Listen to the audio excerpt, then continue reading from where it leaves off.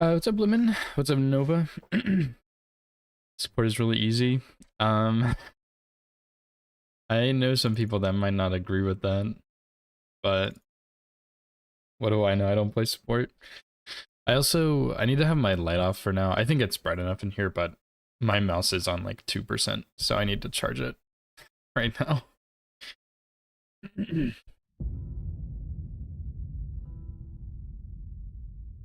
Karma's really easy. That's fair.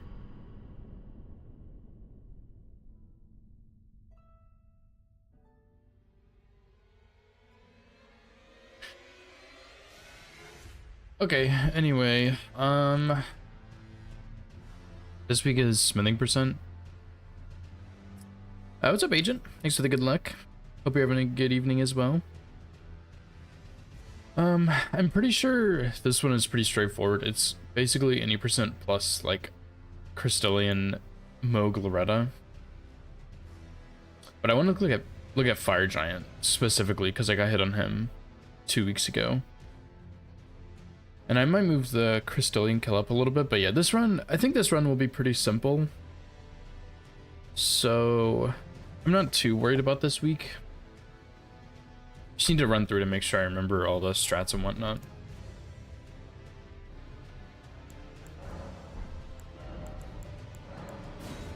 I also started routing, I guess it's an off-meta route with Rl1+0. So if I like finish this run and I still want to keep streaming, I will probably just go back to that and keep working on it. I don't think it's a very good route, but it's been fun to at least play around with a little bit.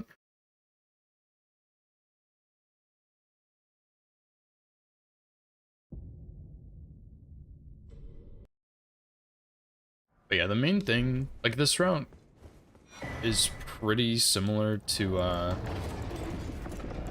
like basically every other week.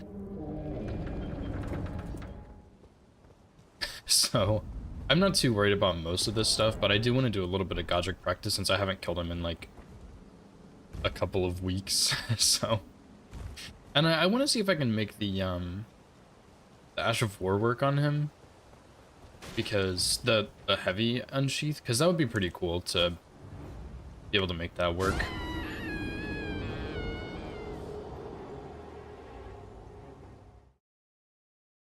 So yeah, we'll probably do the whole run, and then we'll do a little bit of practice on Godric and some testing on Fire Giant. Because I'm wondering on Fire Giant if I can... Because Fire Giant has like, what, 120 poise, I think? Can't remember, maybe he has a little more, but... No, he has 120, because 3 charge R2 staggers him. And in phase 1... we do 1 unsheath to break his leg, 2 more while it's broken, and then the last one we do when he's rolling away. But that last one, only the sword hits him and then he transitions, as long as all of the parts hit his weak spot. So what I'm thinking is maybe... I don't think I need this grace, but just in case. I'm thinking maybe in phase 2 I'll do the Ash of War, and that should stagger him. And then sleep him after that and do the 3 charge R2s on his hand for the poise break, and then kill him with 2 more unsheaths. I think that should work, as long as I always get the foot hits instead of the... or I guess the ankle hits instead of the foot hits. So I think that'll work. I just need to test it a little bit and play around with it some.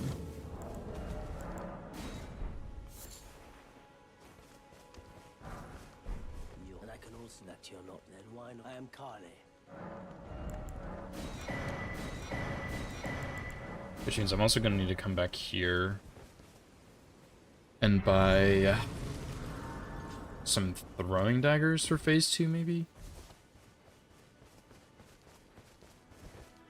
But yeah, I think that'll be a little better, because then we should be able to get a poise break with some extra damage, a free sleep still, and then charge R2 stagger with the unsheaths like the normal strat. And I think that'll be just fine, as long as I always get the foot hits, or the ankle hits, not the foot hits. Which I don't think has happened yet, but I wouldn't be surprised if I ended up getting foot hits instead. Because it's just, like, that hitbox kind of jank on his leg.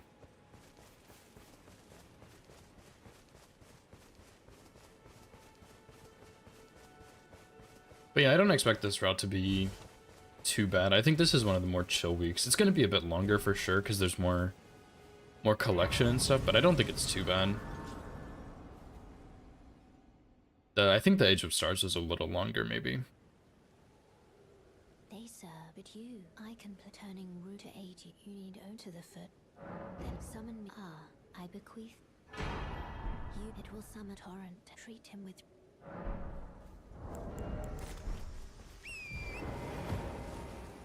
I don't think if there's anything else I'm forgetting, but I don't think so. I would really like to just take Fire Giant out entirely, but I think I upgrade 3 smithing weapons, and I think it's going to be a little impossible to find 36 7s and 8s I can pick up within the time limit, so I'm just not going to do that.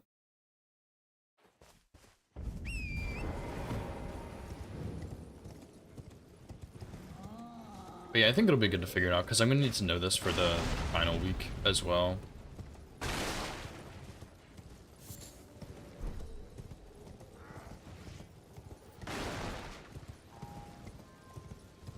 Because week 7 is Fortisax and Plassey, so I'm going to need to figure something out.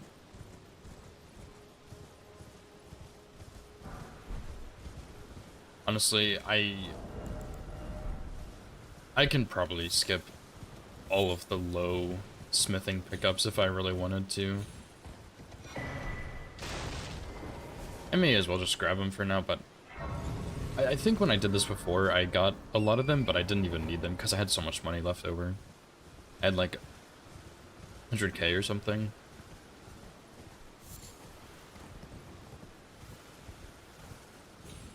So one advantage I have over a lot of the other runners is that I don't really need levels to make my weapon work. I just need Howl. So I just get Howl and then upgrade my weapon, and that's my main damage. I don't really scale that much with strength. So I think I have a little advantage because I don't need as many runes to get my weapon going.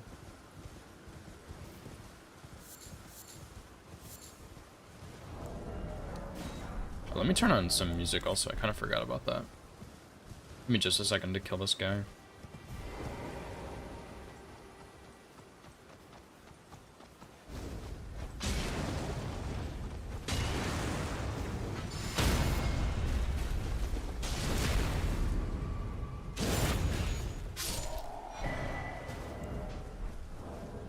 Also gonna get the Exalted Fleshes over here.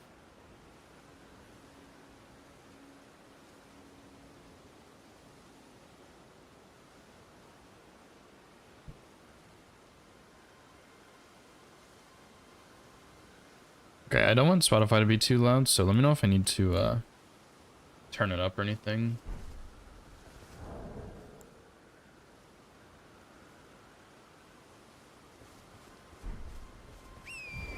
I might need to turn it down for myself a little bit and turn it up for y'all some.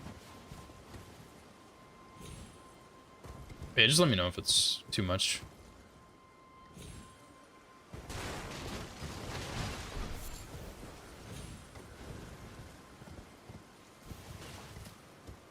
Because I think I turned it way down because I can't really test it. You don't hear anything? Are you serious? Okay.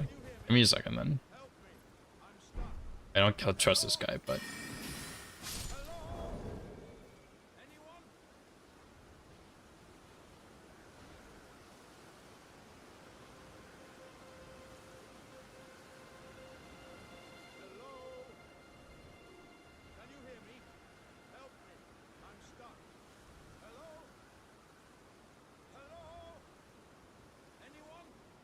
How about now?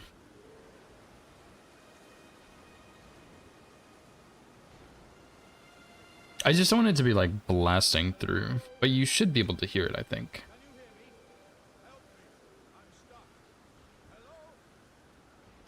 Okay, how about that? I can't really make it go louder easier, but I can if I need to.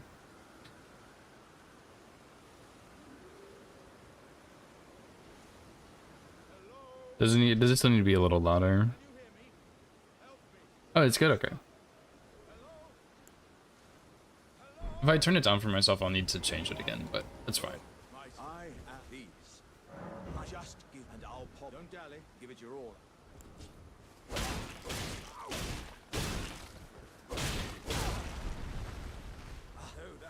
Yeah, I did try it on YouTube, and it was really quiet on Twitch and stuff. But I thought it was fine, because I think I was playing like a quiet song or something. But yeah, I couldn't hear it in the VOD or anything.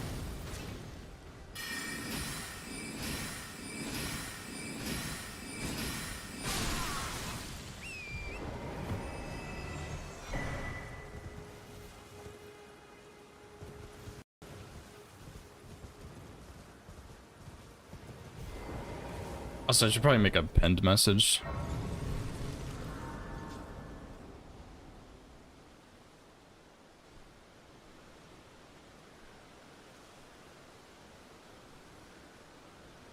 One second.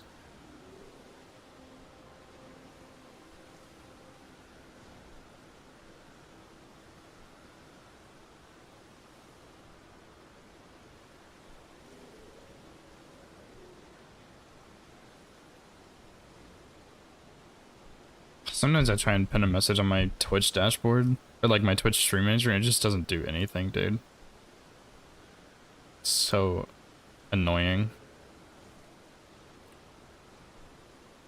Okay, there we go. Oops.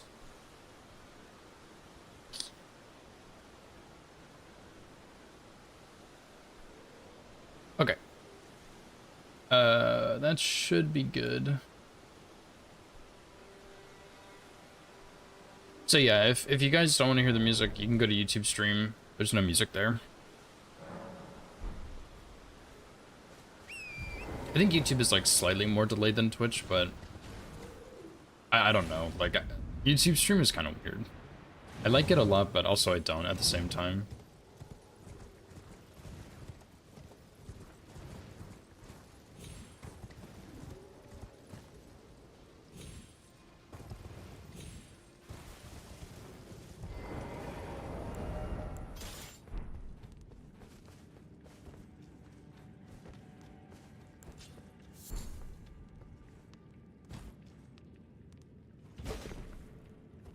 Yeah, once I finish this run, I might just end up doing some more routing on Rl1+0, because I want to keep testing that route out. I think it has potential, but so far it's kind of mid. I'm doing Ansper Rapier, which needs 20 dex. So what I'm doing is Stormveil +0 with, well, obviously all of it's +0. Doing Stormveil with Uchi for Great Rune. And then I'm doing Blue Loretta because we need to do her anyway, and I just want to get her out of the way early.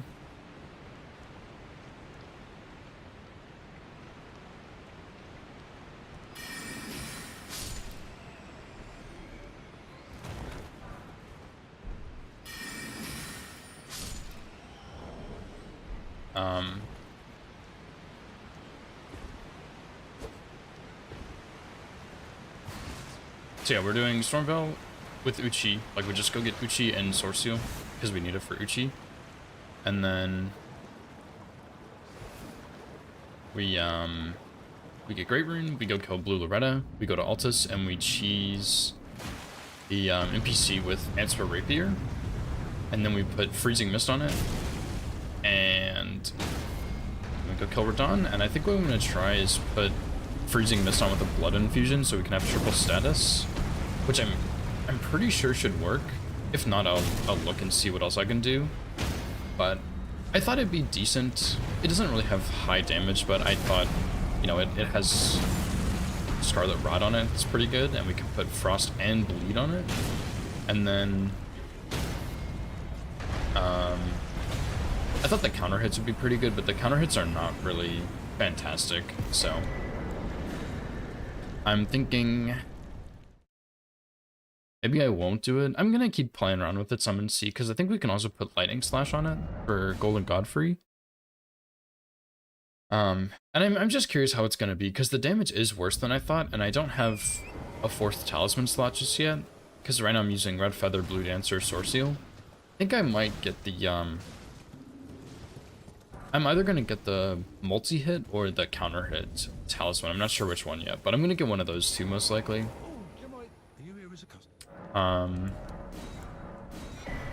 And we're just going to roll with that. And I'm still curious what it's going to look like, though, because I think it'll be decent, but I think Slicer and Starface are both better, which is the just absolute miserable part, because Slicer, I think on Rl1+0, Slicer does a little more damage than Starfists, but Starfists get more staggers, and riposts are really valuable, and Starfist has double status, Slicer has 0 status. So even though the damage on Slicer is a little bit higher, the actual damage of Starfist is just better, which is so lame. So I am tempted to just use Starfist and knock it out, because I do like Starfists, but I have used them a lot, and I think they are less exciting to watch. So I think I might try and do something off meta and do Ants for Rapier. Meta had also recommended Venomous Fang with a cold infusion, I think, which sounds pretty sick. So I might try that as well at some point. But those are... they're kind of on the way to, like the Beast Repellent Torch. Kind of. So, I don't know, that could be fun to go try out as well, but I do really like Antspur. I'm not sure what 4th talisman you'd use on Venomous Fang either. Probably, like, you really don't get much damage from multi-hit. Especially not with just one talisman. But, I don't know. Is like, for Starfist, that's the other thing, is Starfist has a really nice 4th talisman. You just get Axe Talisman, but that's not quite as good on Venomous Fang or Antspur. Maybe it's still worth grabbing, though. Just because then you can do more poise breaks. And I think the counter-hit talisman is a little bit out of the way.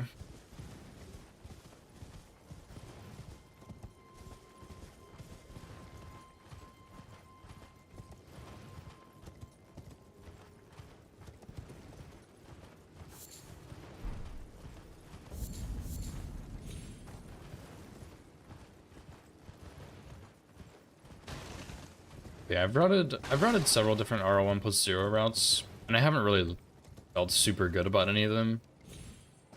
They're not bad, they're just fine. It's just I don't really love any of them in particular, so I haven't really routed it all the way. I've routed to Morgott like 3 or 4 times, and that's probably the highlight of the run, because after that you have Fire Giant, which is like a D tier boss, and then Godskin Duo, which I've never routed Godskin Duo on Rl1+0, but I know it's a pain in the ass because they are just like sleep plus status plus weight. It's kind of lame, unless you fight them both, which is also a choice I'm considering.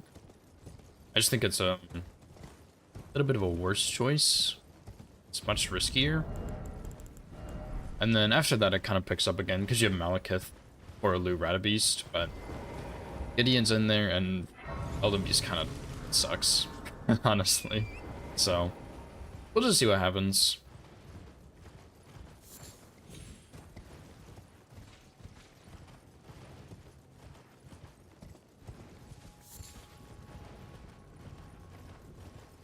Plus the routes for Rl1+0 are always just a little bit slower, which is a little bit annoying. Because I like them, like I like to be faster, but it's just kind of slow. So I'm just... like, it just feels like a loss, no matter what, pretty much.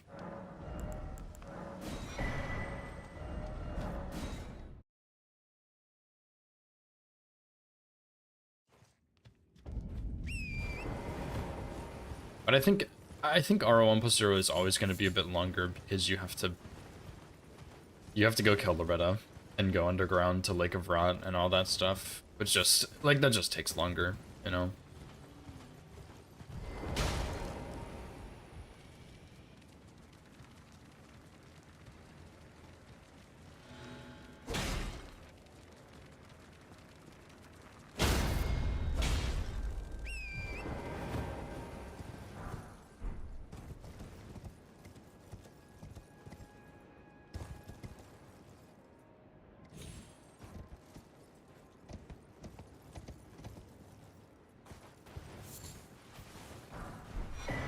I'm wondering if I picked up some different 8s and 9s on this route for Somber.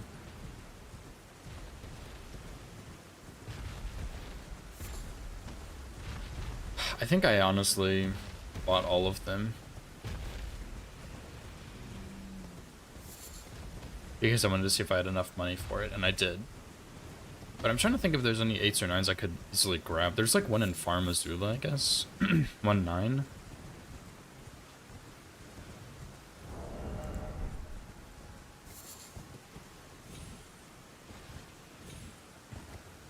I guess I'll grab the ones up here too.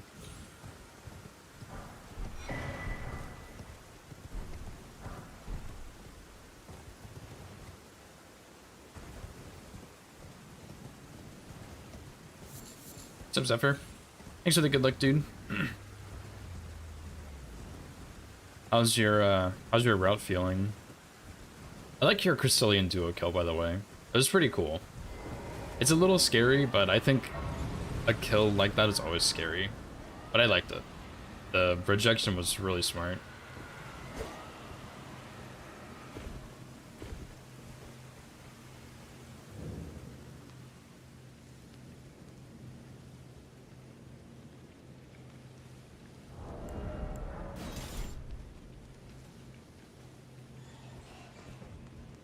Ah, I'm dead. Just kidding. Classic ladder meme. Don't do a lot of original strats outside of kill the dude. That's fair, yeah. I mean, it's harder to come up with original routes or strats, I think, in general, because like there have been so many runs done that like there's a strat for just about everything. But that one, I don't think I've seen that one before. That was pretty cool.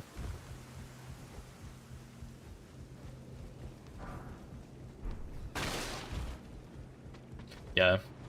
Hopefully after a full run you'll feel good. Because I think... I mean, obviously none of these runs are really easy, but I think this is one of the more chill weeks. Like, Mesmer is intense, Rl1 is intense, Mulaney is intense. Estelle... Like, Estelle's not too bad, but that route was still... feels intense with some of the trickier running sections underground, plus, Estelle at the end of it. But I think this one is, like, it's more chill for most people. Like, maybe not Spectre, because he's doing some crazy route, but... I don't know, I think this is one of the more chill weeks. Followed by 2 absolute monsters. I guess Gaius isn't too bad, but Gaius into... into... what, Plasty Fortisax? That sucks. Yeah, that one was, yeah. It was, I think it's the longest one, and you have to stay focused the whole time, yeah. Not anymore, dude, come on, man. League is the best game ever. Should get back into it.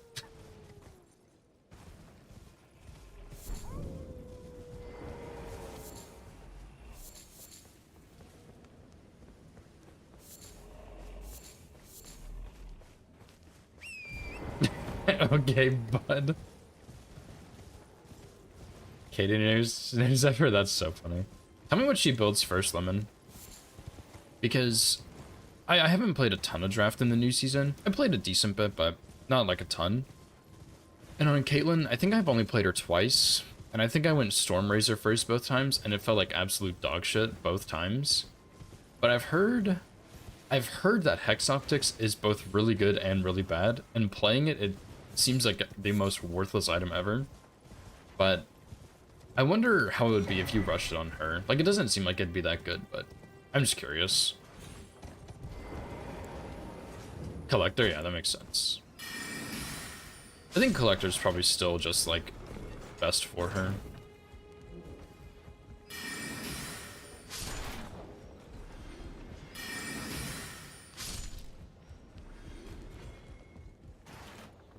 Again, oh yeah, the hashtag system, hashtag garbage.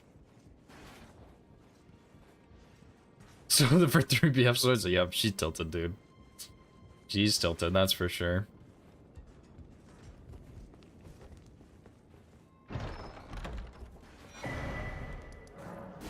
That's hilarious, man. I had, and I think it was a Draven I was playing against, and we were destroying him in lane. And he ended up, like, selling all of his items for daggers or something. And then he did some weird build that actually was really strong. It was weird. I don't even remember what he built, but it was like he was worthless and he trolled his build and it worked out somehow. It was so weird. Nah, League players don't get tilted, dude. It's just the 1 in a million case. That's all it is. You haven't played enough League. That's all. You wouldn't understand. Better get back on the grind, dude. Oh my god, we played a couple Mayrams last night, Lemon, and there were 2 games back to back that we just, like, you queue up and you play and you're gonna lose no matter what you do. Doesn't matter if you have T1 on your team, like Faker, or anybody from T1, like even the whole team, you're gonna lose anyway. It was miserable, man. The first game, they had Talon and Nocturne who had very similar augments, and like I was playing Samira. I think I had like 2300 health. I was getting one shot by an auto from both of them. It was crazy. Like, I'm not even kidding. It was like a 2000 damage auto plus, you know, like Talon Q or Nocturne Q, and I'm dead. Like, there was nothing I could do. And that wasn't even just me. It was like my whole team. Even my tank was getting one shot. And then their Nautilus had 2 ults. Like, they had a Leona. Seriously, there was nothing we could do. It was just a beatdown the whole game. And I don't remember the next game, but it wasn't quite as bad, but it was hopeless, man. It was so bad. And then, of course, the next game, we just, like, stomped them into the ground. It was not even close. Couple 100 billion? Yeah, exactly. I mean, there's more than that amount of people on the planet, surely. So, a big chunk of them play League, of course, you know. Yeah, Leona's pretty fun. She's one of the tanks I really like playing. She's pretty simple, but she's a lot of fun. Yeah, 7 billion people on the planet, and surely there's over 100 billion playing League, dude. You know what I should probably do? I don't need anything on this path. I should just do the Urnia skip, honestly. I hate this running section. That's true, half of them can't be human. Dude, there's a lot of bots I see nowadays, honestly. It's pretty awful. Like, I think it's just people who are botting accounts to level them up and, like, sell them or whatever. I don't even know, but it's so lame, dude. It is so freaking lame. I see them on my team more often than on the other team, but I don't know. They always, like, they just play so badly. It's mind-blowing. Joy for refusing college? The power creep in the community? Yeah. Yeah, that's fair. I've enjoyed it. I played it for a really long time. And I used to play it more competitively, like I would play ranked and stuff every day, but it just got to a point where I was, like, I set a goal to hit a rank, and I hit that rank, and then I was like, okay, I'm done now. And I haven't been super into it since then, so. I still enjoy playing it, and I play it with friends and stuff, but I don't play really competitively anymore. Fizz and Volibear? Wow, dude. Yeah, that's a long time ago. They've released a couple more champions since then. Dang, dude, that was a long... I don't even know if I played back then, honestly. The first character I really remember them releasing was Echo and Tom Kench. I can't remember which one came first. I did play before that, though. Those were just the first 2 super memorable ones for me. Because of the loading screens with them. I thought they were both really cool.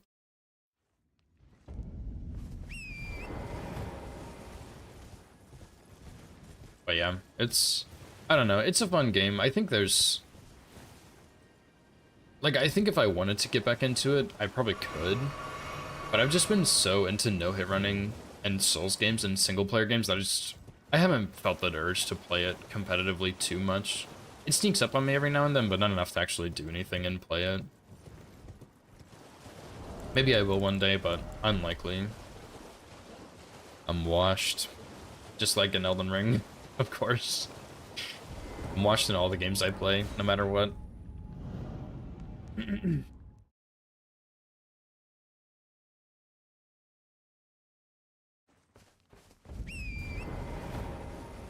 Getting back into Overwatch, dude.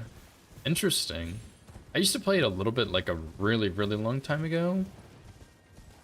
But, I stopped for a long time and then I moved in with some friends who played it a lot. And it was okay. Like, I didn't really love it, but it was fine. But I've seen a lot of clips of the updates they're adding lately, and I'm tempted. Like, I'm getting that itch again. Because my friend and I, we don't live together anymore. They moved to, like, South Carolina or something. They live pretty far from me now. And we don't really have many games we play together, unfortunately. Like, we'll play Fortnite together sometimes, but it's alright. It's not my favorite. So I've been really tempted to re-download Overwatch and give it a shot with the new season, because I've seen a lot of people getting really excited and hyped for it. So it's tempting to play it again. Have you enjoyed it? Because I know they added, I think they added like 5 new characters, and they're planning to add like 5 more or something. And there are subclasses now which have their own unique passives, kind of, I think. So that looks pretty sick. And I've heard that some of the stories are really good, and there's like side quests now and stuff you can do, which I personally love doing side quests and stuff, so it sounds like I might enjoy it. Likes DS3 but won't touch Elden Ring. Yeah, it's always nice when you have a good common ground. I don't know, a lot of the games I play and really enjoy are single player games, for the most part. There's a couple multiplayer games, but it's mostly single player. Matchmaking is pretty horrible. And makes sense. Any competitive community is tough to interact with. That's true, yeah. Not the Elden Ring one, though. The Elden Ring competitive community is pretty cool. At least from my experiences. A lot of games feel like the unwin. Yeah, I think there's like, I think it's like a 20-20-60 rule, or like 30-30-40 rule or something, where 30% of the games you win no matter what you do, and 30% of the games you lose no matter what you do, and then the other 40% are entirely up to you. So in theory, like a perfect win rate for a player is 70%, because then you're winning. The only games you're losing are the ones you're guaranteed to lose. But in recent years, in League specifically, I've seen some people with like 100 games-ish, and they have like a 90% win rate, and it's like, holy fuck, that's insane. Like, that's not correct. But it's a big enough sample size that, like, that guy has to be insanely good, which makes me wonder if that's really real. I understand the idea behind it, like, some games you're gonna win, and some games you're gonna lose, and there's nothing you can do, but I don't know. It's interesting to think about. 60% you lose, 20% you win. Dude, that's pretty brutal. I think the other thing about playing competitively with friends, because like, I don't want to say I play competitively, but usually when I play games I try and play the best I can, because I get frustrated with myself if I don't. Like the fire giant hit I took 2 weeks ago, like it's something that happens to pretty much everybody, right? Some just random hit that doesn't normally happen, but I'm frustrated that it happened because I could have tested that more and figured out or whatever. And so I always try and play as best I can, which does make me be more competitive. And so when I play with friends, sometimes it's like, man, these people fucking suck. They need to play better. And I'm like, these are my friends. I can't say that, dude. Like, I gotta focus up and not do that. And I don't really flame my friends that much. Sometimes in League, for fun, we flame each other. But yeah, like, sometimes it turns into the point where it's like, I wish we were playing better. And I wish everyone was actively trying to play better, but they're not because they're just playing for fun.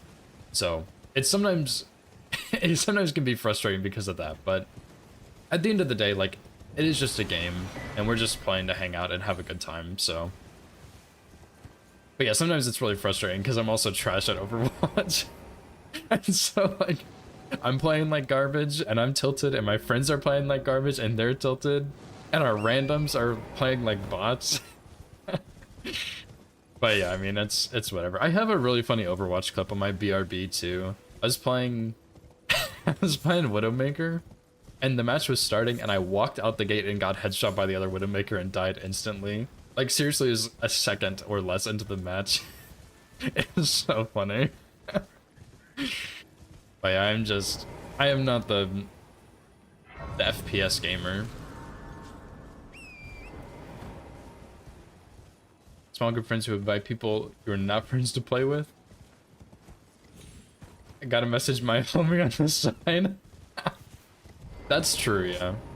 That happens to me in League sometimes. Well, like there's a group of us that usually play, and all of us are like pretty good at the game for the most part. There's one or two that aren't so great, but like they're good enough, and it's just for fun. And then sometimes we'll invite people who are like absolute garbage. And I'm like, dude, this guy is genuinely ending my game. I cannot do this all night. I have to. He's gotta go, man. Playing games with other terrible people, as long as they don't have terrible personalities. That's fair. I think if you're all really bad at the game, it's fun, as long as you can laugh and have a good time. Like sometimes when my brother and I are playing Arena, which is like a 2v2v2v2v2 game mode, I think. And we both get like trash characters and just roll bad augments and stuff. It's like, we're just gonna run it down and have a good time. And that's pretty fun. Can you stop sucking? Yeah. We had this, oh my god, it was a fizz actually. I was playing ARAM with my partner last night and we had a fizz. He did not stop for 1 second running at the other team. And he did a lot of damage, so he usually would trade 1-for-1. Not all the time, because he did end with a negative KDA, but he would trade frequently. And he did not, the whole game, he was just running at them. I was like, dude, we are 17 minutes in the game and you have 20 deaths. You're playing the game wrong, bro. You have to stop. But he didn't. He kept doing it the whole fucking time, man. It was so funny. We did end up winning, I think, but it was brutal, dude. Soldier's OP. I don't even know Overwatch metas. Overwatch higher when it first came out, and you play with friends who are noobs. Yeah, I think like playing competitively can be fun. But sometimes when you're just goofing off and having fun, that's like the peak, you know? Call of Duty? Yeah. Dude, I think I did something wrong. Oh, I bought more things, obviously. I would like this other level, though.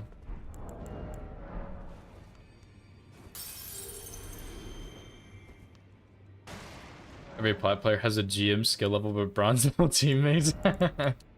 True. You can't argue with the facts, man. We got the plat player in here himself to tell us it's factually correct.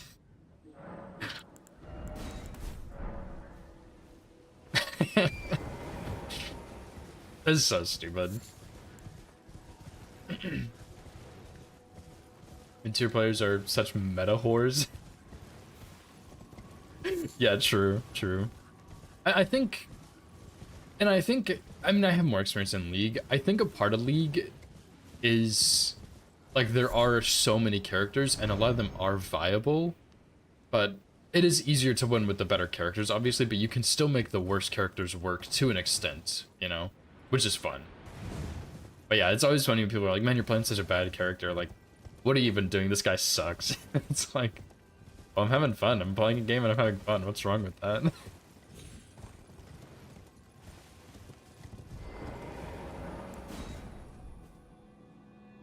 Favorite part of the competitive game is uninstalling. True. But then you reinstall it and realize what you missed out on.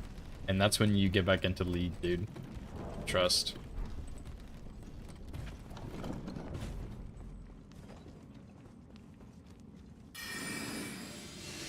Call start. Grasp Graves top.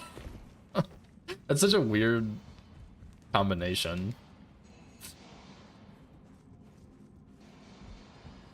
And get hook spammed. Oh my god. Okay, so my partner, she's really fucking good at League. She's very high elo.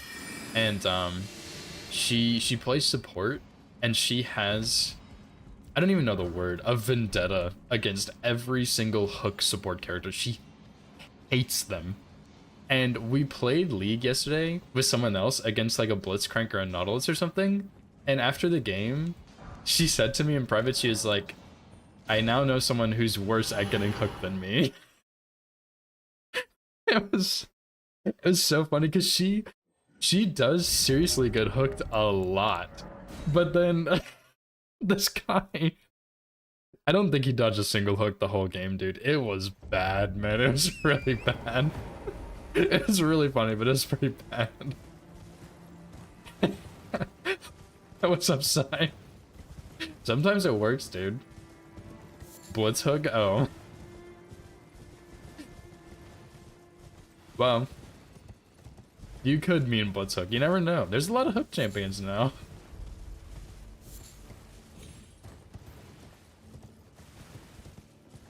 Yeah, I honestly, if I have the choice between, I don't know, man. Like, Leona is really fun, but sometimes Leona players are dumb as hell and they're way too aggressive. Oh, the hook ping? They removed that one, I'm pretty sure, Zephyr, because people kept using it to tell others to kill themselves. They actually, I'm pretty sure they removed it. But yeah, sometimes Leona players are, like, just terrible, and they're too aggressive and they don't understand, but a good Thresh is, like, god tier, dude. I really want my partner to play, Thresh, because she would be able to figure it out eventually. She usually plays enchanters, but she'd figure it out and she would be really good. The hook ping, it's like, originally, Pelicans, it was for telling people to bait. Like, oh, we should bait the team into doing something here. But it was literally like a fishing hook. It looked like a fishing hook, and people kept using it to tell people to kill themselves. So they removed it. I think that describes the League community pretty well.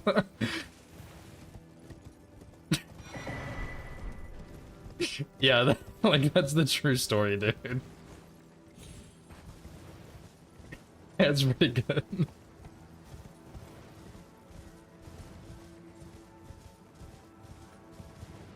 Someone dies because he was looking at my locket cooldown instead of ganking.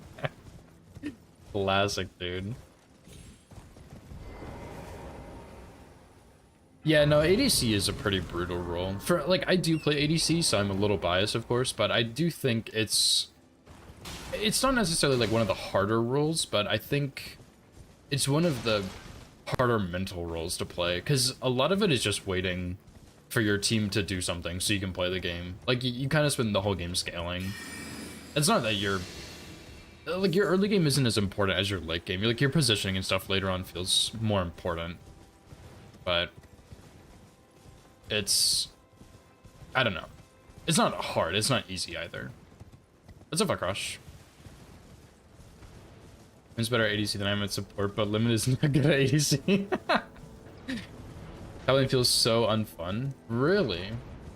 I guess, yeah, that makes sense. A kill or freeze. Which, part of that is, like, having your jungler help with a freeze or something. But, yeah. I don't play top lane. But... top lane looks, from a third perspective, it looks fine. Like, I see top laners stomping lane, and then they'll just turn around and lose somehow. Like, I've seen both sides of it.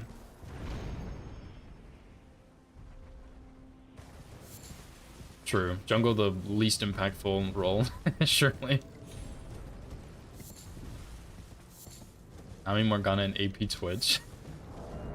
I don't like AP Twitch, but I respect it, I guess. But Nami and Morgana are cool.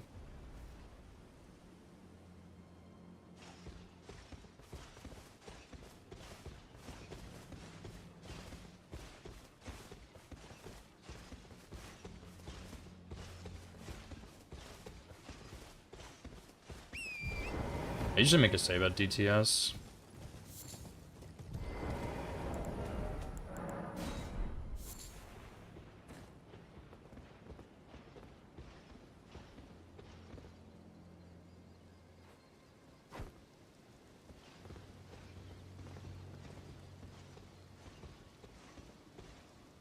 Hang on, I don't want to mess this up. My reading chat, so give me just a second.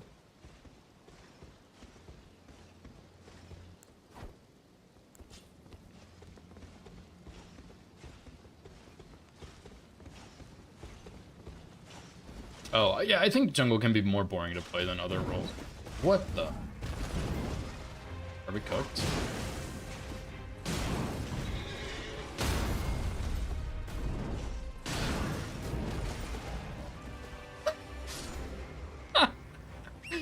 Okay, I have never seen a DTS like that before. Glasses. Dude, that was crazy. Anyway, perfectly calculated, of course. Oh my god.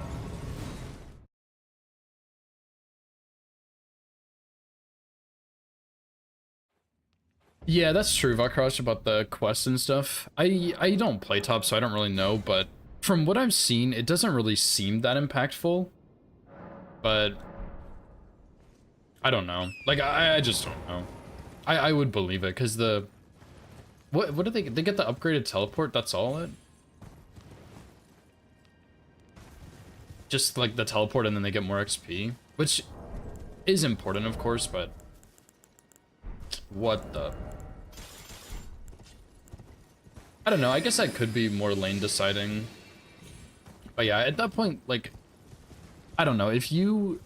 The other way I think about it is if you die and your opponent freezes on you, you made a mistake, you know? Like, of course, there's lots of counters and stuff, which is the other downside to top lane. But I think if you're dying and getting frozen on, you're making a mistake to cost you your lane. I think I went a bit late. Easy. But again, like, I'm not a top laner.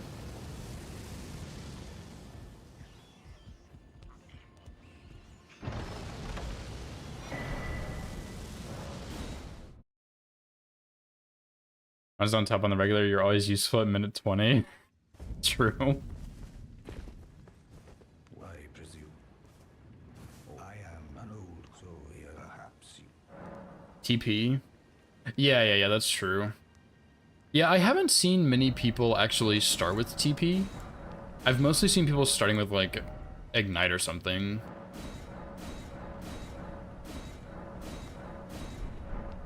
So... But yeah, usually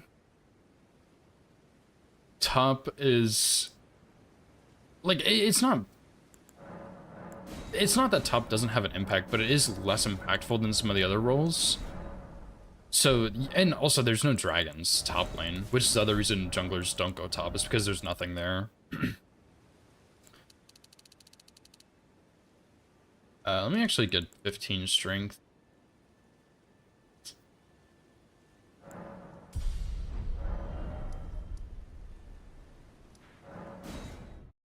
So, yeah, Varus is really good right now, top lane too. Like AP Varus, I think. I haven't actually seen it, because I don't really play draft, but yeah. But yeah, I mean, top is rough because there is a lot of, like... From what I have seen, a lot of my top laners will just int and run down lane, but then they still are very impactful later. So even though they're really behind in lane, they still make a big impact because you do scale a bit better because of your level advantage. Because I will have top laners go 0 and 8, and they'll be a higher level than me when I'm 8 and 1 or something. Like, it's I don't think, like, I understand what you're saying about them being bad, or, like, losing harder, I guess. Why did I dismount? But I think top lane is still pretty impactful because you do get so much more XP, and the stats are so much better on top laners that you get a lot of value out of those extra levels throughout the entire game, really. It's kind of wild. And I think in pro play, I don't really keep up with pro play as much, but like my partner does, and I don't know if this is still true, but in top lane, I think pro play, top laners are like the thing to play right now. So, at least they were when the changes first came out. I don't know if that's still true, but at least when it started, that was, like, top laners were really busted. And of course that's pro play, it is different, but I think that shows how strong it can be.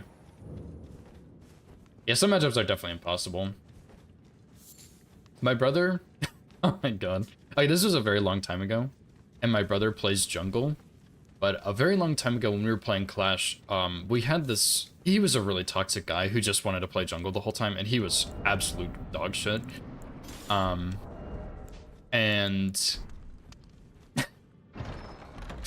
my brother was top lane, and he's playing Shen because he will just, like, he can just ult to people, and that's all he needs to do. And he got frozen on in top lane and couldn't do anything. And he was down like 200 or 300 CS at the end of the game, and we just stomped him because the other top laner was so focused on freezing. It's so funny. Like, actually down hundreds and hundreds of CS. But he was just an ult bot as Shin. It was awesome, dude.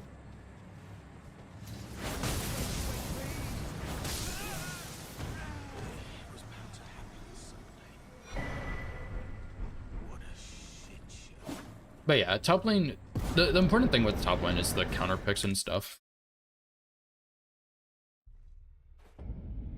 Which I know nothing about. Not a top laner. 0 ranked. You're becoming a better person, true. But you could play more ranked and become a worse person. Think about that. High elo, worst person? I mean, that sounds like a win-win to me.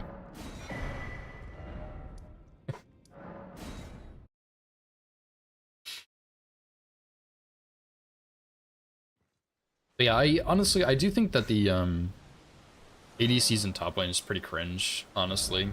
Like, I play ADCs, but I play them in fucking bot lane where they should be. So top lane, I think top lane ADCs are really cringe, and I think they're not good for the meta, just like mages in bot lane. I also think that's really cringe, and it's not good for the meta, but it's one of those things where, like, ADCs will probably always be good in top lane because they get solo XP and they get, like, an easier lane. And mages will always be better in bot lane, especially now because they just get more value from the stuff.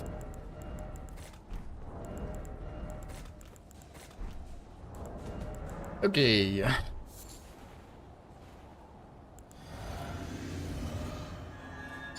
Yeah, true, bot laners are babies. That is a fact and a half, if I've ever heard one. Oh, nice exalted flush, by the way. It's okay, we have pro gamer moves here.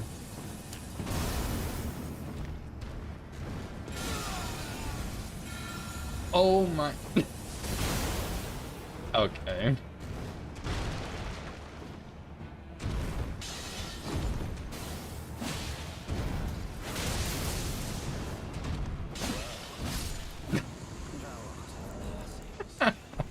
Nice scripted kill, by the way.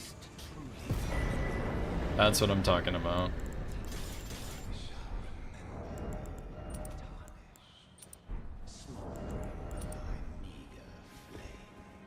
Gnar, I haven't seen Gnar in a while, but I think Gnar is one of those characters that's always pretty good. He's just like high skill ceiling.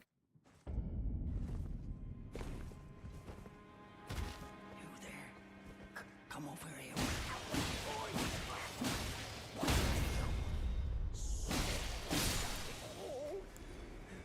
Why is it always me?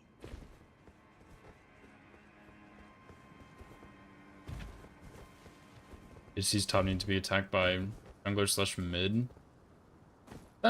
Yeah, that's true. Especially with the top changes, because they get more XP now. Which is not as, like, extra levels on an ADC isn't as good as on a bruiser or a top laner. But it's still, it's nice to have. I'm gonna play my game fuck top. Yeah, true. And, like, to be fair, I think top lane is one of the less impactful areas of the game because, like, you don't have dragons there and stuff, but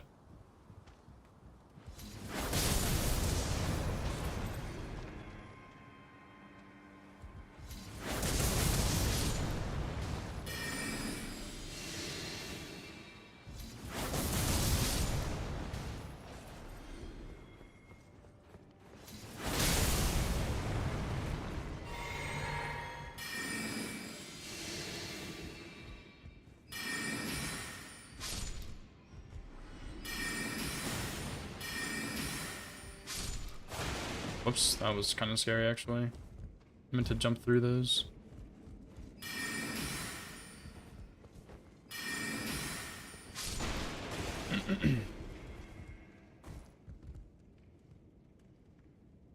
Yeah, that's the thing, is, like, top laners are so much stronger than ADCs through, like, a lot of the game. Pretty much the entire game. But the thing is, ADCs have the support to help peel them.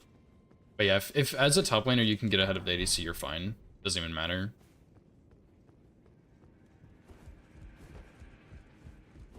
But it's hard to get ahead of someone who's ranged when you're melee or something like that.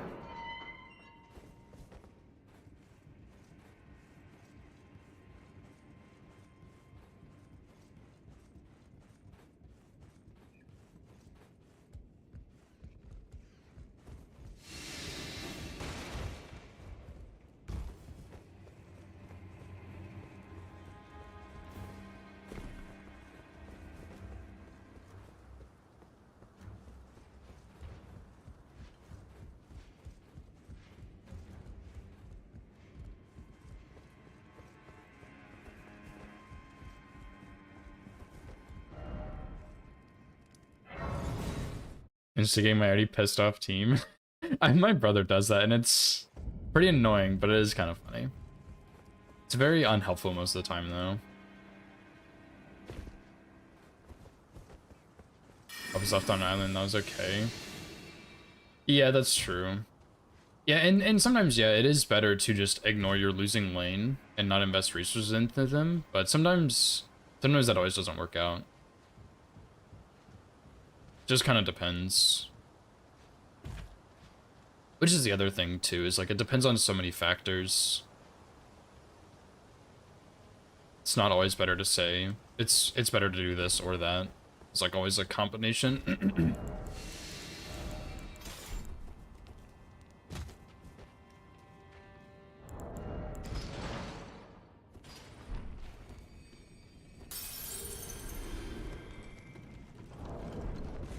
Yeah, that's true, Lemon, yeah.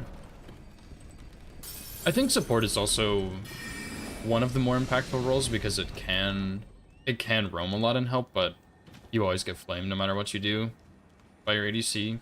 ADC players are so stupid. As an ADC player, I can say that's very true. Although sometimes as ADC, it does feel really bad when your support roams for grubs because it's not really that bad, but it can feel bad because, like, you have this lead and then you get denied CS, maybe you get dove or something, and, like, your team gets grubs, which is overall good for your team. But it's like, okay, now I've lost a bunch of XP, a bunch of gold, and I'm behind and stuff, and that feels horrible. Whereas, like, if you're supported stay bot lane, you get kills, and you get more pressure, and you're more ahead, but it's not always that important, you know? Grubs are really good.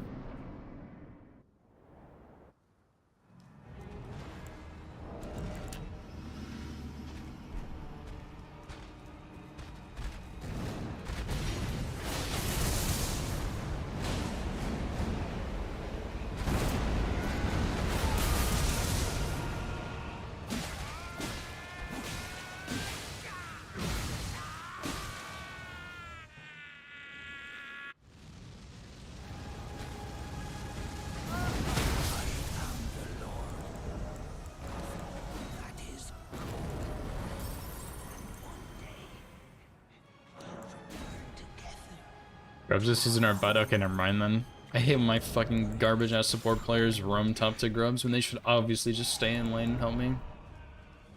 Can't stand it. Yeah, it always depends. That's the thing about League, which just makes it so difficult, is that there's always a different scenario for stuff. Like, there's never a right or wrong thing to do. Okay, there's never a right thing to do every time. There might be a wrong thing to do, but there's not always a right thing. It's your classic ADC mentality. Absolutely. Support helping anyone that's not me? What the fuck, dude? Just report them already. Just get them banned. They don't even need to play the game anymore.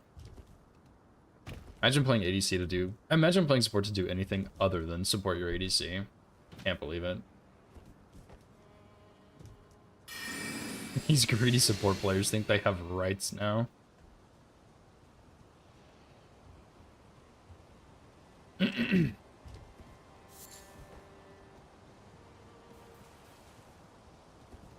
The crystals, though, the crystals I think have made Grubs worse, because the crystals are really kind of busted. I mean, yeah, I think Grubs do help, but honestly, the crystals are so good, I don't even think you need Grubs. Like, Grubs are nice, but the crystals have definitely nerfed Grubs, for sure.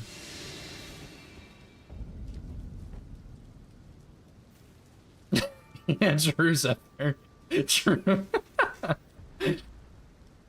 Support kills every enemy character so you can farm better, and the ADC's like, man, why didn't you help me get this fucking cannon mini? I missed it because you didn't stack it for me.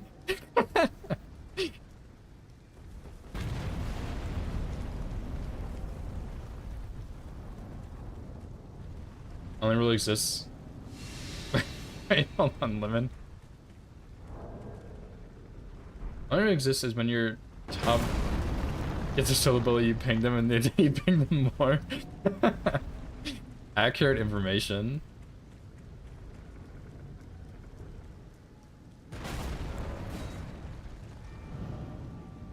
Better lend me a BF sword. Dude, when are they gonna add like gold lending in League? Like when you're 100 gold short but you have to base?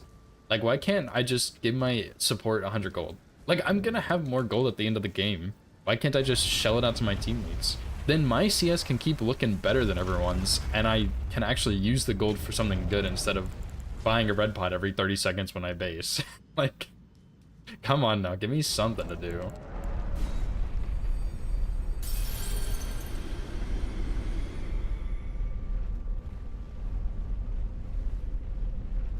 I think, Buckrush, that's like partially true about investing a little bit in winning a lane. Yes, but also sometimes no, because it depends on the top laner. Like if your top laner's down a kill or two and you gank, and the enemy top laner is so strong that they get 2 kills, you just made the situation a lot worse. Like it kind of depends, because it could help, but it could also hurt. You know what I mean? So like yes and no. And like again, it's just, that's how League is. It depends on so many things all the time.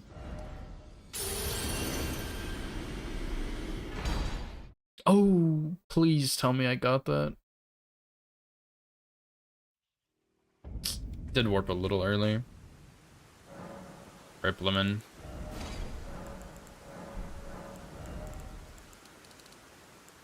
Okay, let's do that, and then...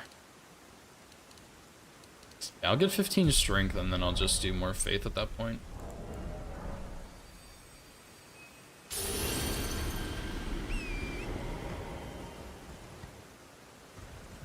Add gold lending, then sports will be bullied and not have an item.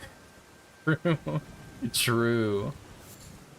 I think, honestly, I think as, like, not a complete fucking idiot, that would be a cool idea, but I think it would be, overall, probably not very good. Yeah, where are your pinks? Exactly. Like, it would be cool, because there are a lot of moments where it's like, man, I'm full build ADC, and I don't want to stop farming because I like having big farm number, but my teammate also needs gold, and I have 5,000 gold in my back pocket. Why can't I just hand over some of it, you know? But then also, like, yeah, sometimes you base and you're like 100 gold short. Like, I think it would be cool. They could probably do it where it's balanced, but I don't know. Nice howl I equipped, by the way. Tragic. Maybe put like a timer on it or something. Like a cooldown. But then instead of lobbies where top laners and mid laners trade the ADC and the support for first pick, so that they can have a later pick, you're gonna have ADCs like spamming everyone with trade requests for gold. You got 5,000 gold you can lend me real quick? I can buy Infinity Edge. I'll be so strong, dude. You just gotta trust me, bro. Yo, mid, you got 3k? I'll get my shield bow with this, and then I'll be able to survive longer and kill them faster. Like, it would just be spam city, I think, which would be really funny, but probably not great. Yeah, like, it is funny, but it is also very accurate.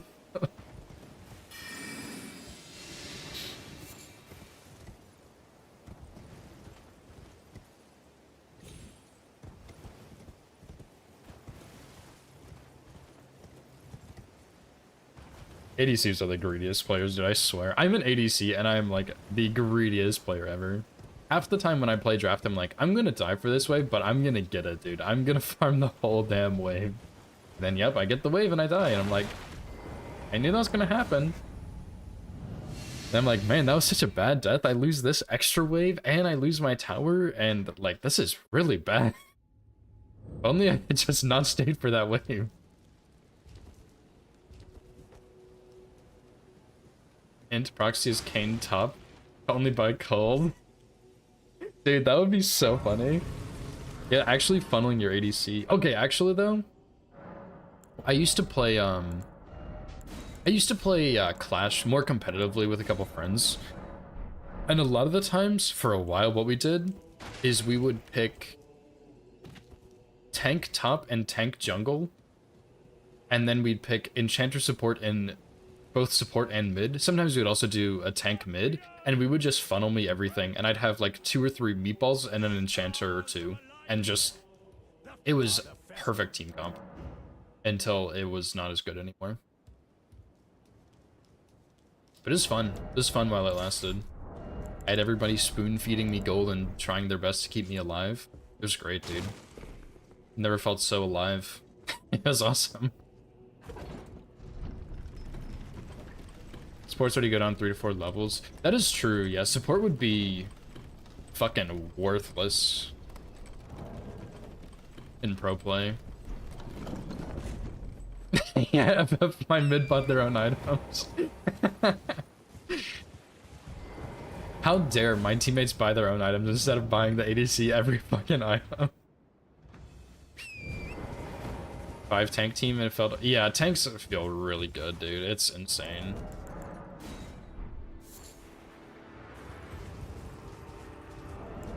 Although tanks are, I think tanks are not balanced well in, because my brother and I talked about this the other day, and we were saying tanks should just be as tanky as they are in something like Arena, where they get like 20,000 health or something. I think that's a little dramatic, but something crazy, like 10 to 15,000 health.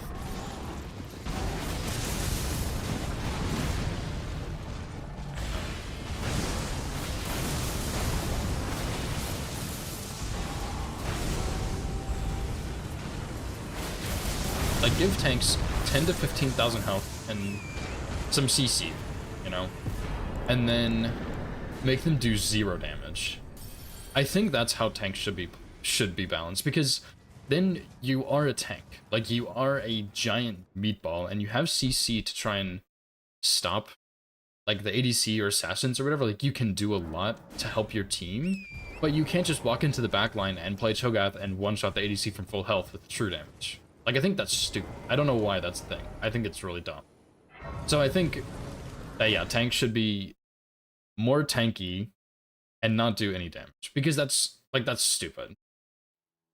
Like, it doesn't make sense to make a tank do that much damage. Which is also another thing, is that bruisers kind of fall in a weird place then, because, like, bruisers are kind of a mix between a tank and a damage. So it's like a weird spot for them, but I do think tanks should not be as strong as they are. No, your ult would do no damage too on Cho'Gath. Like, Cho'Gath ult is so stupid. It actually is such a stupid ability. Ornn is the best tank. Ornn can do some damage, dude. It might be more than that. I have been one-shot by Cho'Gath a lot of times. Maybe a lot is dramatic, but I have been one-shot by Cho'Gath several times. Just like full health to 0 with 1 ults. Mostly in arena, of course, but like Cho'Gath is not balanced at all. It's crazy. That's true, Lemon. He can do some good damage, but he won't kill anybody in one spell rotation.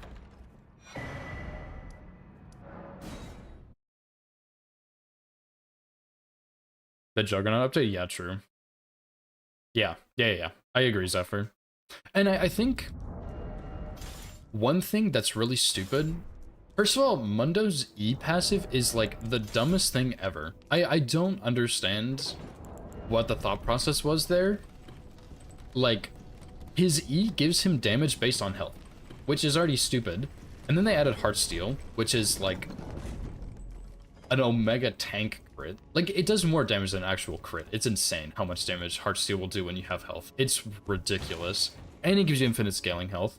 And then they added Overlord's Bloodmail, which also gives you AD based on your health, and more AD at low health. I do not understand what they were thinking. Like, you made tanks unkillable, which I think is, like, okay in most situations, and then you made them have a lot of CC, which I think is also okay, and then you made it so they could just kill everybody. And that is where, like, why? What are you doing? And I don't think it's too bad in draft, because ADCs are actually doing real damage this season, which is nice. So they feel less bad, and they have supports. Like, I think it's a bigger issue in ARAM, which Riot doesn't care about. They don't balance ARAM at all. But it's not as bad in draft, because you do have a support to help peel you, and you do better damage. But I still think it's a little bit ridiculous. Because why is a tank doing half my health bar in an auto attack, dude? Especially Mundo. Mundo's a bit egregious right now.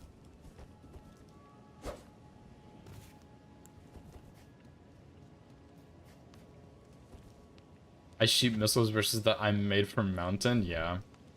Yeah, I agree. I don't know when exactly that happened in Overwatch, but there was a time in Overwatch where I was playing DPS, and I could not kill a tank before they killed me, and it felt awful. And, like, I'm not that great at Overwatch, so I just assumed it was a skill issue. But it was like, man, these tanks are just deleting my health bar, and I can't do anything. So, yeah, the tragic scaling of tanks. Fed Renekton versus not fed Mundo. We went around so long, you both popped 2 ults. Jesus. But see, that's the kind of thing, is like tanks... I think where Riot is coming from is that tanks need to do damage to kill each other, but then they do more damage to everybody else, because you have to do more damage to a tank to kill them. So when you play someone who has little health, like an ADC, you just pop them. It's like, well, that sucks, I guess. I was supposed to use a foot on Radon, I think. Actually, was I? No, I'll use it on Nile. I'll use one on Moog. Moog Loretta Duo, maybe? Or Moog Loretta Nile, because those will be my last 3 bosses, and I won't level up after that. Although double foot here is pretty juicy.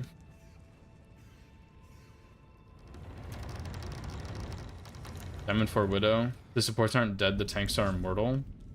Yeah, dude, I do remember that. Like, it's again, I'm not that great at Overwatch, and I don't play a ton. I didn't play a ton, but it was really frustrating, because I just, like, I never felt like I could kill tanks, and it was tilting. Like, it sucked, and I was like, well, guess I'm gonna fucking die. I don't know how balanced it is now, but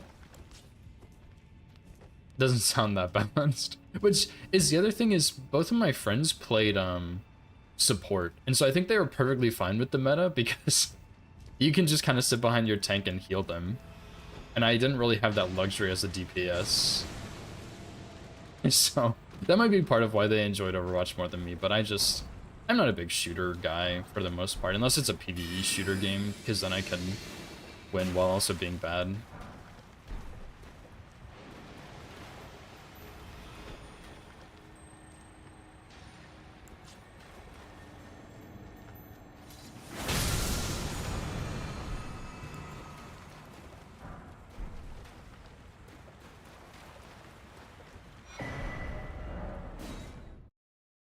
Rush rolls are tanks made space support, keep tank, and DPS kill support. Yeah.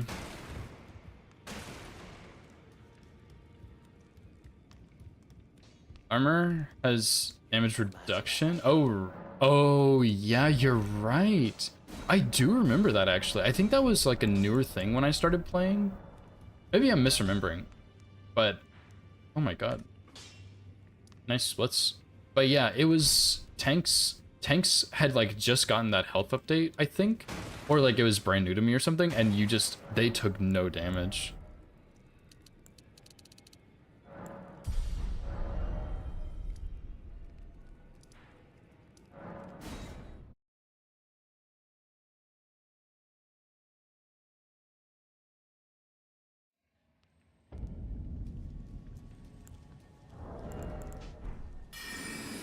Oh, I didn't get my talisman pouch. I knew I was forgetting something. DPS was good for 2 weeks, then they added the anti-heal to DPS. Oh, I didn't know they added that. This is not my talisman pouch. I also need to go to talk to Roger. Holy, fine. You have now 12%, that's crazy. That's kind of how Grievous is in League, like the anti-heal. I think it's like 30% in League or something, but there's so much healing that it feels like 0. Some games it's not so bad, but if you're playing against like Soraka, it feels pretty awful. Privy to it, would you care to learn? Time can move. A little conversation. Well done. Something to mark. Zarya, my brother used to main Zarya. That was a long time ago though. But yeah, I don't think 30% Grievous is that bad.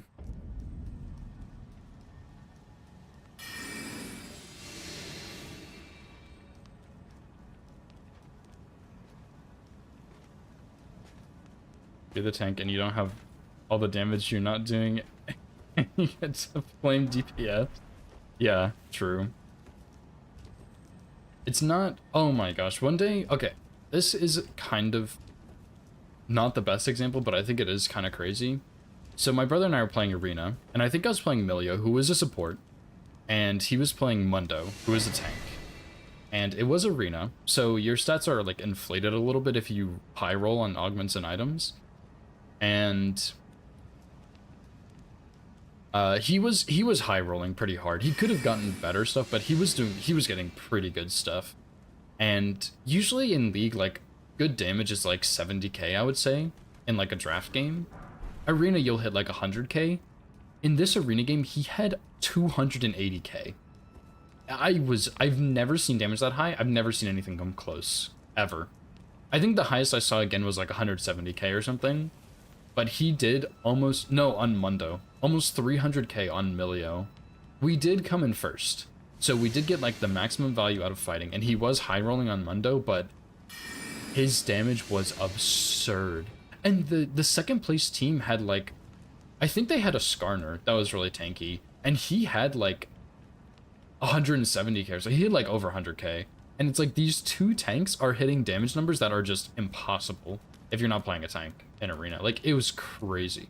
And like, again, that is Arena, so it is a little different, but it's still pretty insane to me.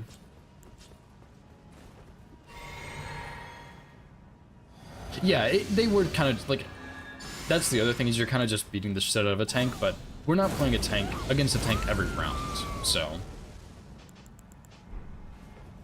You know what I mean? Like, that is a big chunk of the damage, but that is not all of it. Although that is when you see the highest damage numbers, is when you're just tank on tank.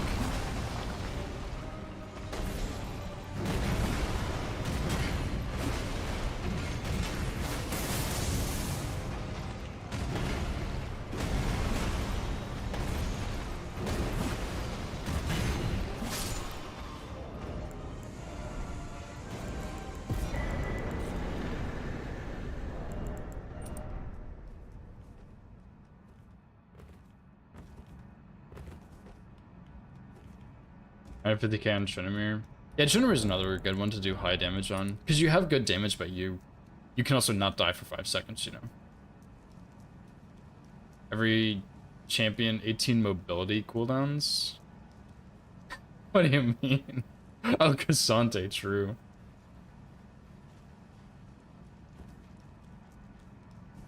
Sante is pretty gross. I think Casante's really hard to play, but that character feels awful to play against. He will reduce his armor and magic resist and lose half his health, and he will still do 10 times my damage, and I can't kill him. Mayram redid 220. Yeah. DPS and Mayram can hit high numbers. Oh my...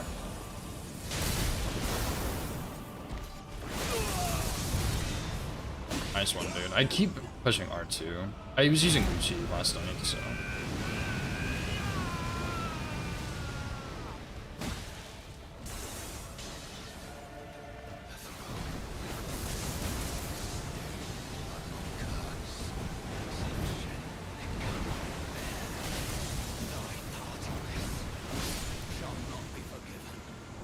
Pretty bad kill, but we'll take it. Yeah, I was on really late last night. I had the itch, dude.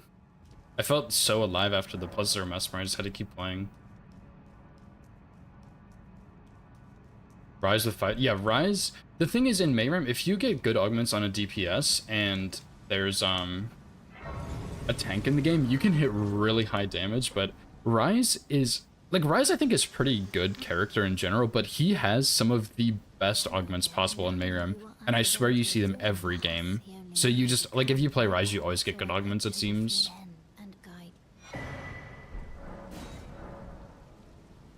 Yeah, Rise is pretty gross, dude. It's insane.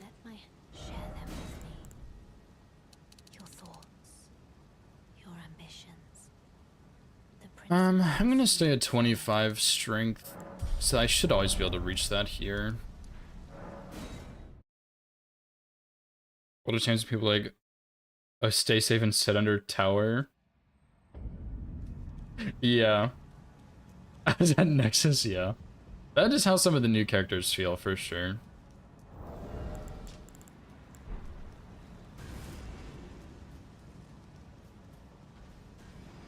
But yeah, that's the other thing though, is I think towers should be buffed, and they feel even worse now, because towers, they don't do enough damage. Like, it is just crazy. They are so weak. They really don't do any damage at all. So, towers don't do enough damage, but then, on top of that, it's pretty easy to trade tower aggro with certain characters, or to, like, sit under there with Leona and just push W and tank 8 tower shots, and it does half your health at level 3. But then, the crystals on the towers, I really like them because it helps me get a bigger lead early, and now they just don't fucking do anything. Like, the crystals just, you shred towers, towers don't do damage. It's so easy to kill towers. And at least they don't give as much gold, but it's still crazy. Like, split pushing is really good right now, I think.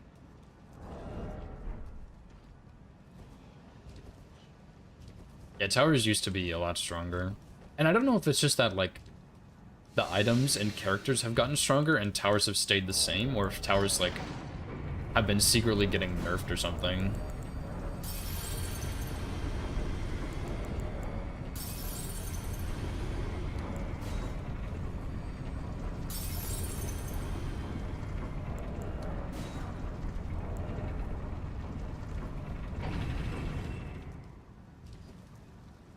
Oh, we should put together, like, a league team. Play League on the weekends or something? Bunch of Elden Ring players. Playing some League, dude. Let's not do that. That's a terrible idea. Forget everything I just said.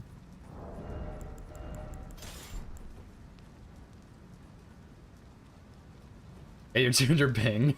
Yeah. What rank are you, by the way, Vakrush? Like, you don't have to answer that. I'm just curious. Should I kill this guy? Nah. It's not worth it. Yeah, the Ignite League ended quick, dude. It's kind of sad. I think it's because my brother and I were spamming Arena a lot, which we usually spam Arena, to be honest, but yeah, like, I think it's just, like, harder to play. And then my brother's not at Ignite, and I don't want to invite everyone from Ignite to my partner's personal Discord. Like, that's not my place to do that. Ron Goldberg not playing actively? Yeah, but yeah, okay, that makes sense, yeah. Yeah, I think that's the way to play League, dude. Like, if you want to play ranked, you can, but, like, Arena and ARAM are more fun game modes for sure. I do play a bit of Draft here and there, but... Because I think ADC is better in Draft than Arena and ARAM. More consistently, if that makes sense. But yeah.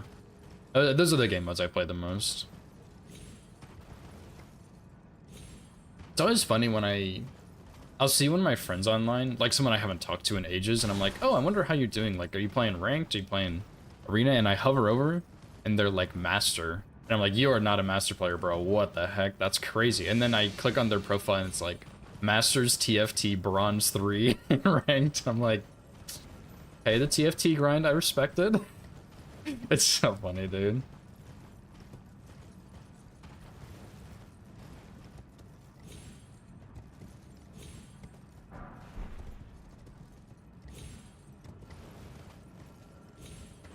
Yeah, Rift is cozy. It's like my... I used to play so much Rift that it's kind of just like...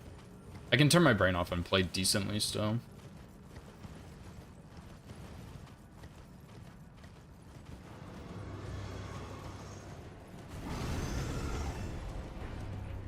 Rift green and you can't even spam things.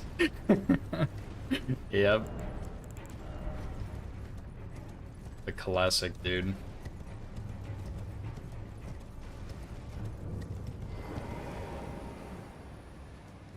Yeah, I didn't think that was gonna reach anyway. Anybody else play League on colorblind mode? I'm pretty sure Sai actually asked me about that when I was streaming in League in Ignite once. Cause I play on colorblind mode. I just prefer the colors. I'm not actually colorblind. And what I've heard, the colorblind mode is really trash for people who are actually colorblind. So, but yeah, I just prefer it. And he was like, yo, why is your health bar yellow? I was like, I don't know, it just is, dude. It's always been yellow. But yeah, from what I've heard, red-green colorblind is, like, there's no good option for it in League. So a lot of times when there's a pro player, Sneaky, well, he used to be pro. He's red-green colorblind, and he will always walk out of Redemption because he can't tell whose it is.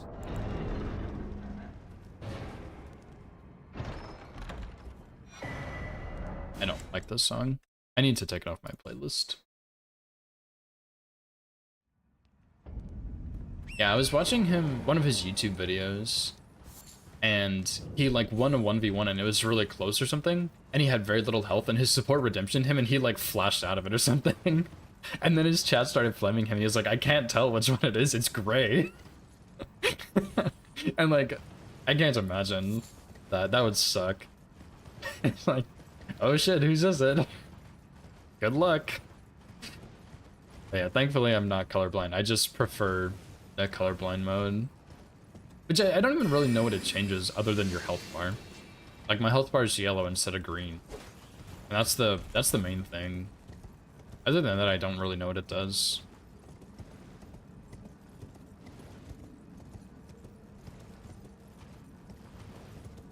Red green? You can't play League, dude.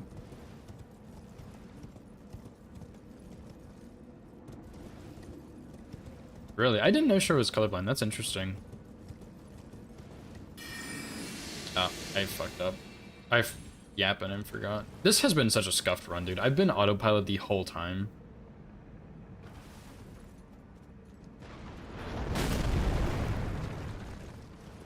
Might be a little slow here, actually. Incoming hit. Ah. Pick orange and brown. That's so fucked up. Abusing his colorblind. No, Rift is green. Rift is still green.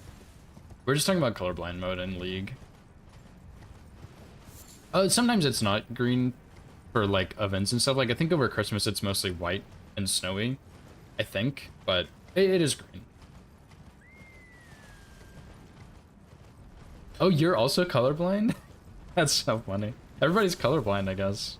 Dang. Do you ever think about just seeing colors properly? I don't know, it didn't seem that hard. That's what I did. Do you play League on colorblind mode? Sorry, that was so toxic of me, my bad. My League is coming out. But yeah, I was saying that I play League on colorblind mode, and obviously newer players aren't going to do that. And so, Sci-Fi had asked me about it when I was playing League. So, I was like, well, yeah, I play on colorblind mode. But I've heard for red-green colorblind it's useless. And I've heard that from, like, pro colorblind players. So I think that's a trusted source, but I don't know.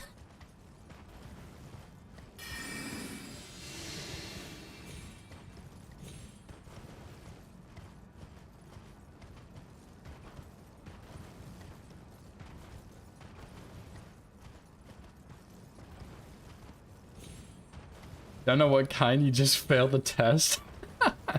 That's awesome, actually. That's like Giga Gamer, dude. Okay, I'm gonna do this running section later, next time. I'm just gonna go straight to Fire Giant and come back later for this.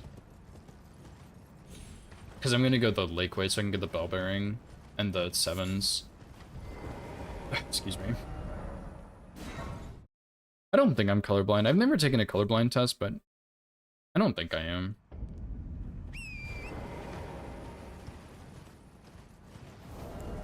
I mean, nobody's told me I'm colorblind, so there's no reason to believe I am, you know?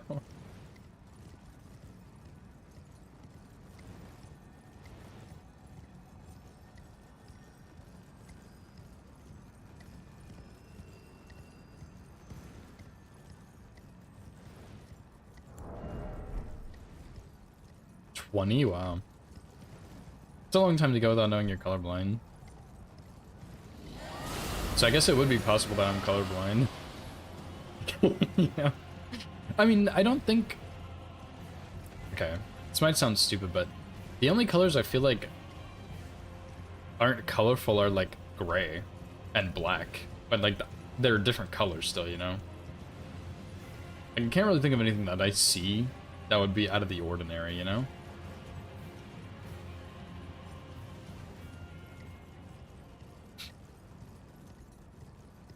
Like, I don't know. I don't really know much about colorblindness, but I don't think a lot of it would... Like, I don't think I would be colorblind.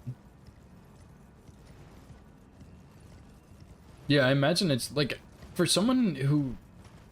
You know, you said you didn't know what orange was. Like, if you never know what orange is, then how do you know you're not seeing it right? You know what I mean? It's... How would you know?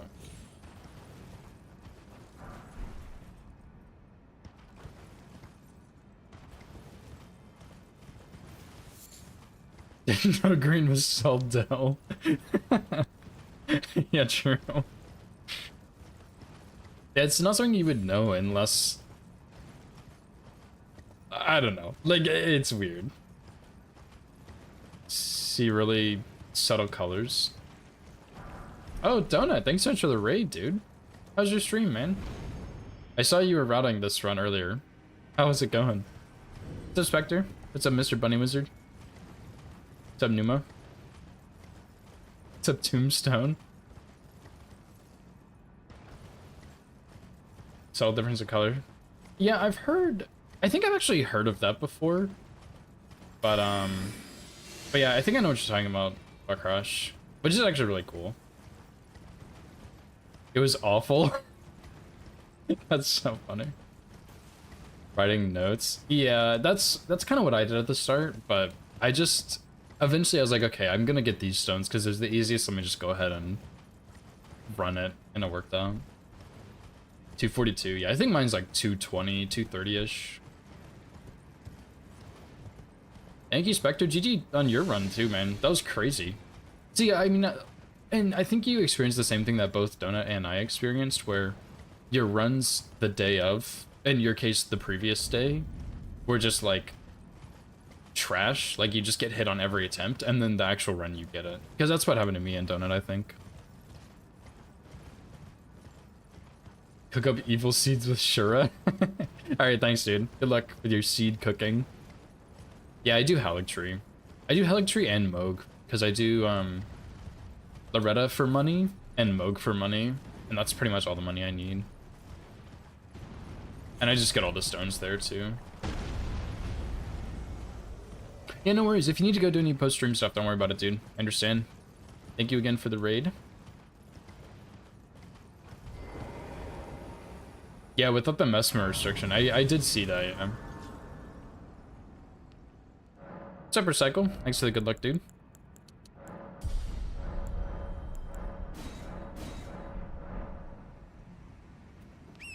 Yeah, it was crazy. We had 6 hitless runs this weekend, and 3 of them were +0 Mesmer.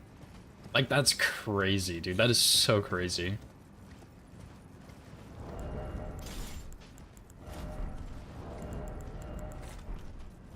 Some of probably the most entertaining matches. I'm glad people liked it. It was a fun one. I was very nervous for it, but it was a lot of fun. Yeah, Spectre, yeah. Top 4 and everyone was hitless, which was absolutely nuts. I can't believe it. Like, it's just crazy. Everyone is so damn good, dude.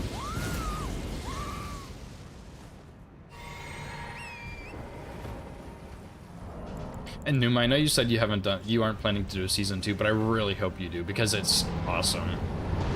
That was my worst role of my life. I'm gonna fucking lose my mind. I want to actually make sure I get this fire giant kill because I'm trying something new. Like, that is the like 3rd or 4th time I've done that this run. I did it on Market and Morgoth too. Okay. But yeah, seriously, Numa, the league has been awesome. It's been really fun to play. I've actually, like, I'm really tired of competing, to be honest, because I've done so much bingo lately. But it's been a fresh, new way of competing, and I've really enjoyed it. And it's been fun to route the runs and stuff. Why am I doing this?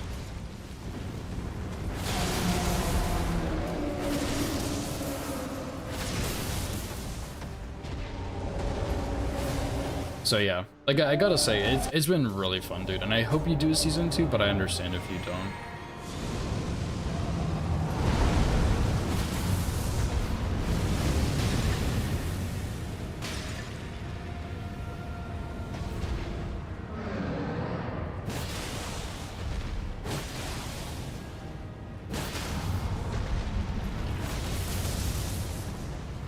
Okay, that was a lot better. I'm gonna go with that, and if I miss the... I'll have to practice this one, because if I miss that foot hit, then that'll be kind of awkward. Which I haven't done it yet, but still. Rookie hitless league, that would be pretty entertaining, honestly. I was Tarkov hole, yeah. Yeah, Woody's been cool. With, like, his weapon's been really cool to watch. Because I really liked it, but the losing HP thing pushed me away a little bit. And the low buff duration. But he's made it look really good. I was just trying really hard to not even let you finish. Yeah, I'm sorry about your life stuff. I've watched all the VODs back and stuff, and I've heard you mention it a couple times. I don't know what's going on. I don't have to, but I'm sorry stuff's going on. But the fact that you're like showing up every week for the league and it's been awesome, like it's really cool. I seriously, it's awesome, dude. It's really awesome, and it's for a good cause, which makes it even better. Clever boy, yeah. What's up, Jens? You can do a Discord stream, Jens. Discord stream, and someone will stream it on Twitch for you. That's all you gotta do. It'll be super simple. Oh, console? True. Just, set up like a webcam, but it's just your phone and Discord streaming your console. We'll make it work.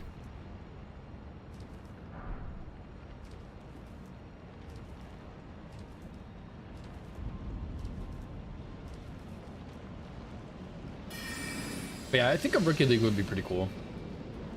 And I know it's got to be a lot, but it would be cool to see you do another season, Numa. And if not you, then, like, someone, dude. Someone.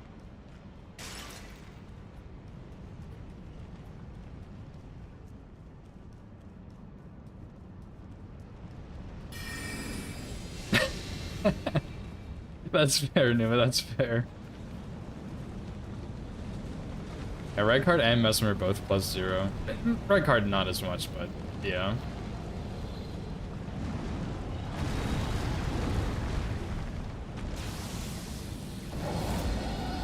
That's true. Donut actually would be really good host. Don't have a mic. Yeah, narrating would be fun. Alright, I did market hitless. I didn't even use Shackle as +0 the whole time. I did no roll too. I like the idea of that. Dodge, dodge, jump. R1. R2. That would be awesome. Be there for a few days. I mean, how long do you think I've been practicing, dude? I've been kind of out of playing Elden Ring a little bit. I've been playing some other stuff, but I dumped like 20 hours into Mesmer this week. Done of vocal cords? That's a bit of a stretch, I don't know. You can just say you're, well, I guess I can't not believe it, right?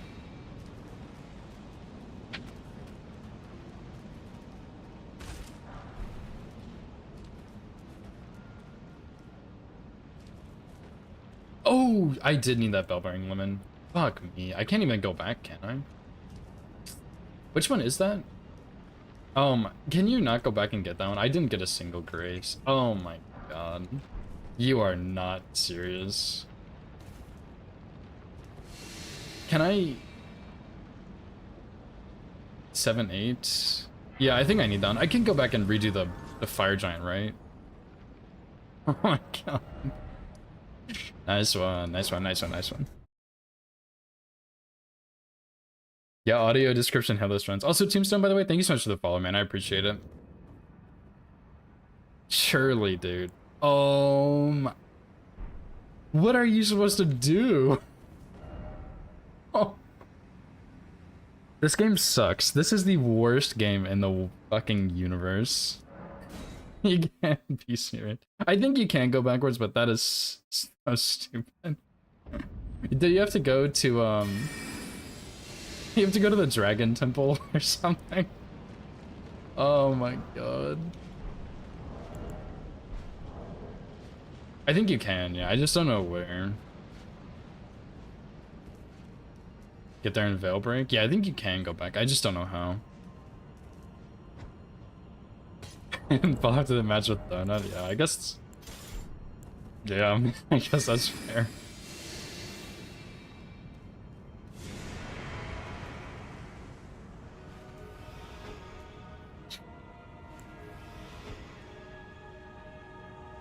That is really not a great sleep pot.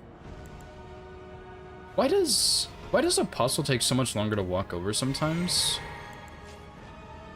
By the way, I've never really understood. So sometimes I try and make my sleep pots go really slowly.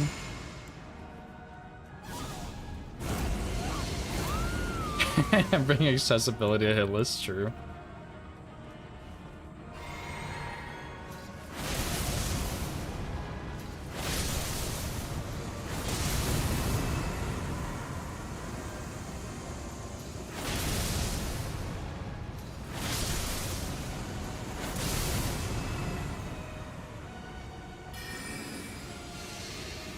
It's a blank. Yeah, it's pretty good against Crystallians.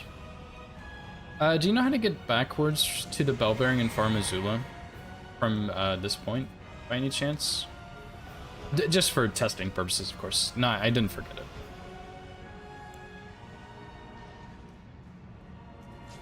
I would never do that. But just in case, of course.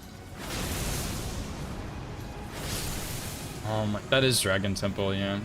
Fuck me in the butthole, dude. Oh my god.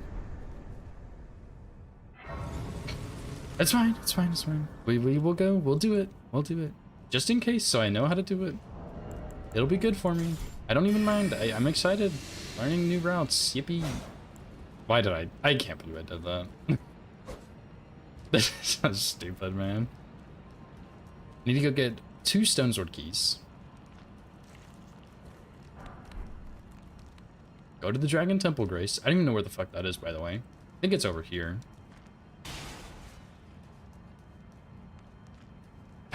Oh. And then you drop down, don't you? Can you actually drop down to where it is?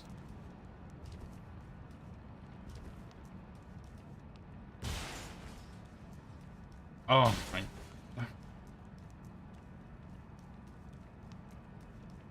Just before duo? The, oh, you're right. It's just like, I don't know what it's called then. Dragon City Rooftop? This is the rooftop. I don't know what it's called. What's up, Sooner? How's it going, dude? Yeah, I think you're right, Lank, which really sucks. I need to go get arrows. Oh. That's so tragic, man. That's like the fattest time loss of the century. Wait, well, you're... Okay, let me think. I already upgraded mine, so I have all my 7s, but I need 4 8s. Are there even 4 8s I can go pick up easily? There's one in sewers. There's one in Giga Estelle dungeon. I need that bell bearing. Oh.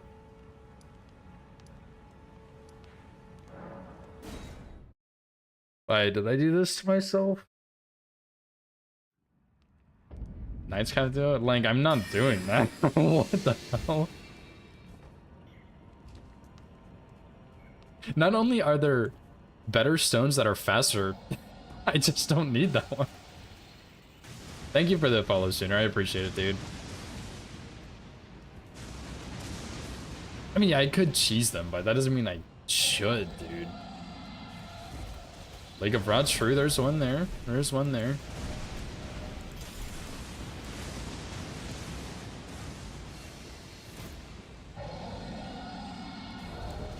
I can't believe I just forgot.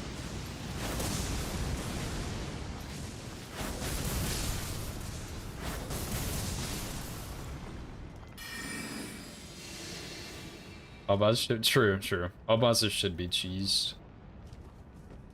I've been really tempted to try and find like a fire giant cheese out of his arena, but I haven't. I need 3. I need 2 more 9s, which I know where 2 are. But it might be easier to just go grab the bell bearing.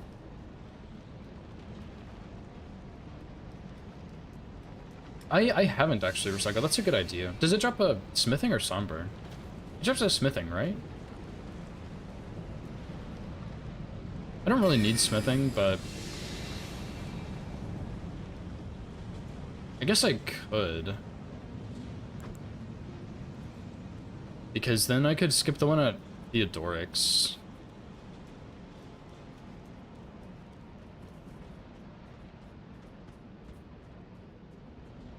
I'm gonna try it, actually. This is just, like, me practicing the route, because I'm pretty sure I already know it. But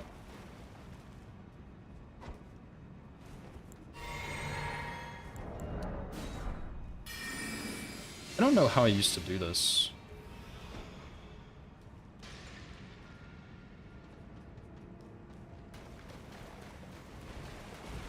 That's not how I used to do that sleep pod. I think I threw it at the middle, the altar. Maybe? I'd have to check back. Forget the bell bearing? Yeah, true. I had like 20 minutes to go pick it up. Let me go try and get the bell bearing. I want to see if I can figure it out, because I'm pretty sure you can go get the... There's like an area with stone sword keys, and you can go there. And you can drop down on top of it. I don't know how, but I'm pretty sure you can.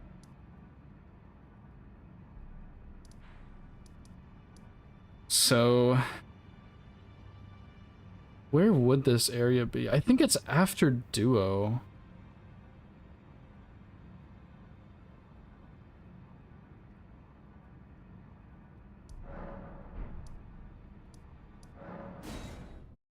To the left? Oh, do you go like backwards past the guys back there? Please tell me that's not where it is. I thought there was another way.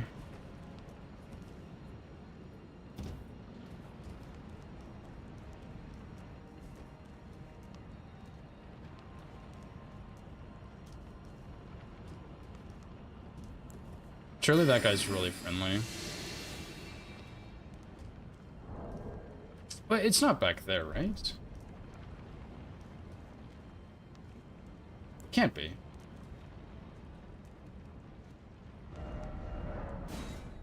Tactical ancient smithing strat? True. Instead of going on the rooftops? Oh, yes. Like all the way, yeah. Okay. Because right, there's like a dog that runs down the stairs on the right. And the stairs take you like up to where the lightning guy is, right? That's how it is?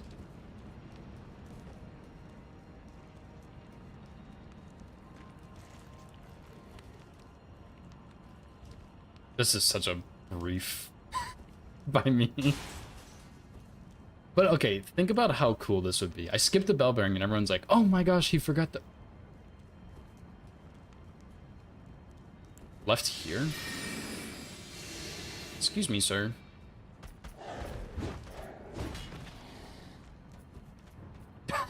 Haha, yes. And that guy's really nice, actually. And then, yeah, there's some doggies here. And there's, like, a jump scare. Oh my god. This isn't where it is.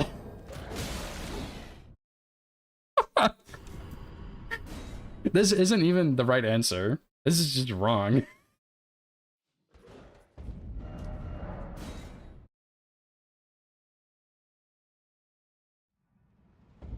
Leg is baiting me.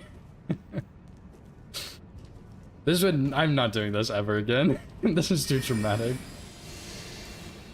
Up the stairs? Okay. No,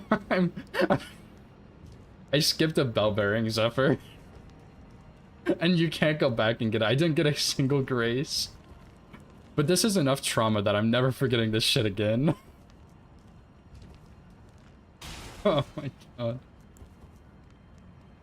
Okay, so I go past this guy. Up the stairs. Right?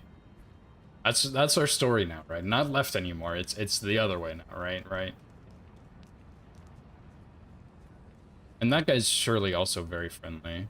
And it's back here. And there's one in here napping, right?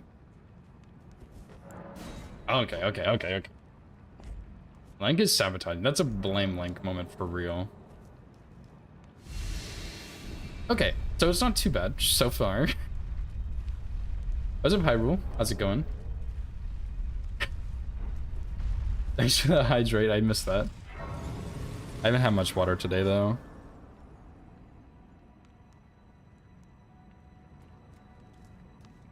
This is the grace I was talking about.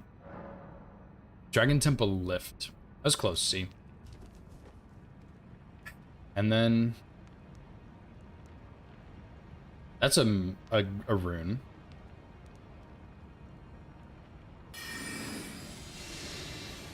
This is not... This is so stupid. I can't believe I did this.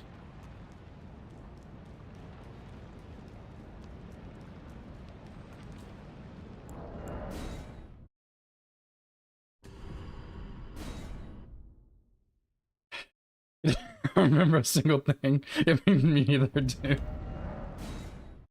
Oh my god. I see the dragon. Like, I have done this before several times, but I don't remember exactly how, because if we just take a second to examine the area, that's the drop down after, I believe. Because that's Duo.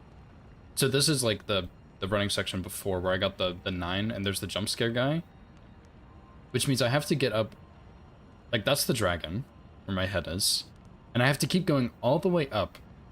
And there's like a jump scare in that big tower, but I think you can drop down from the tower to where that tree is, which is where the bell bearing is. I'm pretty sure. And this time we'll not fall off the ledge. And this is also a big enemy that traumatized me on my first playthrough.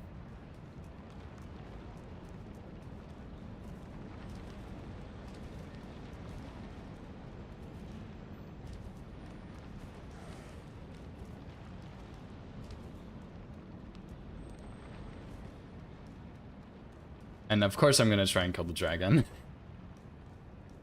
But I'm not great at ancient dragons, so I don't think this is a good idea. But I have a really busted weapon, so a really busted +9 weapon.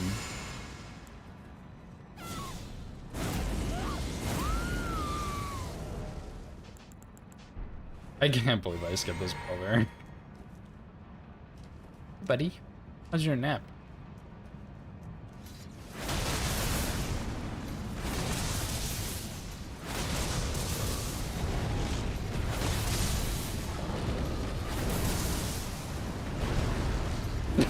Oh my god. Okay, that's a lot of damage. Surely he drops one.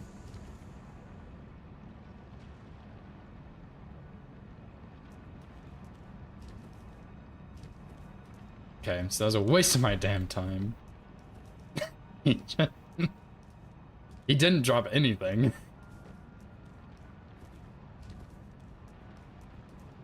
Okay, so let me put my stuff back on.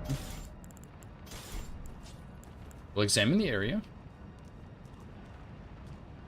That is the tower with the jump scare. Inside, there's a cookbook in there. And that's, oh yeah, Link, I remember you asked this. There's like bones that fall. The bones are from here. Because there's 2 giant skeletons that spawn and then they fall down for some reason, but they spawn up here. Yeah, see? That guy. And he has a friend. And then we can go here. We can go here, and now we can acquire said bell bearing. Easy, dude.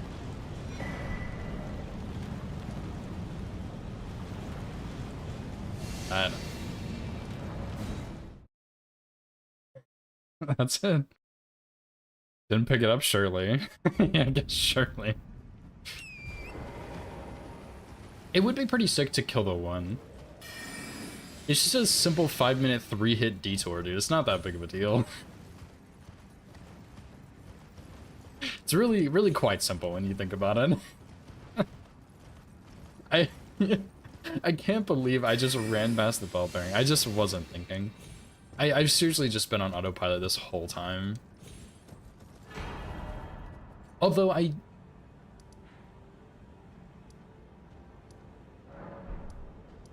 want to see if I can actually kill the other dragon recycle. I don't think so, but... Oh, you're right. You're so right, Lemon.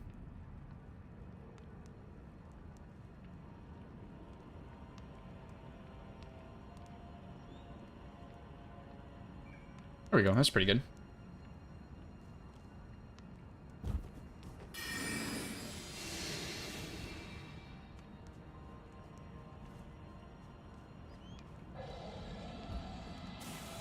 The mountaintops? No, I got the mountaintops one. I ran past this one. Oh, the splits.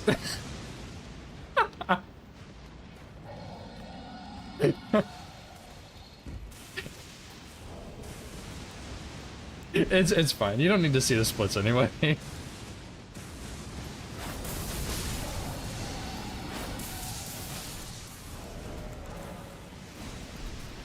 I have so many unnamed saves. Link would kill me.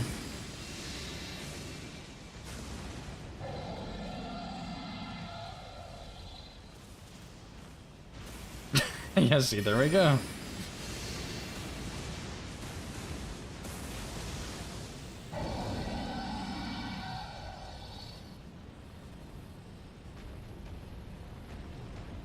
Forgot how I used to do this. I used to go backwards like this, but he has a trigger somewhere.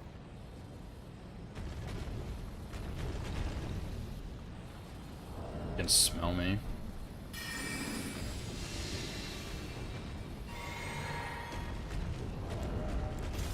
Be a good doggy.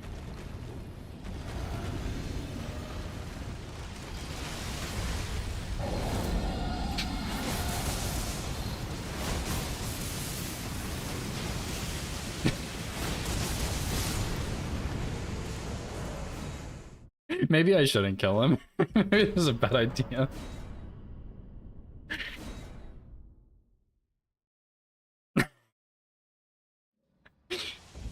He will survive. He will live this time, but just this time, dude. Anyway. Yeah, there was this crazy hit that we had to test for like hours and hours to figure out. It actually wasn't a hit, but let me go upgrade to +10. The dragon, someone like ran past the dragon and the dragon turned around and blew fire, and the fire like went straight through his body and it didn't hit him. And we tested it a lot, but it was consistent. It didn't hit him. It was crazy, dude. The Kukri. I'm not killing him, dude. I killed him on the bubble bath run. Most annoying run of all time. It's not. I don't think it's that bad, but it's not as exciting, if that makes sense.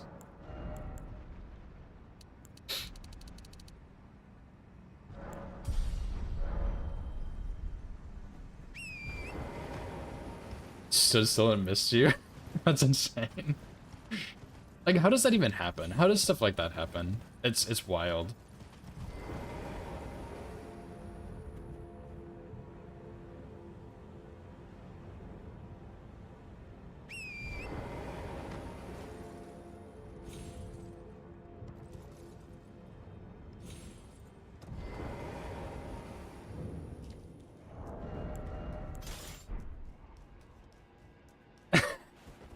True, it's if you panic.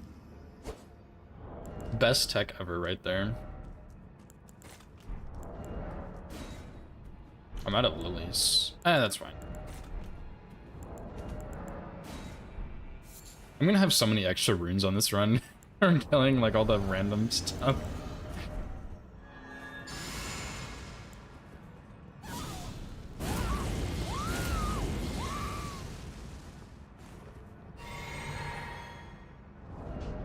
Pretty sure I can wear pants here also and still kill him. I'm also +10, which is a bit higher than I have been the last couple of weeks.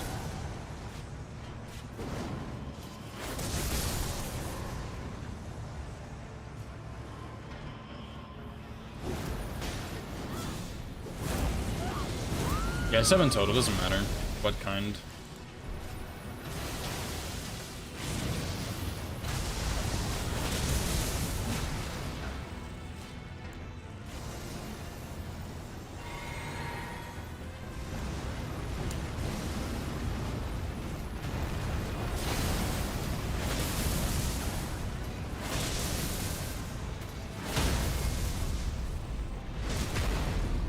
Nice.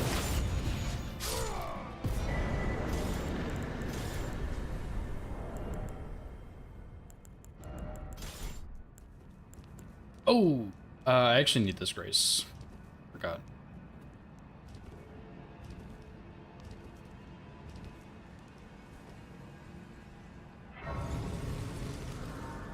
Yeah, Somber, I think Somber is the way to go. Like, just upgrade your own weapon 7 times. Or as many times as you can. Because our weapons are very light. Like, Azaz's is 0.1. And you don't really spend that much on stones, to be honest. Because you can pick up a lot of them on the way. Like, half of them at least, I think. Although, I don't want to do that. I think it's... Like, I don't think there's anything wrong with doing that. It's just... I don't want to, if that makes sense. Like, it feels weird to upgrade my own weapon 7 times, since that's unrealistic in an actual game. Like, I would only have 1 meteoric ore blade. That's pretty crazy. On the dot. And that's not including the weapon upgrades, right? That's just the stone purchasing per cycle.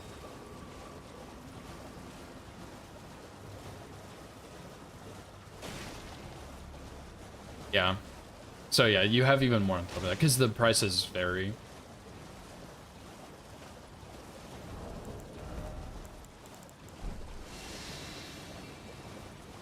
Oh yeah, I think I'm gonna move the Crystallian to before Nile also. Not that it really matters, but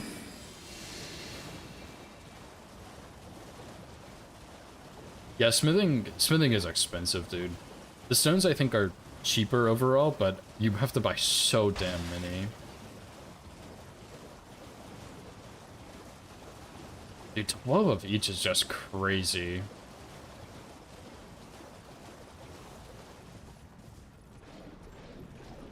Like, they should have done 6, I think. Make it 1, 2, 3. That's 6. Yeah, make it 1, 2, 3. I think that would have been better. Especially with the amount of stones that are in the world, you know? For like a first playthrough. Because my brother's doing his first playthrough of Elden Ring. I've been nagging him about it for years. Like, actually years. And he's just now doing it. And I think he's having a lot of fun. He's actually really good at the game, which is surprising. But yeah, he upgraded like the claws, whatever claws are in Stormveil, the hook claws, and he has like no stones to upgrade anything else, and it's like, well, damn, sucks.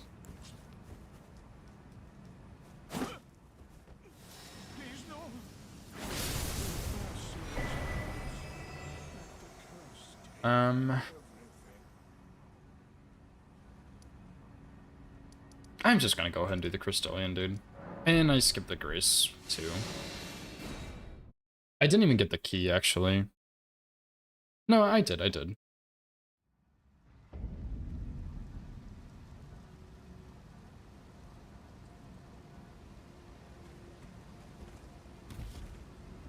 Yeah, so I'm upgrading one of the Somber Seals. My weapons I'm upgrading are my sword. I'm doing 4 Somber, 3 Smithing. I'm doing my sword as 1 Somber.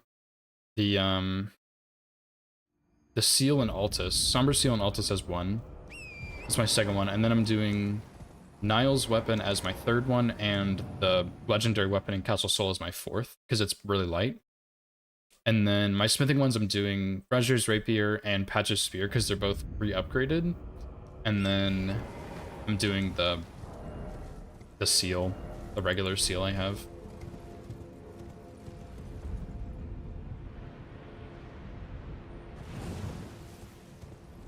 Oh, Ivory Sickle would have been a good idea. That's at, Jonathan over there. Albus? I forgot his name. Jonathan. Yeah, okay. How much does it weigh? my good buddy Jonathan, dude. And of course I skipped the Grace for him. Poor Jonathan, dude. He's really had it rough. Oh!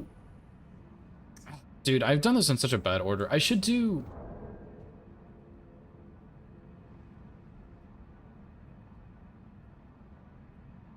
Does it really matter, actually? Let me run through here. 2 or 3. Okay, the seal weighs 1.5, so I might just stick with the seal. But I do like the idea of Ivory Sickle. That's a good one. Giant Crusher? No. That shit would be like 130k for the stones and then like 300k for the actual fucking upgrade.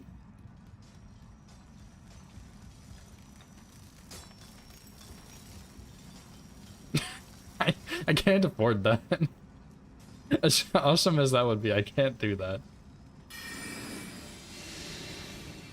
5 million? Holy. I guess that makes sense. Like, if you're doing 2 new game cycles, you're gonna have some cash, dude.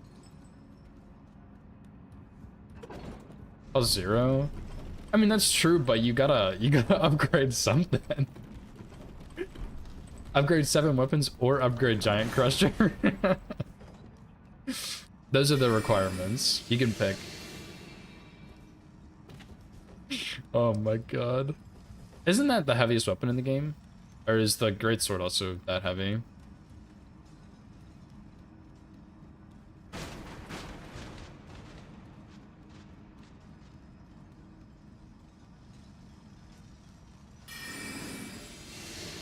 Yeah, I don't know. I know Giant Crusher is one of the heaviest in the game.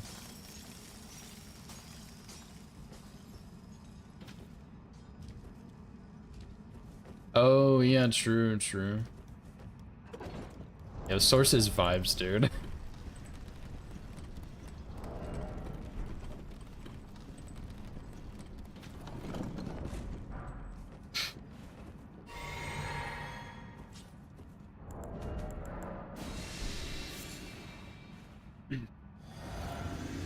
Yeah, the shield would be another one.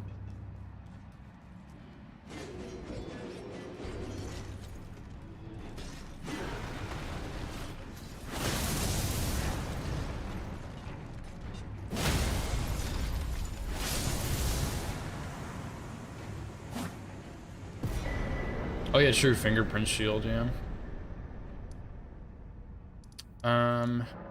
Anyway, I was thinking maybe I should go get the cloak first.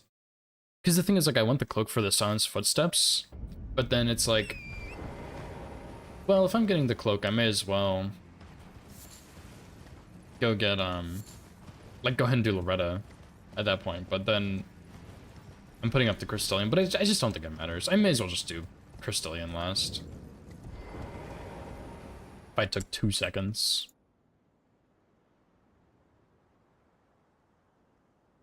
There. So yeah, we'll do Fire Giant, Gutskin Duo. Nile, next. Go straight to Loretta, because we'll have to go get the cloak, do Loretta. Then we can go back and do Moog after, and then just end off with the Crystallian and the other pickups.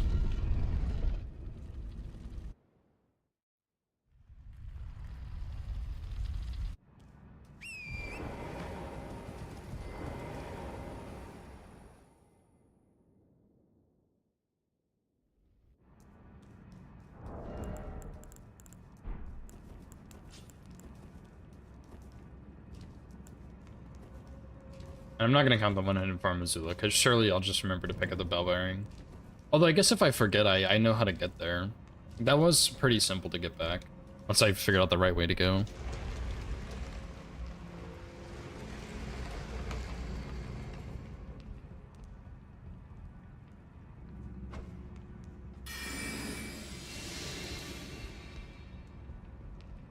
.5 verdigris 28. Dang, dude.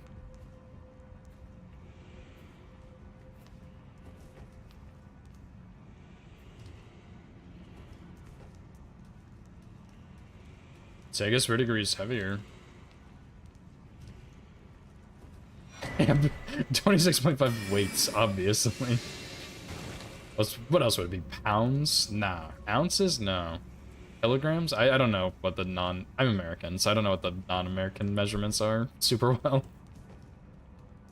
29, dang, dude. Yeah, tons, 29 tons. Moore's actually, like, the buffest man in the world.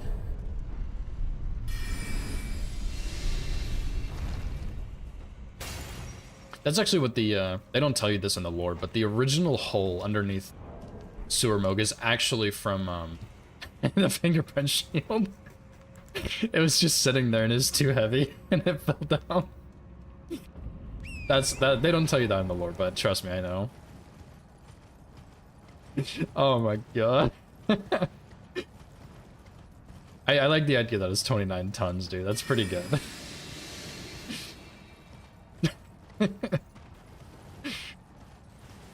Oh, fingerprint's the heaviest then. Okay. I guess so. I think the greatsword is 20. The guts greatsword. Pretty sure it's only 20.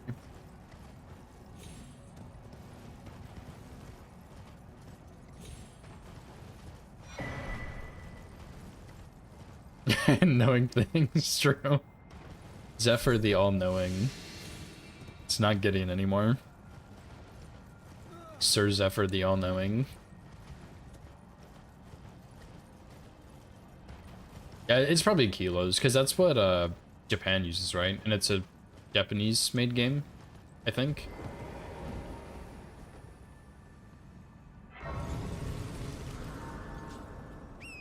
£63. True. Insufferable yap machine, true. I'm sorry. We'll just take it. Yeah, we can't do that. We'll have to come up with something else.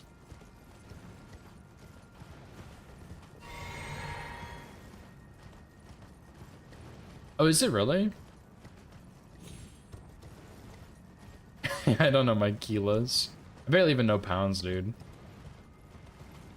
Weight's really just a number. And numbers are completely irrelevant, obviously. How dare you? Well, we gotta come up with something else. We'll think of something.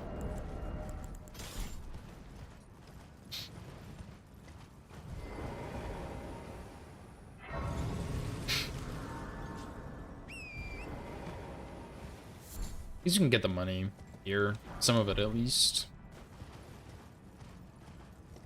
Fun fact, I think there's 32.5 thousand rune pickups total in Ordina.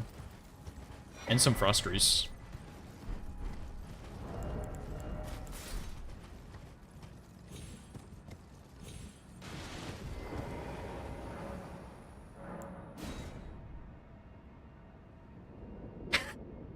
Wait, what did British use? Is it still kilos?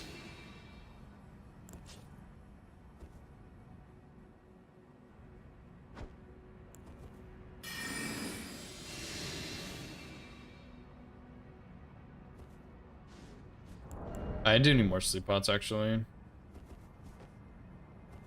So I only have one left. I need like 3 or 2 or something.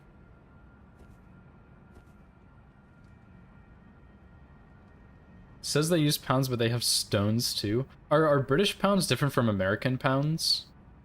Wait, don't they also use pounds? No, they use euros, not pounds, right? Did they use pounds for money too?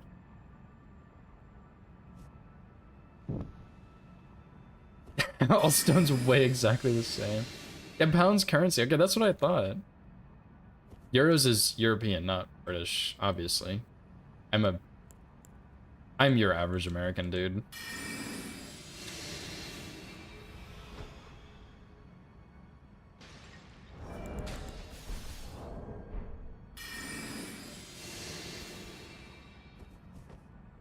Brexit. What the fuck is that? Exactly 2.4 pounds. It's not a stone, it's a rock. True. And you mean 2. Well, never mind. I was gonna say 2.4 stone.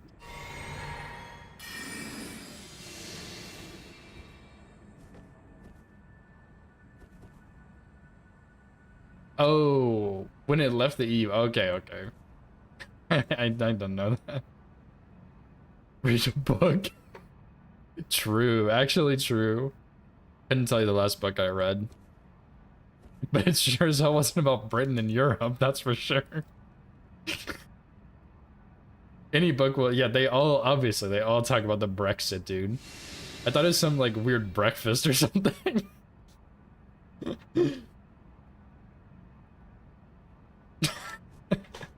I heard breakfast. I heard Brexit, and the first thing I thought was breakfast, dude. That says a lot about me, I think, as a person. Oh.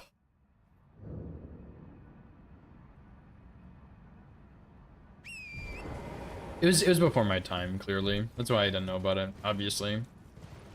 It probably was, though, to be honest. It probably was before I was born.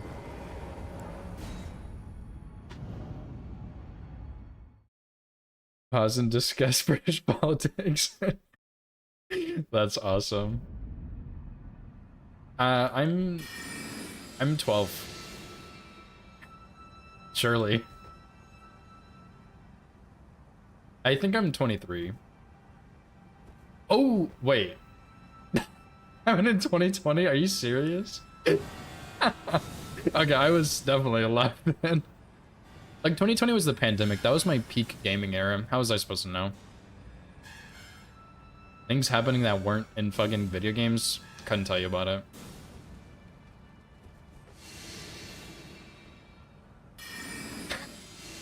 No way it's 2020, dude. No way.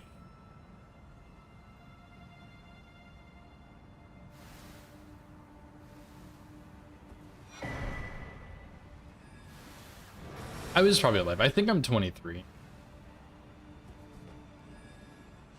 That sounds like a good number.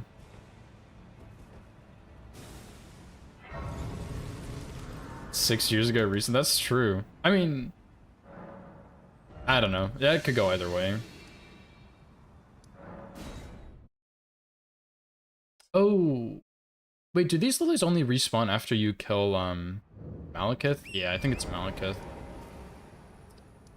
Where can I go get like 5 Trina lilies? I guess I can go from here.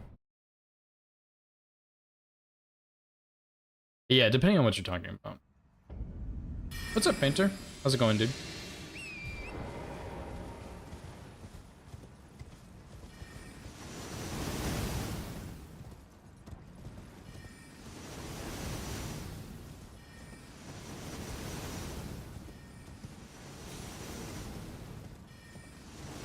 How did I use so many sleep pots on this run? I feel like I haven't used that many. I guess I picked up like 10. Oh well. Yeah, I think it's Malekith, not Fire Giant, because Malekith is the one that actually like changes the world, not Fire Giant.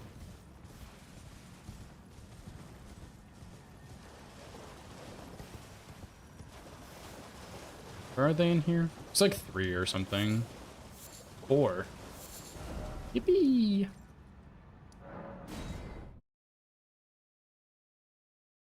Omco mac and cheese? Oh, nice. That sounds pretty good. I love mac and cheese, dude.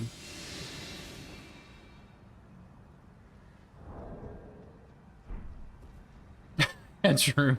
Literally spawning Ashen Capital. Oh, after Radon? Oh, I'll go check it at the end and see, because I don't know. I thought it was after Malekith. Lank would know.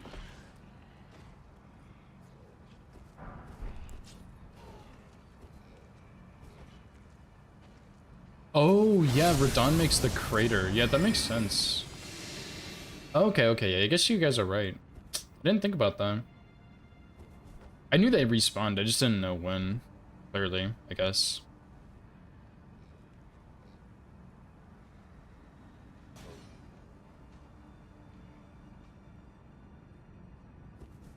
Alright, thanks for the look, Painter.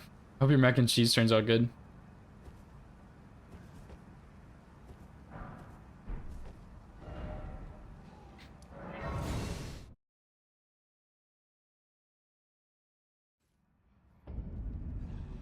Yeah, I think some of them maybe spawn after the Erd Tree. Like, I think there are some that respawn after you burn the Erd Tree, but I can't remember. Lank, I think Lank knows which ones, if he was here. I don't know if he is or not. He was earlier. But yeah, I think there are some that respawn after Malekith.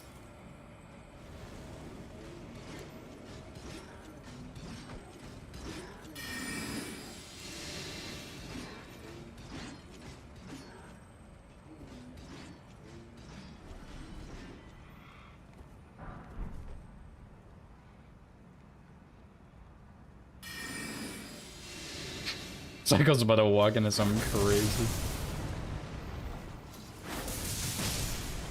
Jordanian?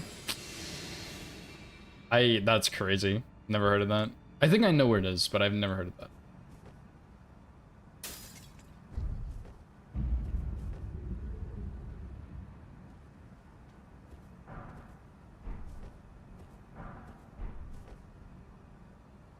Bins are British? True, actually true. Oh, I forgot to put my physic on Axe Talisman. It's probably fine.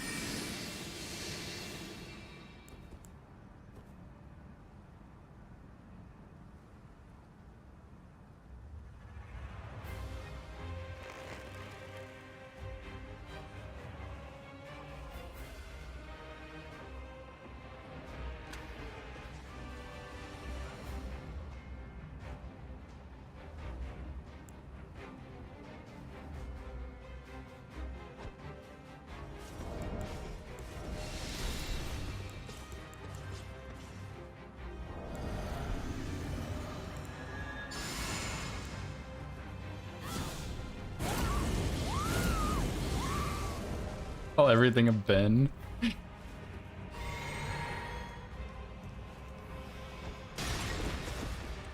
Whoops. Sorry, ma'am. Didn't mean to startle you like that.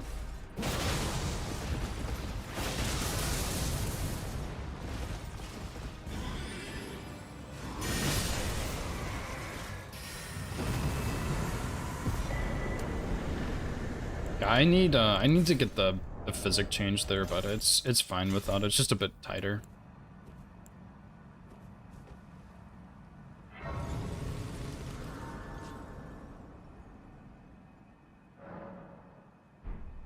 Yeah, Middle East, that's what I thought. It's like kind of near Egypt, right? Recycle, I think. I don't know my geography super well, but I know it's over there somewhere. Because I remember there's a country named Jordan, because I was like, oh, ha, that's like a name. When I was like, in middle school. Hey, yeah, okay. I know what I'm talking about, dude. Somewhat, I guess. Because there's also one, there's like, there's like Guinea and then Papua New Guinea or something, right? There's like, that was another one that I thought was funny, because it's like, it's literally like, I'm like, oh man, it's just the same thing named twice, but then we have like North Carolina, South Carolina, and Virginia, West Virginia. Like we have all that stuff.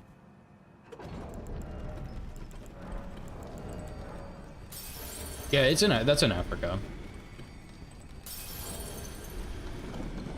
New York, yeah, true. Americans, am I right, dude? Always doing some stupid shit. Oh well, happens. I mean, this is taking a lot longer than I thought it would. Probably because I, like, had the biggest mistake in Farm Azuma.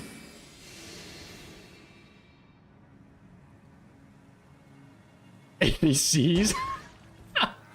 True. Actually true, yeah. That's so funny. Oh my.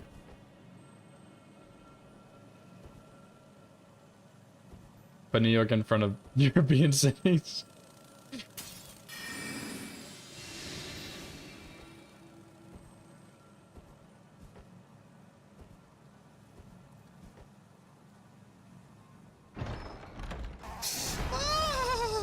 I missed this earlier, but Painter, thanks for cursing the run, and Jane, thank you so much for the this new sub, dude. I really appreciate that, man.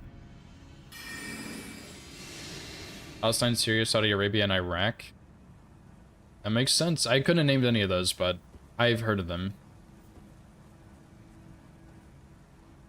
Like, I know my geography, but not well. Yeah, thanks, dude. I appreciate it, man.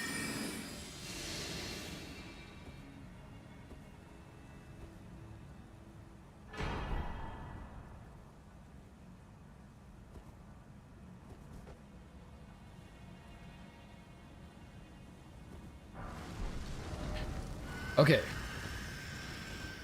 And we kill Moog, I think?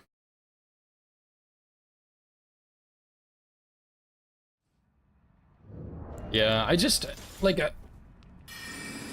I don't know. I just can't look at a place and know what it is. Like, even for US, I know it a bit better for US states, but there are some states, like all the fucking square ones out west. Like, I just look at them, I'm like, square 1, square 2, square 3, pointy square, like, I know what they are somewhere, but I can't name them. And that happens for a lot of stuff. It's not just places, but it's more common with places.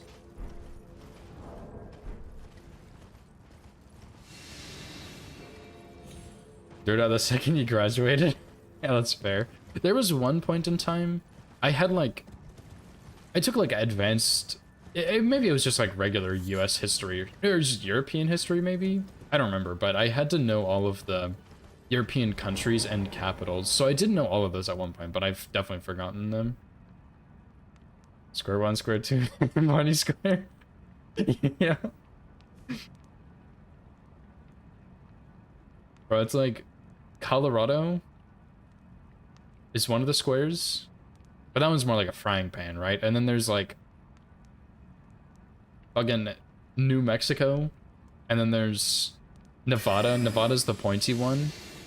Yeah, the four corners, exactly. That's what I was thinking about. And they're all squares. And I named like half of them, so I get credit for that. Except for Colorado's not one of them. Capital of Finland? Yeah, I don't know, dude. I used to, but not anymore. It's probably like Finland or something. Finland. Which country is which in EU and Africa? Same. Helsinki? Oh, yeah. Okay, I recognize that name. It's like a very long memory from ages ago. It was in there somewhere, but it was not coming out anytime soon.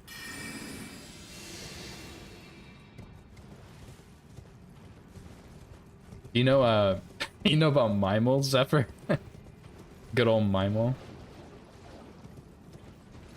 Yeah, like, yeah, that's the thing. Like, I do in general know the U.S. states. I mean, I live in the U.S., so I think it's easier to know them, but yeah, like if I don't know, I have my phone. I can just pop it out and check it, you know?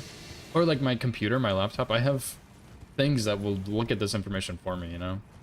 And I think it's good to know them still, but I don't.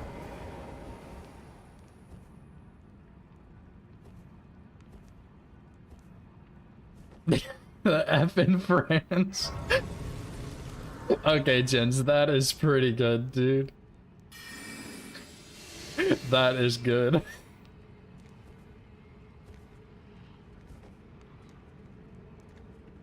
Yeah, true. It's not just you forgot the shackle. That one was good, dude. That one was good.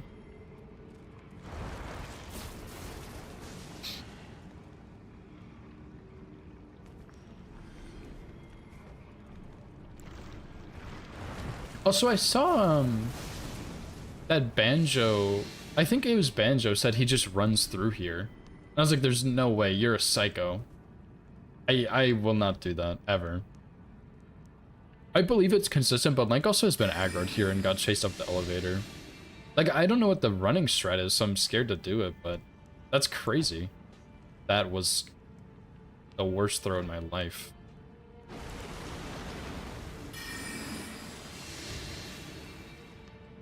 Do you pick up the rune? Do you still pick up the rune and go to the side, like here on the rocks and jump up? Because like I'm worried I'm gonna miss a jump, or he's gonna throw a dagger or something, but I've heard more and more people say that it's safe.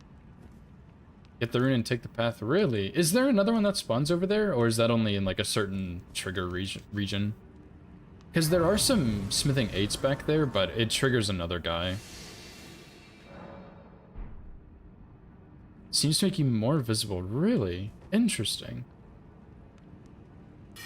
Further back, okay. That makes sense. No, not that guy. There's one by the merchant, but there's, at least I think there's another one back there. There definitely is. I promise.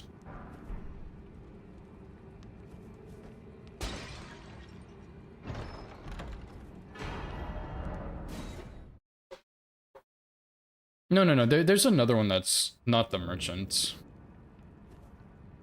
There's one, I don't know if he trigger. I guess he doesn't trigger on the pathway, but that item back there is like, I think it's 3 smithing 8s. And there's one that spawns over here. Because I did this for region locked, and this is not where the merchant is.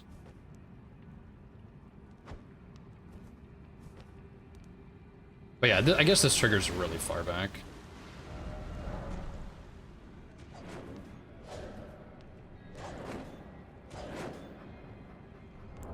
So yeah, there's another one, but the trigger's much further.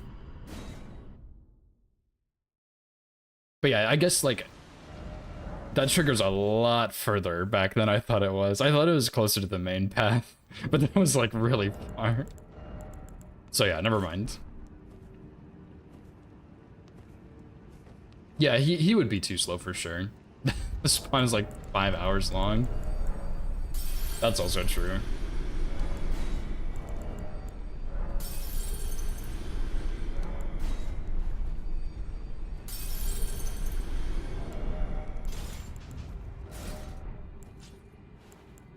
So I'm gonna make a save. What? Oh, I'm not going down enough.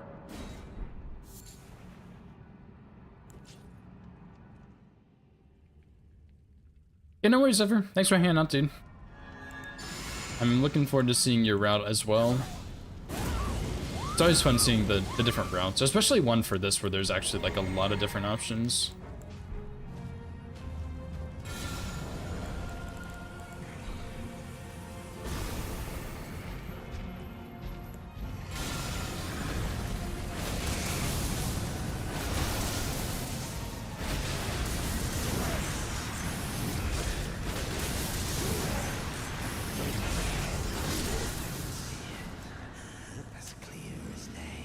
More somber. Yeah.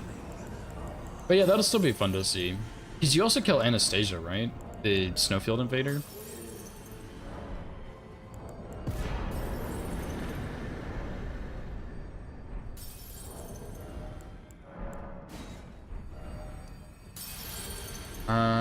Okay, so I need to go get... This is kind of the boring part, but this is where I gotta go pick up some stuff.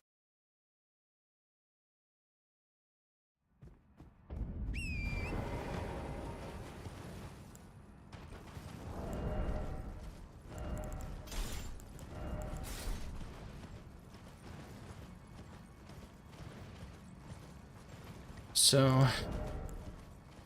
I'm all 3 Sombers, because I do 4 total, including my weapon, which is already plus 10. This is my last one of these. Oh, I also didn't cast Unseen Form. Whoops.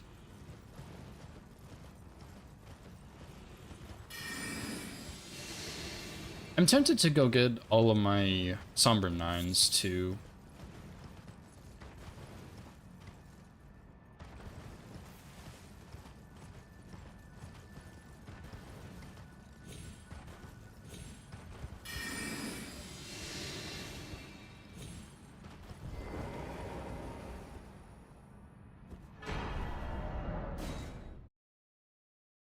Octopus killed Theodorix. That would be pretty funny. But I would be here for... I would go over the time limit. That would be really funny, though. I would probably run out of time. Imagine that, though. That's how you get your money. You kill Theodorix with the octopus. No, I did it on Fire Giant Gens because I need to get it before Duo. Honestly, I'm probably not going to forget it again, but just in case, like I just threw it up there. This one. Did they really? How many, okay, how many octopuses are there? Because I've never actually done the strat where you bait them over. There's like 2 Giga Octopus or just 1? Because the one in front of the door is a Giga Octopus, right? The cave. Because yeah, for Bingo we removed all of the octopuses over there, I think, because we didn't want people doing that. But yeah, I don't actually know which one it is, and I think I tried it for Death's Poker all bosses, but then I was like, this sucks, I'm not doing this. But I think I had the wrong octopus. Octopodes. That's awesome.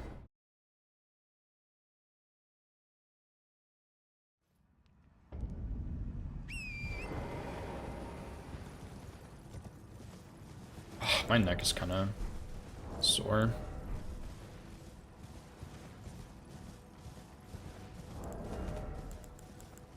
Dude, I think I might just go get all the Sombers, all the Somber 9s, because then I can skip that Bell Bearing and the latter half of that running section. I'm just trying to think if there's a better one, because there's a drop-down one in Farm Azula I can get as some Banished Knights. And there's one in Caleb that I know of. There's also one in Snowfields, and I think it's kind of on the way to the Grace, but I think it's a little dangerous, so I might not do that one. I don't know, I'm gonna Google it and look and see which ones I should grab.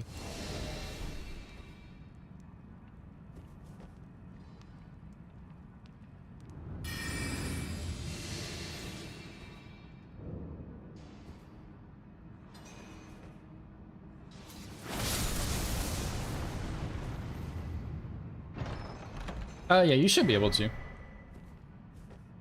You're a trusted source. Although, like, I don't think I have links turned off anyway. So, yeah, go for it. I appreciate you asking, though.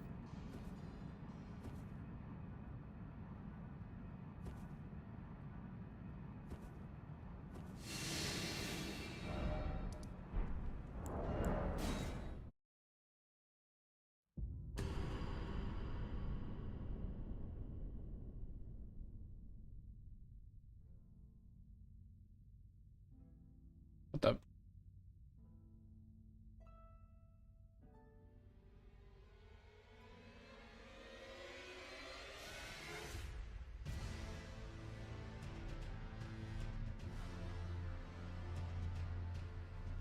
Okay, bro, this sucks. What the heck? I'll fix my splits later so they fit also.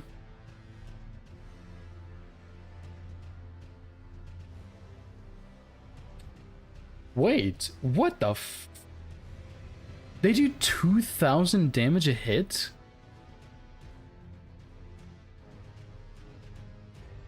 That's crazy.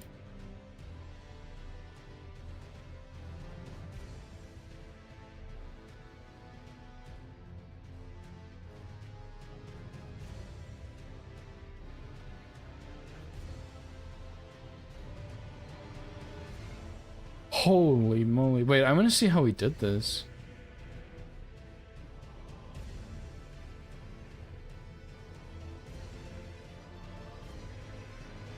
Got the one on the pillar and the one that I know of. And then you just drag them over. And they do 2,000 damage a hit? That's insane. Rip, not the power again, Lemon. Oh, wait. Never mind. That's just kidding. Okay, anyway, I wanted to Google the Somber 9 locations real quick. You don't do 2k hit? That's true, Chance. I thought they would do like 500 or something. That's insane, dude. Oh my gosh.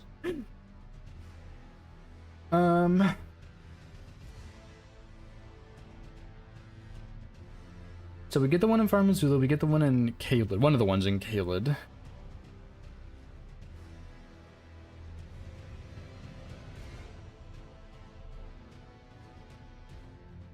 There is one in Haligtree, but I think that was a little dangerous.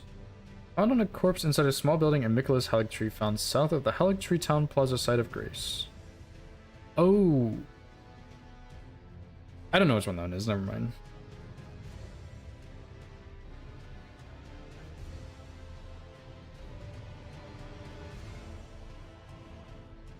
Apostate Derelict? I know of that one. I'm not getting that one.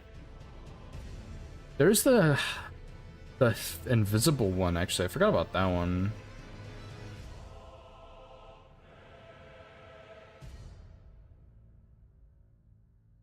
Yeah. I'd only need to pick up 2. Do I think that's worth it, though? 'Cause yeah, I only need 2 more 9s, right? Should I just go pick them up, I guess?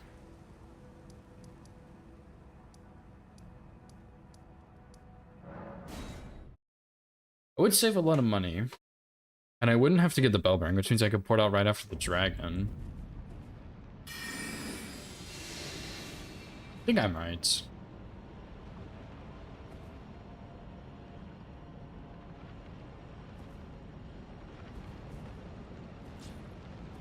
What's up, Nexus? Thanks, dude. Oh.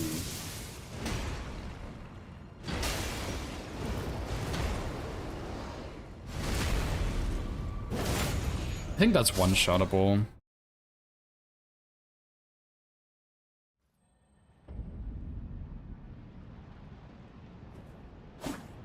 Probably. I can probably one-shot that guy. It's going pretty good, dude. How about you? How's your Millennia run going?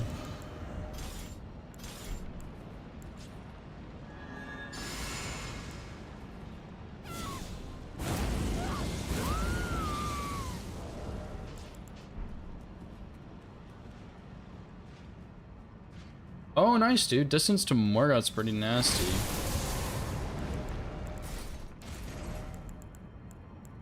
No, put this stuff back on.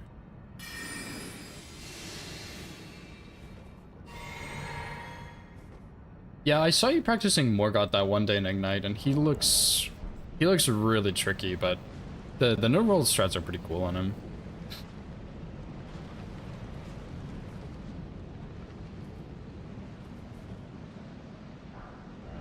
And then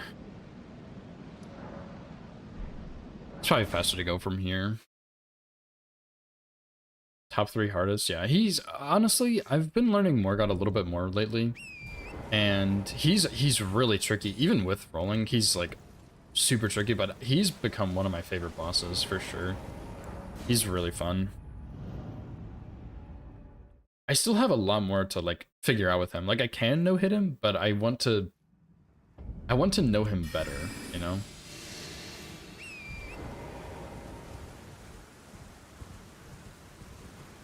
But he's really cool. He's a fun fight.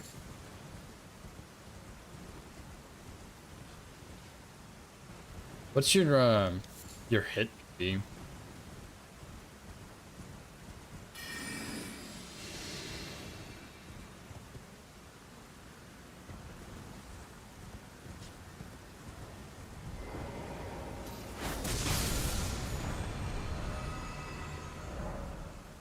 I think that was all the bell bearings.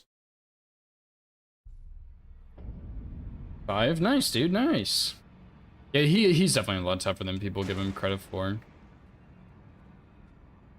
Yeah, 5's pretty good, dude. It's coming along nicely. Okay.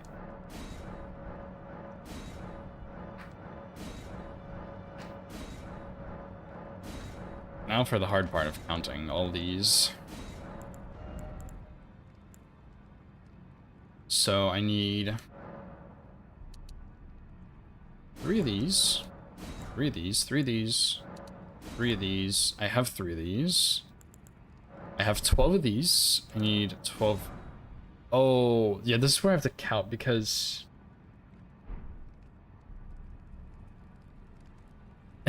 everything's easier with Length's Guide, true. Right now, I think I'm in 4th place Nexus. I'm not sure if I'm guaranteed top 4, but I think I'm like, if I don't get hit for the rest of the tournament, I will be top 4 for sure. And yeah, I only have 1 hit, so I'm fine with that. Like, it was a really stupid hit, but it is what it is. I tried something new on a live run, and of course I got hit. Spectre's ahead of me. Donut is ahead of me. Donut is in 1st, and Azaz is ahead of me. And yeah, they all have 12 points. I have 10 because Zephyr and I tied with 1 hit, so we both got 1 point. So I haven't lost a match yet. I've only won or tied, which is nice, but yeah, the tie is what's costing me points. So I need 6 3s for this. So I don't need 1s or 2s for either of these. So yeah, just 12 of each, and then 3s. Need 12, and then what was that? 8, one was that 7? So 7 would be 6 3s. And then 8 would be... Wait, I said that wrong, but... Plus 7 would be 10, I think.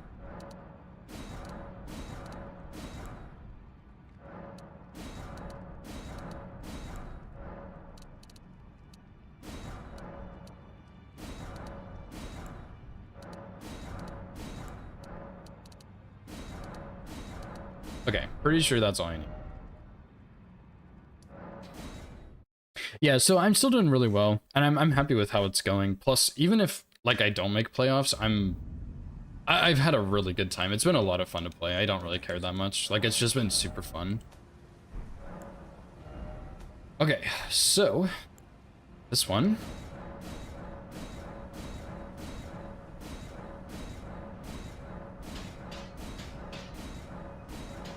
Yeah, in the 1 hit I took, I just tried something new, and then of course it failed. And I was like, Oh shit, I thought that was it, but it obviously just wasn't.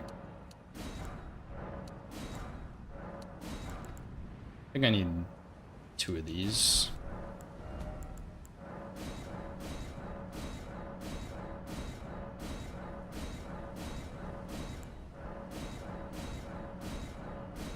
Yeah, that's always how it goes. Because I thought I would get more damage with what I did. Like, I switched my physic on Fire Giant, and I thought I would get more damage, but I got less damage. And then it kind of startled me a little bit, because I was like, oh, what the heck? How did that happen? But, I ended up getting an RNG I don't see very often, and I rolled a little early on the fireballs.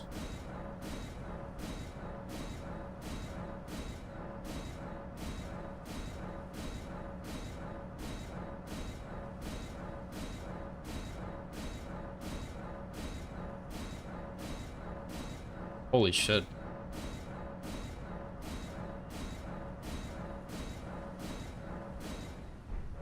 Oh my god, can I take out Moog? That was all of them, right? 1, 2, 3, 4, 5, 6, 7. That was 7 weapons. I could take out Moog. I have 590,000. Right? I mean, I have to account for the foot and the remembrance, but I would get all the other runes on the way. Holy smokes. This week is upgrade 7 weapons to max. That's literally all it is. This is one of the more boring weeks, but it's a bit easier, which I don't mind after +0 Mesmer last week. Dude, I could maybe take out Moog. That's crazy. I'd still have to go over there, but that's nasty. And yeah, we still have a bit of time to spare, even with all the shenanigans that happen.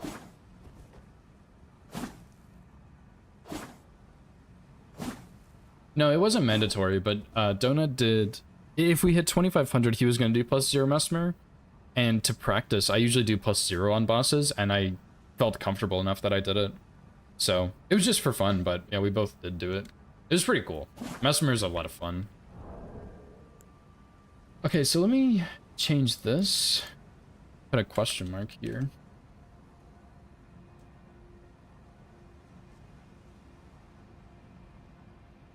No, I didn't watch all of it either, Shane, but I don't think he did. I think it just was the bow over to Theo.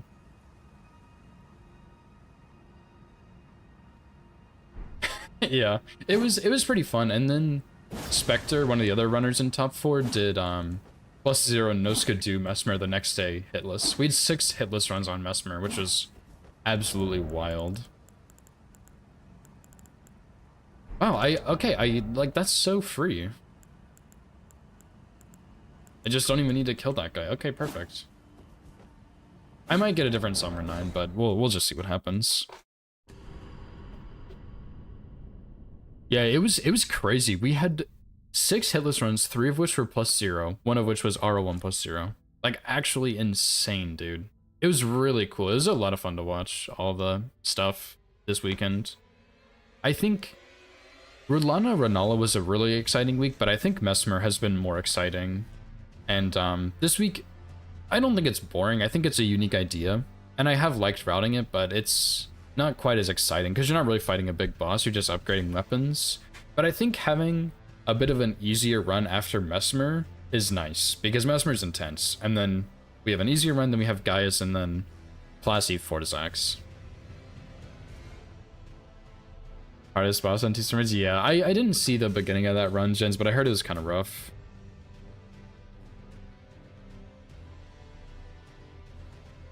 Don't you mean the octopuses? Cycle? Is that what it was, Jens? Octopodes? Yeah, octopodes, my bad.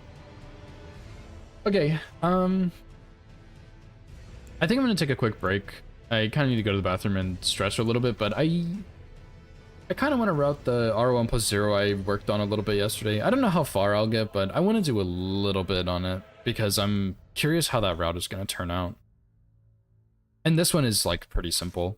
I'll just do another full run tomorrow and try and remember to pick up the dang bell bearing, I guess. Podes? Octopodes? Is that how you say it? It's not, Recycle. There's no way. If it's Octopodes, I will... I don't know. Anyway, I'll be right back. I need to go stretch and use the bathroom, but I'll be back and we'll do +0. All bosses, but the bosses don't get hit. That's the next run. What the fuck? Brilliant.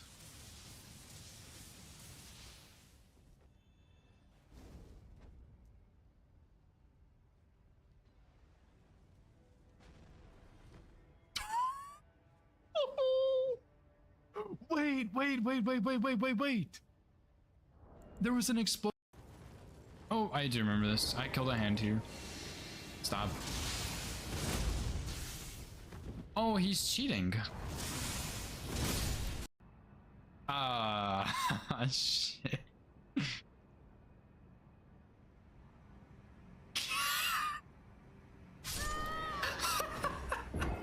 Okay. Oh, dude, I get it. You're a fucking Crucible Knight that has a sword. What? Alright. I would like to see where this teleporter goes.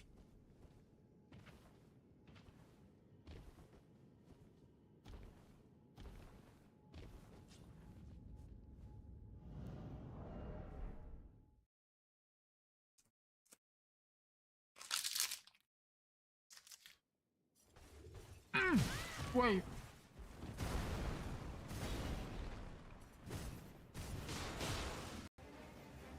Okay, surely he's not gonna do the lightning. Never mind. Dude, oh my god. Cringe.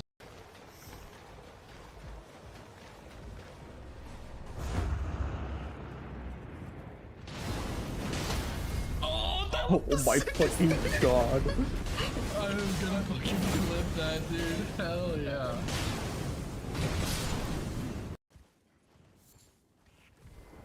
Oh, that's pretty awkward.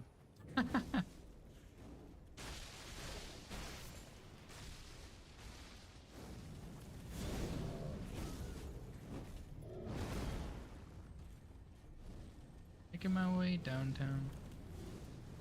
Walking fast. Eating snacks and I'm homebound. We didn't even make progress on. Like the blessings, we didn't spend any time on. Seals, we didn't spend any time on. Yeah, We basically didn't do the DLC at all.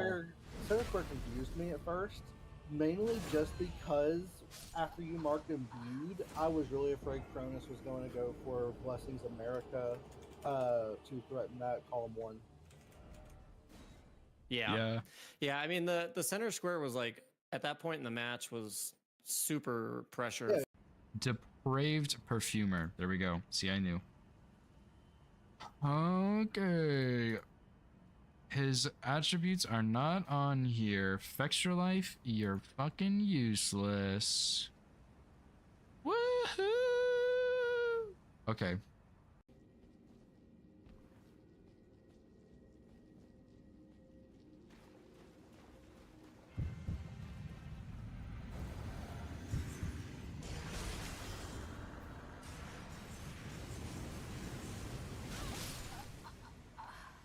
Okay, so that was pretty cool.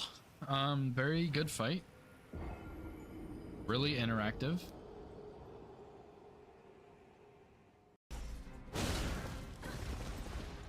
Are you? Man, fuck you, Loretta. If I'm being honest here, I think they should make all NPCs like Gostok. Gostok is an S tier NPC. He doesn't roll 500 times for no reason. He doesn't backstab 15 times in a row for no reason. He just stands there and gets staggered. And that's what NPCs should do. I bet that damage will actually just be off the charts with how strong it will be. I feel like this torrent also has a better turning radius than the one I had before, the like normal torrent. I feel like this one turns better. I don't know how to explain that, but it definitely feels better. Could also just be because this... What is that? This game is trash. Okay, whatever.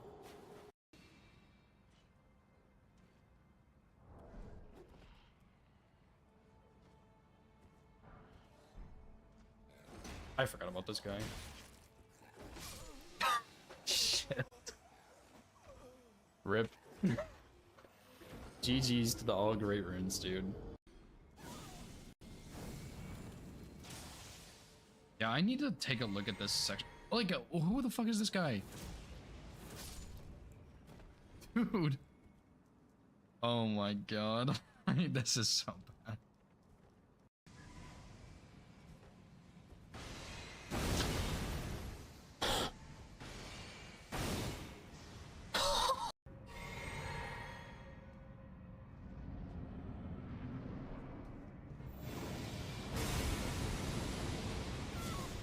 I'm done.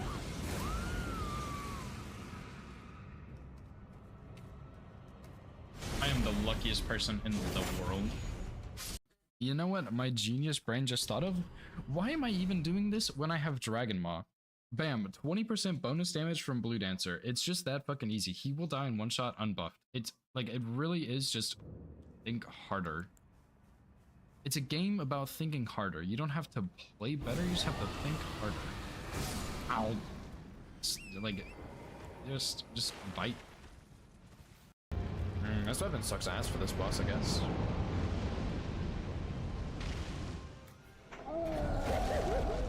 Dude, what a snipe! That did 2,000 damage. Okay, I'm back. Let me open my regular Elden Ring game now.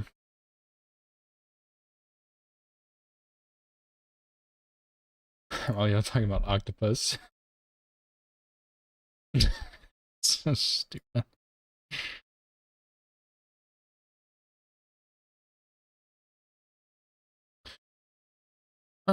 Anyway. I should probably change my title, I guess.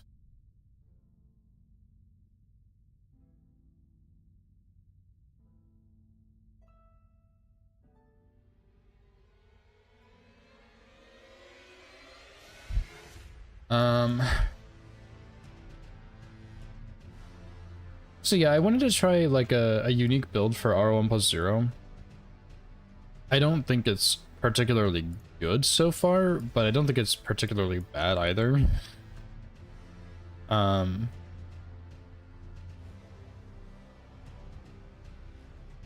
me change my splits. I also think I'm gonna fight DTS on this run. I'm not great at DTS, but I'm not bad at him, so I think I'm just gonna try and learn the fight a bit better for this and just end up fighting him. So yeah, spoilers, it's Antspur. Ta-da! And basically the way I routed it so far is Margit Godric, because we need Great Rune for Antspur, and we also need Source Seal, of course, which is the 20 dex right there. And then I do Blue Loretta because like Antspur is not going to be better than Uchi. And then I also get Chilling Mist for it, so then we can have double status. And I think I can put triple status on it with Bleed, which is my plan. So we'll see how it goes. I don't know how much I'm gonna route tonight, but it's been fun to route so far. I honestly really like routing Rl1+0. I just haven't actually routed past Margot, which is where it gets less cool. Yeah, I figured it'd be fun. It's not as good as I thought it would be, but it does have all the statuses, which is kind of nice. So we'll see what happens, I guess. Barely know her. Yeah, sure. So yeah, and I don't know if I'm gonna do Rl1+0 eventually. I don't know when. And when I do, I don't know with what weapon. But there's a couple builds I want to try still. This being one of them. And just kind of see what happens.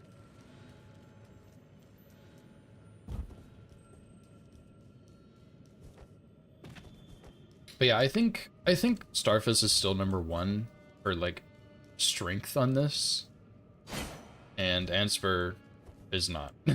It's unfortunate. Oh, is it really? Recycle, that's cool. I figured it'd be cool, but it's not really that good, and I don't have a great 4th talisman for it yet. I forgot to go get my 3rd pouch, but like these are my 3 so far, and I thought about getting the counter hit talisman, but I don't know, we'll see. I also, Meta recommended, she said Neffy did what are they called? Venomous Fang with cold on them. So it's like, that's something else I want to try, because I do really like the claw builds. They're a lot of fun. So I'm interested to see what that'll be. Oh, really? That's cool. Yeah, it's a cool weapon. I think it's fun, and it's like a throwback to DS2 a little bit also. But yeah, it's fun. I'm excited.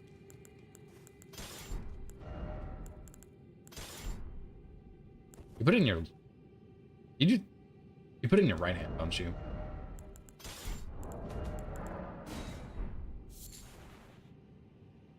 But yeah, and I want to get stealth, so I'm using Unseen Form because I don't want to do Radon, or what's his name, Rykard? I don't want to do Rykard. So I'm just gonna use Unseen Form and go get the Scar Seal.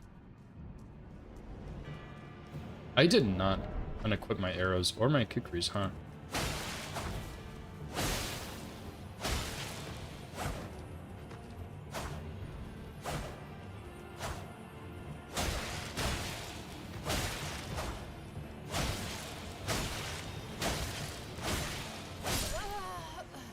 Not even a problem.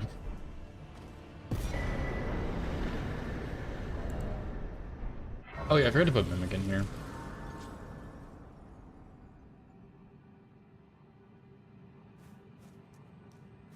Blood infused Venus Fang in one hand, bleed infused Bloodhound Claws in the other. Yeah, that's the other thing though, Jens, is like the king of this run, I guess, is just a bunch of statuses. So it is like really tempting to just get a bunch of weapons with status on them and just cycle through them, which is kind of what Gino's Master Run looked like.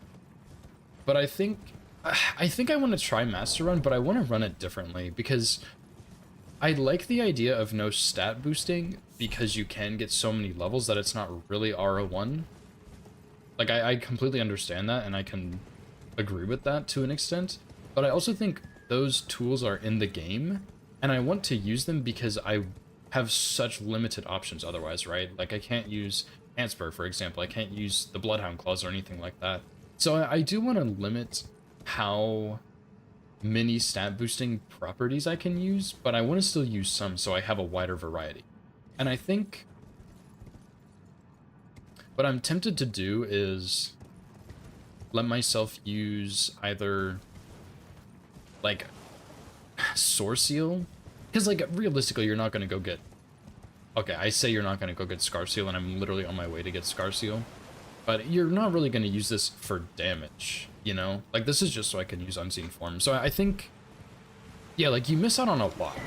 And so I think what I might do is, like, you can use Talismans and Armor to boost your stats.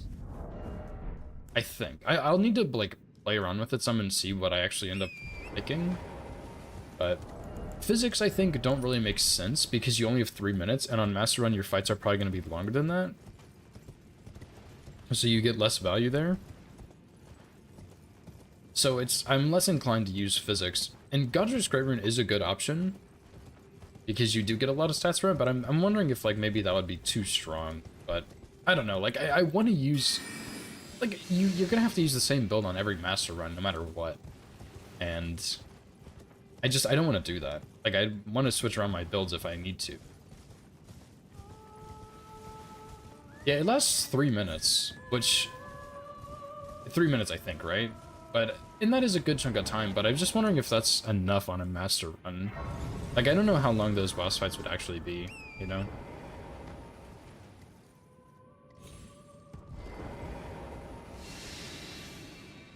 I guess, like, Poison and Bleed work.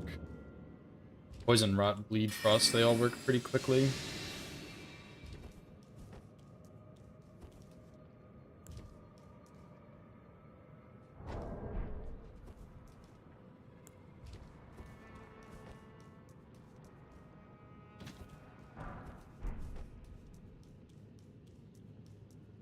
Yeah, with or without, yeah. That makes sense.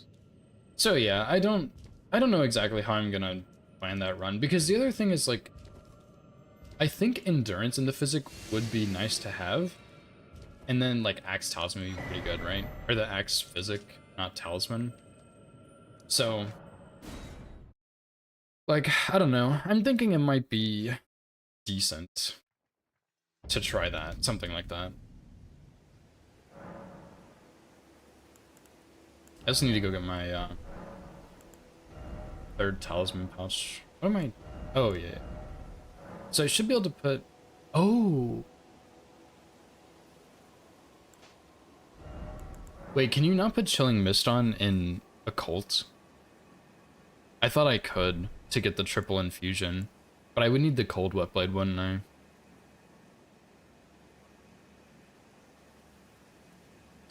That's pretty unfortunate.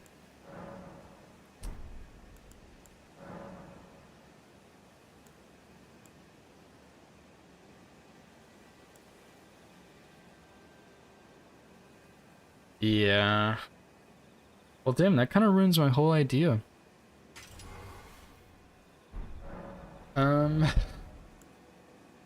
Wow, no way.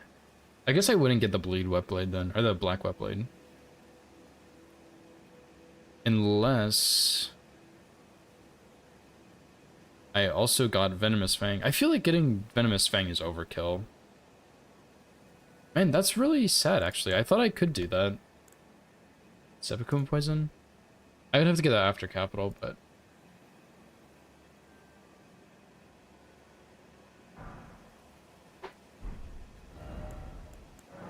Ah, it does. Poisonous Mist? Oh, really? You can, Jins? Okay, okay. So I wouldn't really want Freezing Mist, because I could get Hoarfrost Stomp, which would work just fine on Radahn.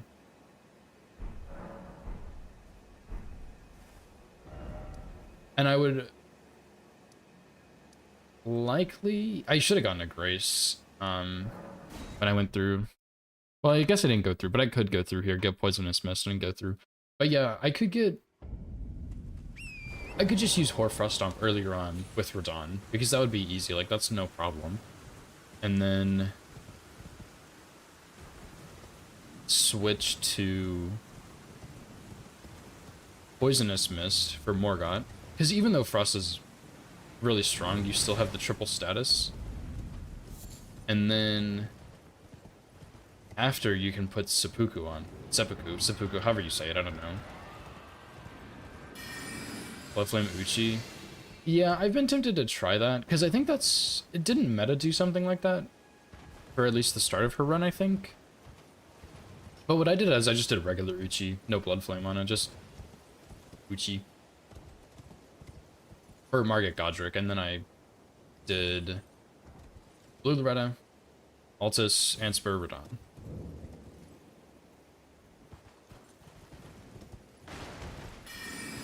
Claws? Okay, yeah. I remember her doing claws. I thought I saw her doing Uchi once, but I couldn't remember if it was or not. Bloody Slash? Yeah, that's true. Bloody Slash for Bleed. Yeah, maybe Bleed over Frost, actually, because Bleed would be stronger, because you get more procs. Unless you're resetting the Frost, which I didn't even think to do. So yeah, you could do... because I need Bloody Slash anyway. And yeah, that gives me the Blood Infusion.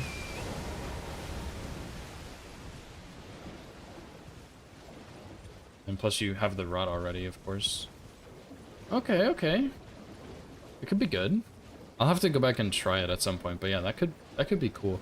I'm still not too sure on a fourth talisman pouch for it, though. This one.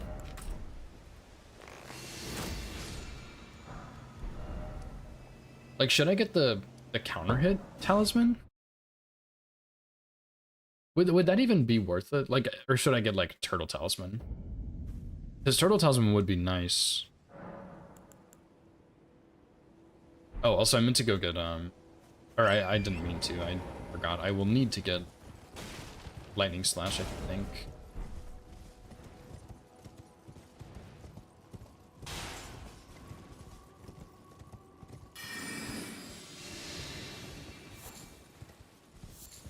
You think so, Recycle? I'm wondering if it would be.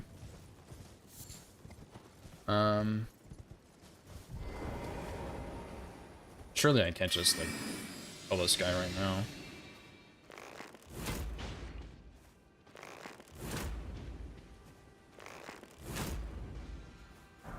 Easy.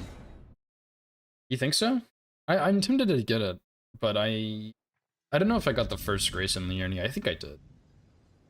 Called him to swing with fire for triple status and frost reset. True.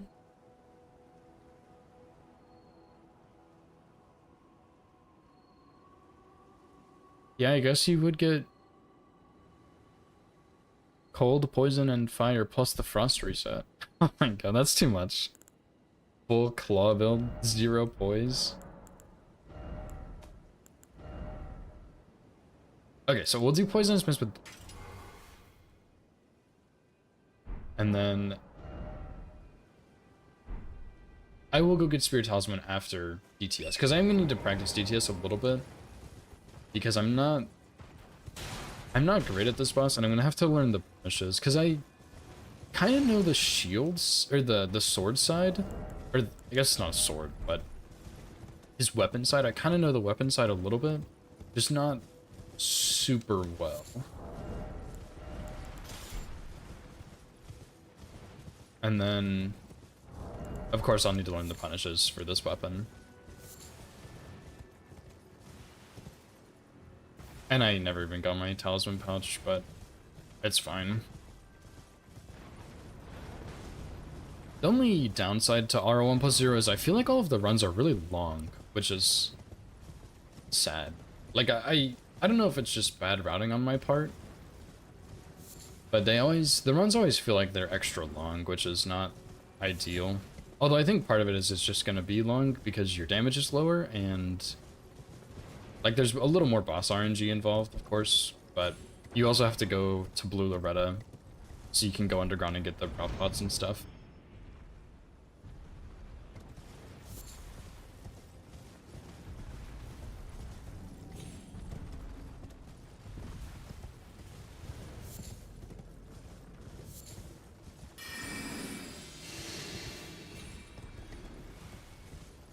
I should have Bloody Slash, or like Red Feather here, but I don't.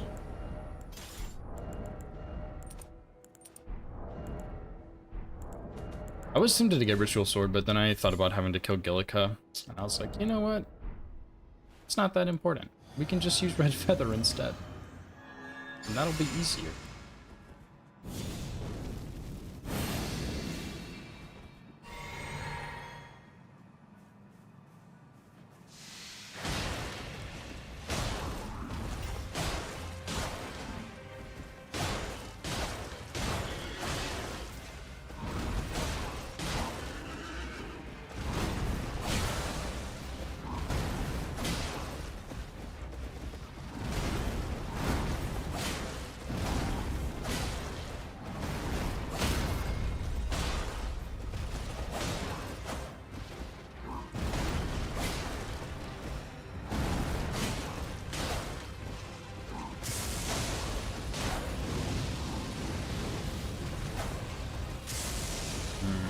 I kinda don't like this positioning here.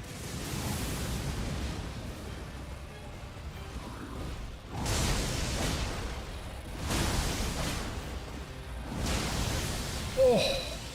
He got me with that one for sure. And I don't have no death one. Non-cliff nonsense. Yeah, I want to fight DTS. I'm not very great at this boss. But, I don't really want to do any crazy cheeses. Like, I'm gonna sleep duo, I think. But other than that, like, I don't think I've really cheesed anything. And I kind of just want to do it like that. I was tempted to, like, come here and cheese him, but I just was like, well, I don't want to do that. I need to learn this boss eventually.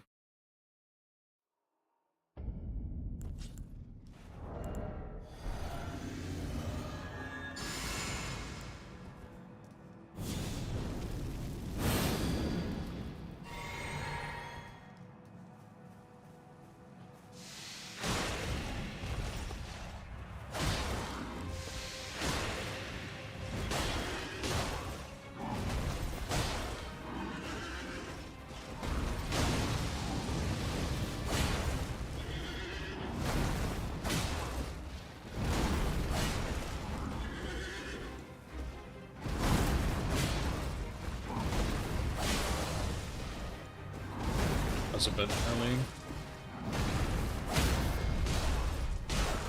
So on that slam, that's when you can do charge R2s, right?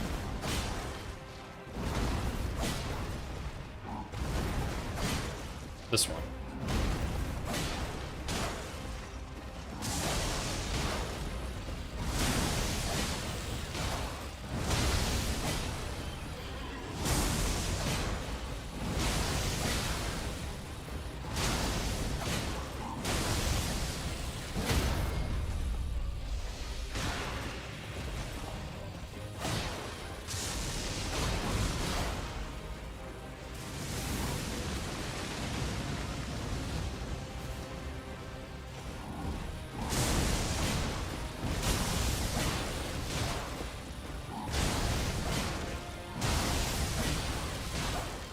I think I can get 3 R1s there. What? Oh, okay, I rolled down early. The second one I didn't think I'd be able to roll, but...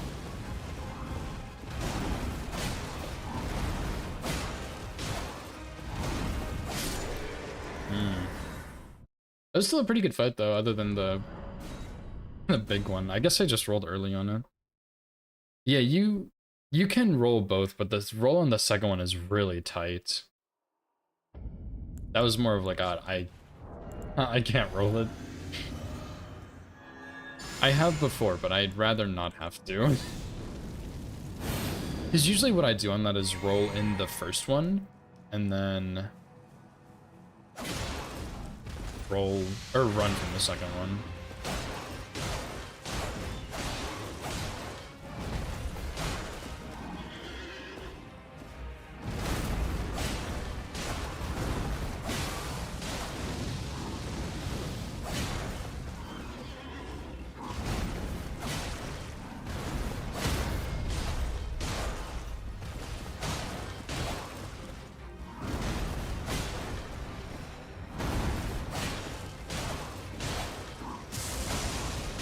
I'm not sure if 3 is safe there.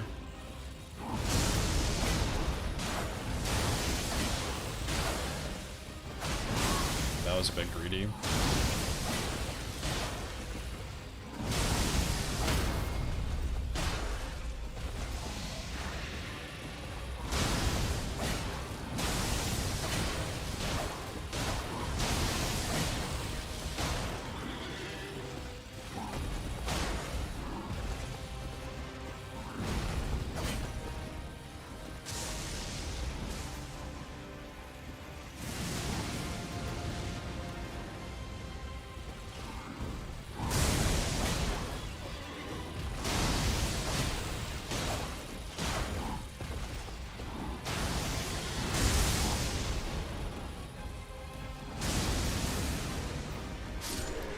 Oh, I forgot he was, like, dying.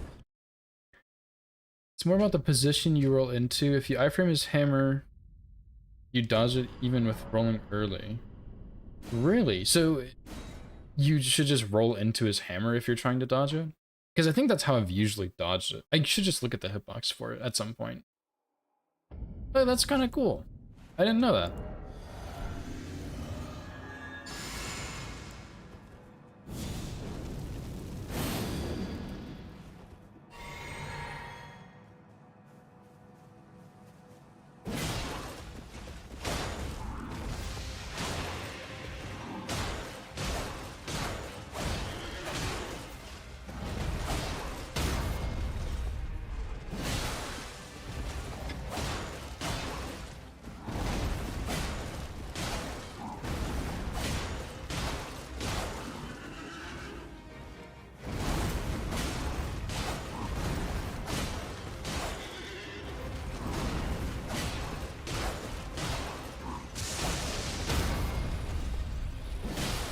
Kind of going into that weird spot again.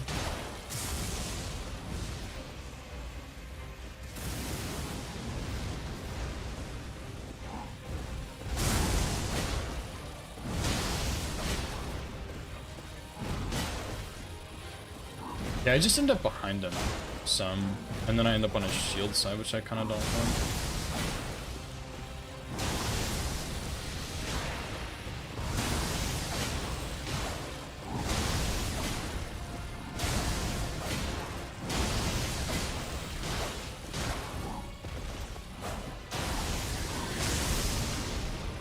I'm not gonna try and roll it. I'm too scared.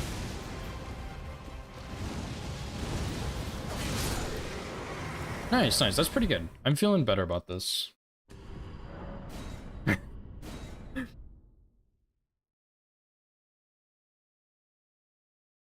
think I rolled it in bingo a couple times, but nah, I'm too scared.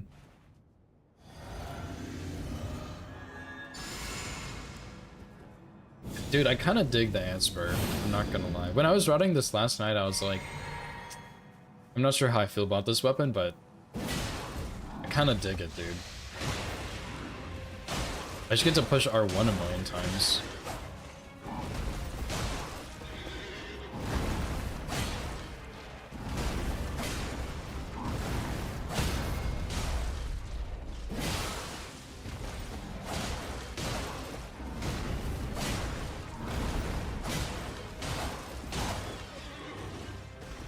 And see, I just go to the shield side again.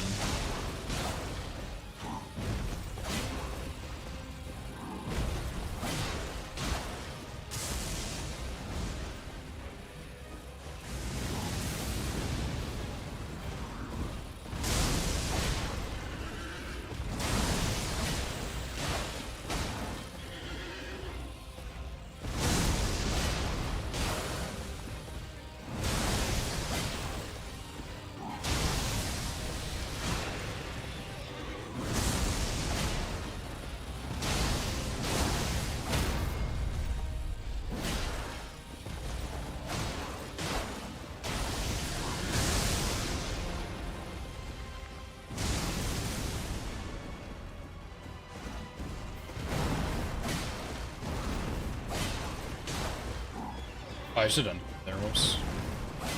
Right, that was a 3-hitter? I don't know. Dude, okay, man, I kind of dig the ant spur. This is kind of nasty, I'm not gonna lie. Like, I don't know, dude. And my damage will be a little higher with red feather too. What's up, Mouse? How's it going, dude? Yeah, I've routed this run so many times, and I haven't really found a weapon that I like for it. Like, I like Starfist, but that's pretty bland. I didn't really want to do that. So I'm here trying out different stuff. And I like Slicer too, but this might be the one. Not gonna lie. I need to go get the Spear Talisman though, which is gonna be tricky, I think. Yeah, I like this thing, dude. Just like R1 all the time. Dodge R1, dodge R1, dodge R1, R1, R1, R1, dodge R1. Like, it's really simple, but it's really fun.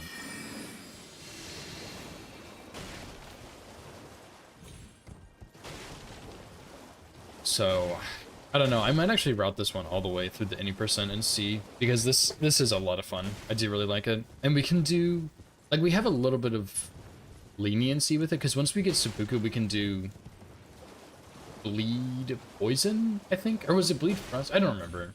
It was triple status, but then I also have poison, frost, bleed. Like, I have different choices, which is nice. The only one is, okay, not really, but the only one that's really limited is frost, because I don't have the frost weapon. Pokey sticks are great, yeah. I was watching BB play some DS2 yesterday, and I was like, man, I forgot how much fun this game is. So I was like, okay, well, I'll play it a little bit. And I went back to my vanilla playthrough that I haven't finished, and I started playing some.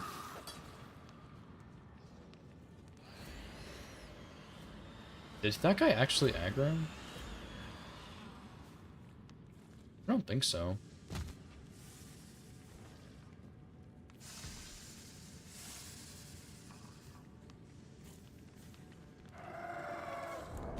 Wait, why are these guys hissing? I didn't know that. +0 consort? That's crazy. I don't hate consort, but I'm not a consort. Why were they hissing at me? I've never heard that.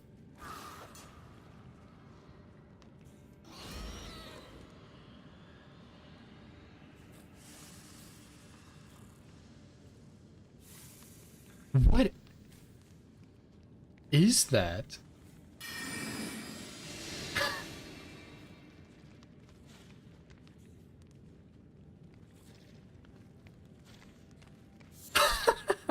Okay, I didn't know this guy pathed like this. I didn't know they hissed and puffed out smoke either. What in the world?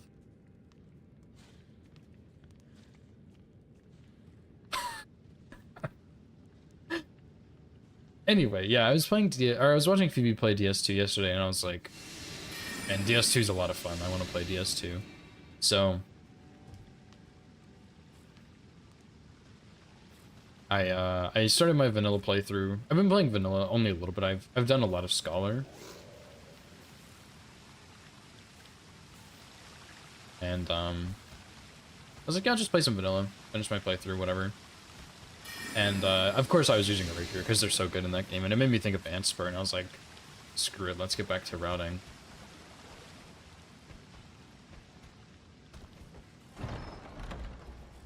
This is not a good strat for this, is it? I guess it works, but surely not a good strat.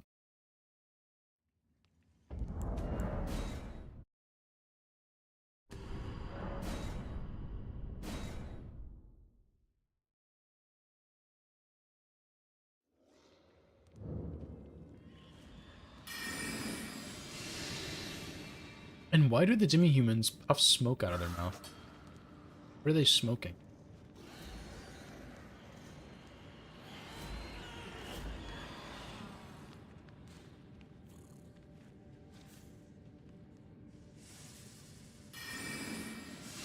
Why are they doing that?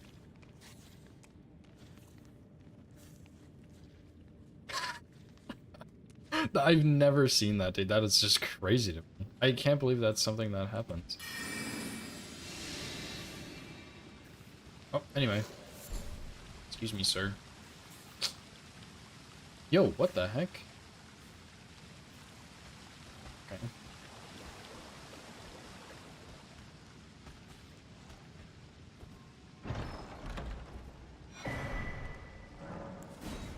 Yeah, DS2 is cozy. Borderlands makes the game not very fun to run. I agree. I agree. I have seen the strats for killing all of him. But yeah, I did DS2 any percent, and I got an invade. This was before I knew there was a strat for all of them. And I got an invasion, and I didn't know what to do, but I had routed like a couple of different routes for it to figure out what I wanted. And so I went into a boss arena and boned out. It was the trio boss in whatever that area is called, I forgot. But yeah, I got an invasion there, and I sat in the room with the blacksmith for like 5 or 10 minutes trying to Google what I was supposed to do. I had no idea. And then I was like, okay, Borderlands goes away when you enter a boss, so I'll just run to this boss room and I'll bone out, because I know you can bone out of this one in time. And that's what I did, and it worked, and I got the run on that one, which was kind of crazy. But yeah, Borderlands really sucks, and I think the shovel route is really cool because you can get the plus like 7 longbow, I think, for basically nothing, which I think is what I did on my Scholar route, but it took a lot longer, of course, because you have to go get the key first. But yeah, I was gonna do Trilogy like a year ago. I got distracted by a million other things, but I got Vanilla specifically so I could run Trilogy and DS2 in general. But I'm doing a casual playthrough right now. I think I've done most of the base game stuff. and I'm in the DLC, so I'm just gonna get all the achievements because I'm an achievement slut, and then I'll probably run it eventually, because I really like DS2, man. It's a lot of fun. I don't know if I like DS2 or DS3 more, but I want to get into those games and run, because they're both really cool. Yeah, Sanctum Mace and Flynn's too, yeah. I think I went like all out on my first run, and I got Sanctum Mace and Flynn's, I think. Maybe not Flynn's, but I think I did get the Sanctum Mace. Plus, it's a really cool area with all the pillars and stuff. It's kind of tricky to navigate on the first playthrough, but it is a really, really cool area.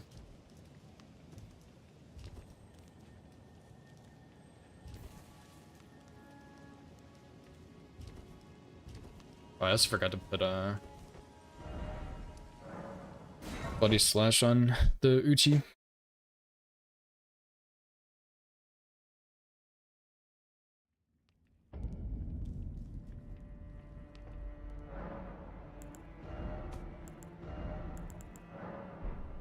Because I don't have Seppuku yet, I'm not gonna use it.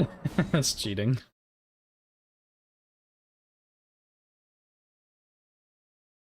Oh yeah, Homeward, true, yeah.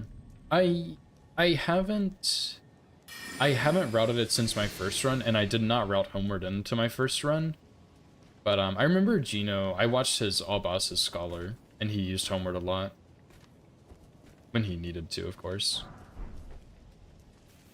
But yeah, honestly, I don't know which one I'm gonna do for Trilogy, because Forlorn is annoying, but if you can just use Homeward, then it's not a big deal. And I am more familiar with it because I've played that game more. But a lot of the running sections in Scholar look easier, but some of them look harder. And then you also get free Shulva, pretty much. So, I don't know. I'll have to... Like, I'll probably end up playing around with both to see which one I prefer. Because everyone says that Vanilla is better for doing runs. But, like, if I'm already familiar with Scholar, then I may as well do that, you know? I don't know. Plus, oh yeah, plus, the trench or whatever it's called is, that's a lot. Like, I'd have to figure out how to get through there, because that's really different on Vanilla and Scholar. And I think, Dragon areas too? Maybe?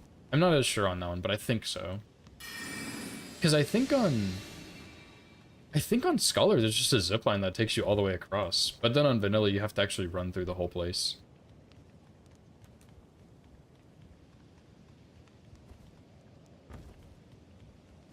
Dragonshine looks rough. Yeah, yeah. Bow would definitely help, but there's still... Like, that's still a lot of enemies you have to kill that you could potentially mess up on, you know? Yeah, yeah, yeah. Zipline gaming. We'll do counter hit because, whoops, we'll probably get a lot on this guy, but I also don't want to set up Red Feather.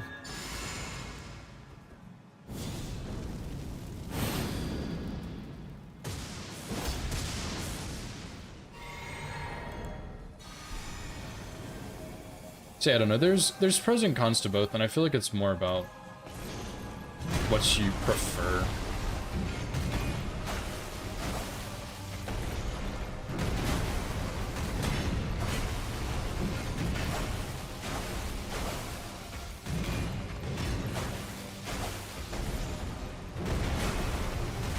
Okay, I didn't think I had time, but I had to try it.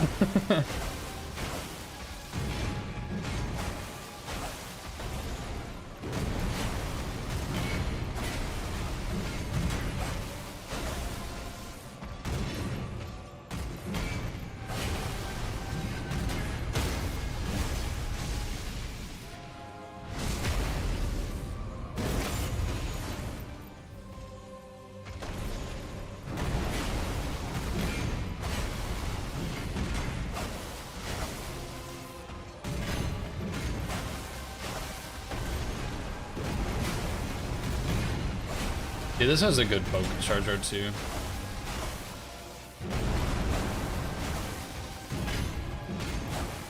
been tempted to use it, but the R1 is just like R1, R1, R1, R1. It's addicting.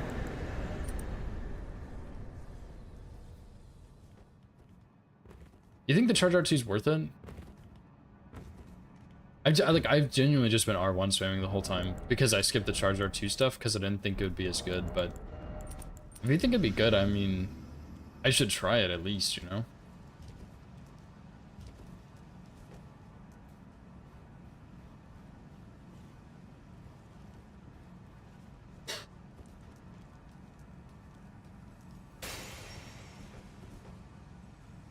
Non-bleeding? Okay, yeah, that's fair. So, Golden Godfrey. I guess. I think that was all I needed to change here. I'll just use the ER tool, dude. Whatever. Yeah, I guess that would be fair, because yeah, you probably do more damage with that, and I'll get the Axe Talisman stuff. Or, I guess I could just get the Physic and switch it after DTS. And then I don't even need Axe Talisman, because I have 3 other good talismans.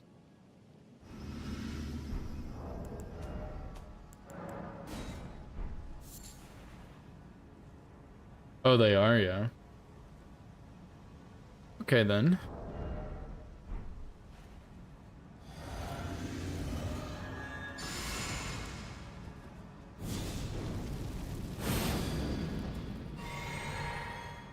Oh, I should have used Poisonous Mist first. We'll see how this goes.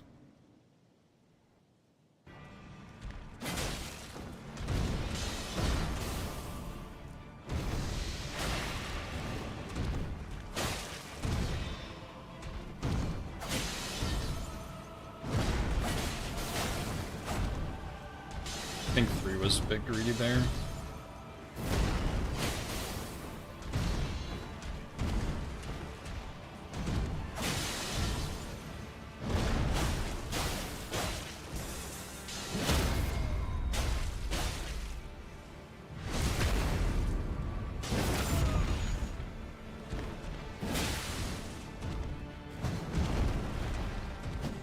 Oops. I've never done that before, but I've seen it happen.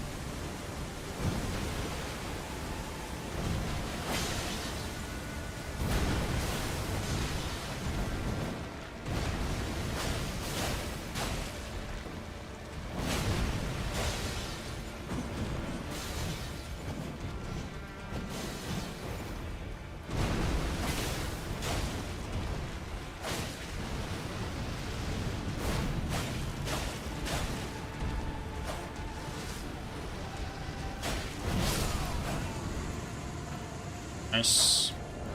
The only thing I really have trouble with on Morgott, at least for like my brain, is when he does a slam into the helicopter. Because then there's the explosion, but you're also like circling around him. That was a pretty good fight though, I'm happy with that.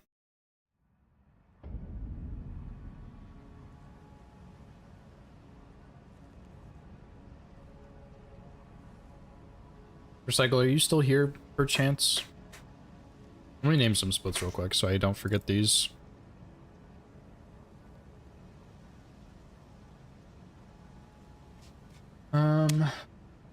I don't remember what all these splits were now that I'm looking at them. I had one for Mimic, I'm pretty sure. I don't remember, dude. Fuck it. I guess I can go back and look at these. But yeah, that's the only thing I really struggle with on Morgott for the most part, if I'm not like just making a mistake, is the helicopter in phase 2 after he does a slam on the ground. Like, I'm not sure if there's something I should be doing there.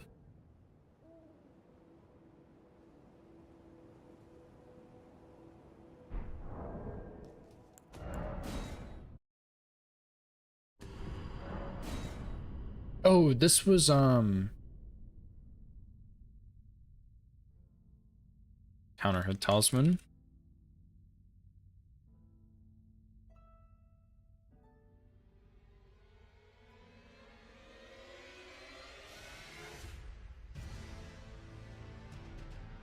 Man, Morgott is such a fun boss, dude. I actually really like this guy. The more I practice him, the more I like him. For guys after him in part 2, roll the sword swing behind him, stand still, and rotate the camera. What the fuck?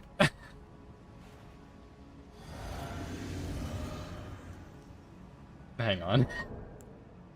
Okay, so roll the sword swing behind him and stand still. Rotate the camera to look at him, then walk towards his tail. Like, I'm gonna die doing this, but we'll see.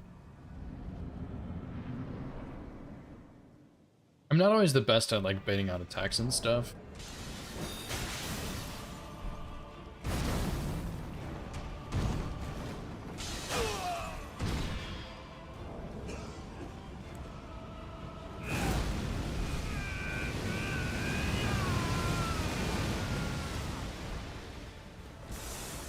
I guess he would queue up this attack.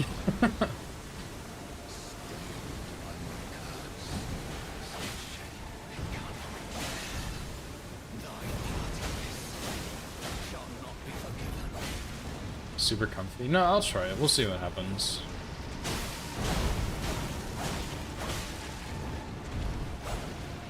Doing that R1 after he dashes is safe, right?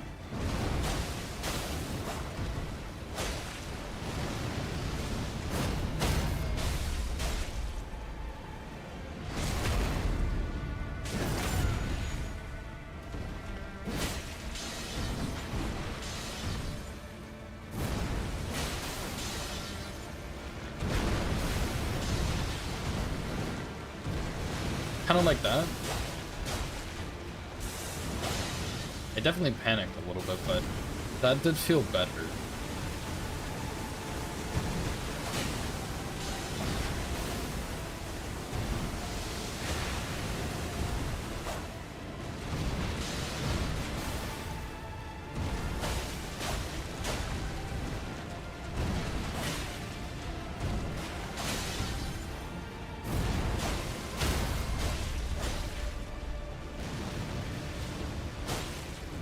Could have taken that.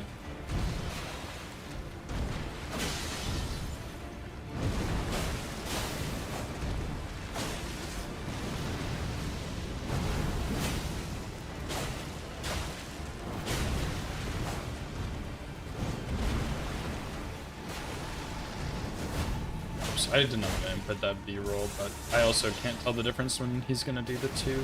There's like a cooldown on the helicopter, right?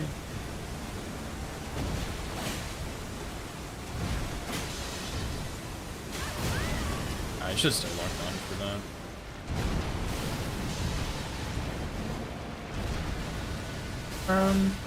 Interesting.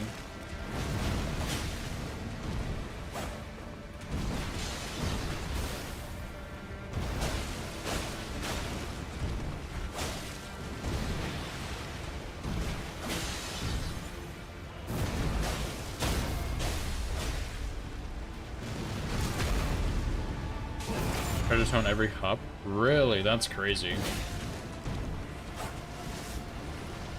Is it, 35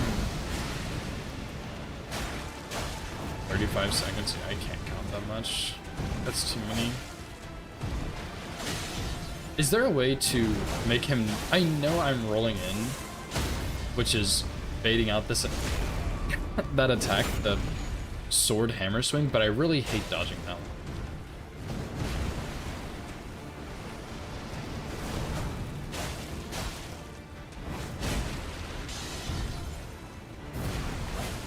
I really hate dodging. And I wish there's a way I could just avoid it entirely.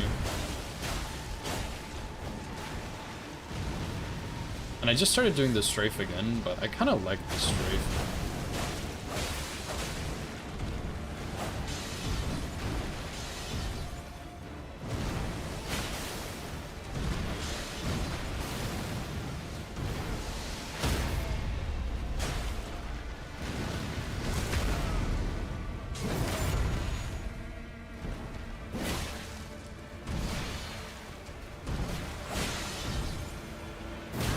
See, like... Actually, was that my character hitbox? No, probably not.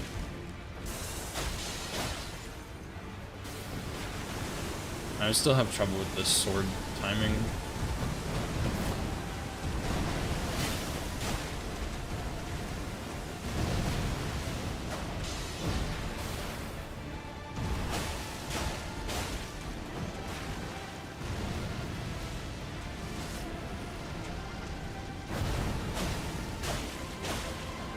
What's the no roll strat?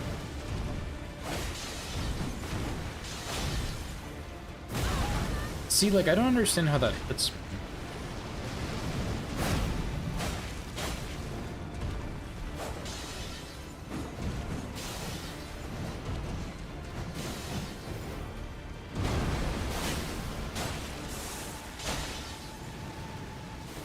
Oh, it is? Okay. Maybe I won't do it.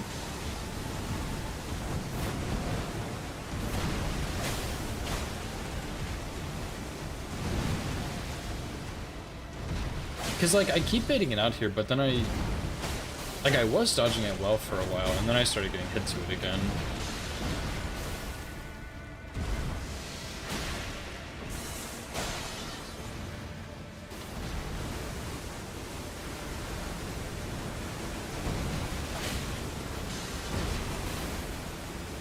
A bit close.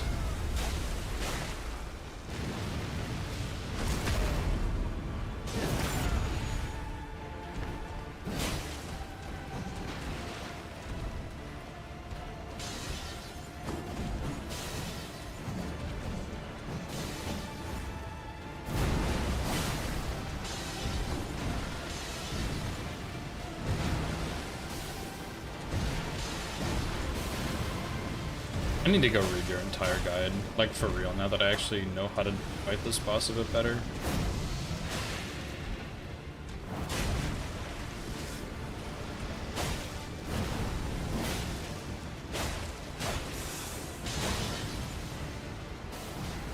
And I wish I could get the timing on the sword rain, but I've tried and I just can't really get it.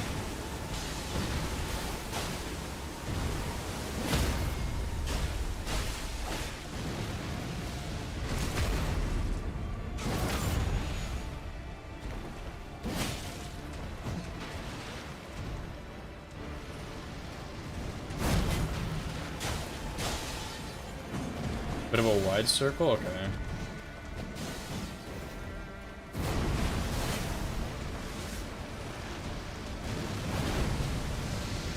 Does crouching help dodge it?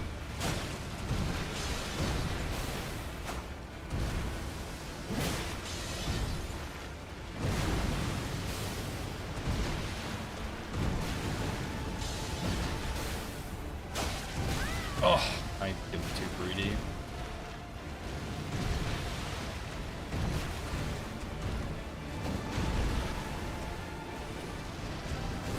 Okay, but why did he do Blood Flame there? Because it's been way more than 35 seconds since he did Helicopter.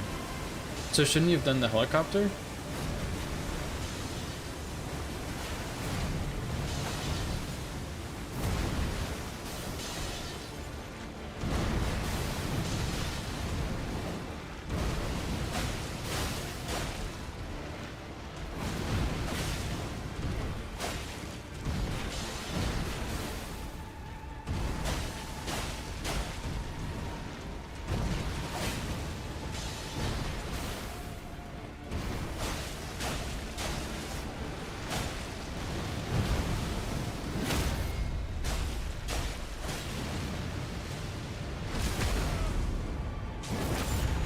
Oh, really? They're on attacks?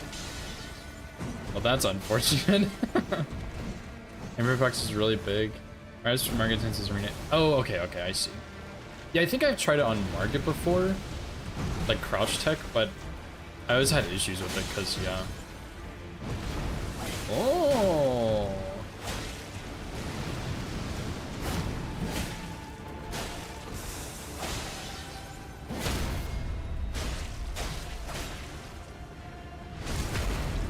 Oh, blood flame is the cooldown? Oh, okay, okay, I see, I see.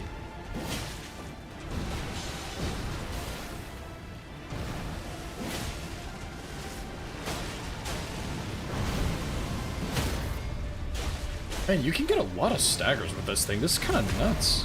This weapon is cracked, actually.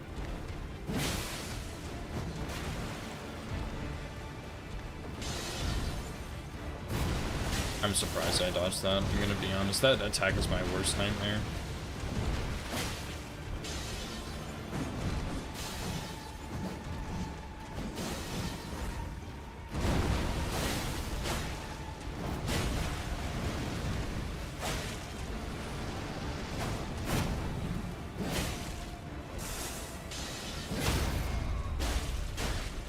And how much poise does this do on a Charizard too? Jesus, dude. Oh my god, it does like 26.3 or something. Dude. It's gonna stagger again.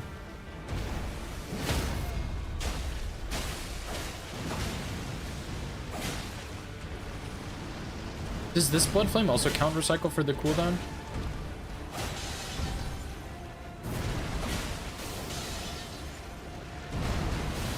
I guess that's a yes.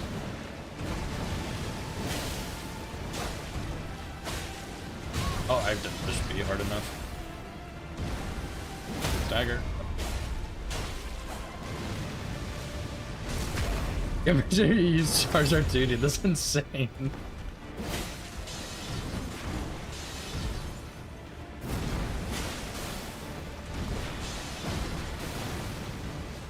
Man, fuck R1s, bro. Let me go get Axe Talisman. Stagger. Yep. Okay, I need to get Axe Talisman, dude. This is nuts. This is not okay to my boy Morgott. Stagger. Oh, just kidding. Oh my god.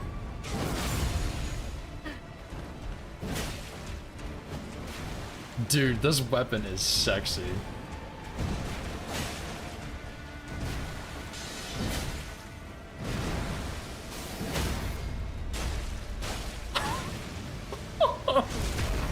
Oh my gosh.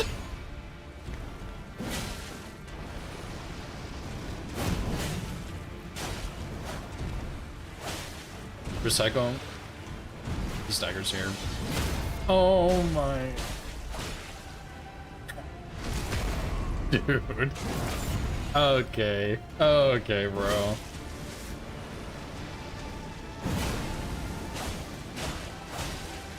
Stagger. Oh my, he's doing one attack. What the? I guess he's an 80 boys boss. How do you do the dodge when he does the hop back? I'm gonna get hit. Fine. Had enough stamina somehow.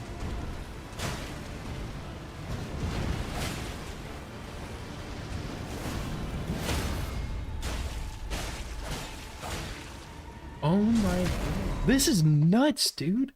He gets destroyed. Oh my god. Okay.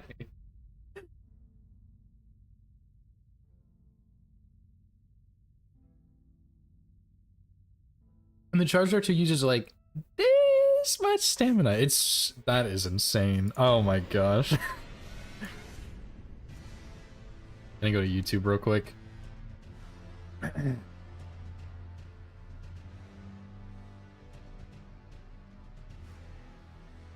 Yeah, how do you do the Charizard 2 on the thing?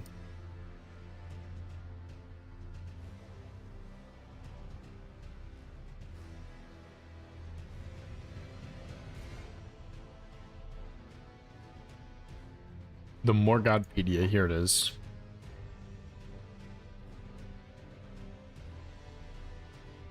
Do you have one with this weapon? You do, right? Somewhere?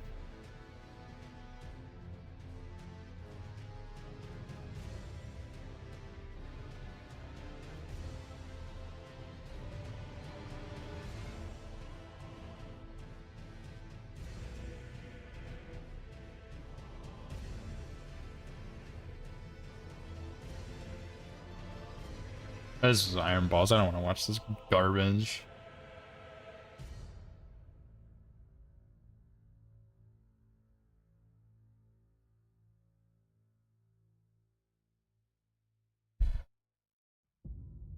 Try to force him back to the center.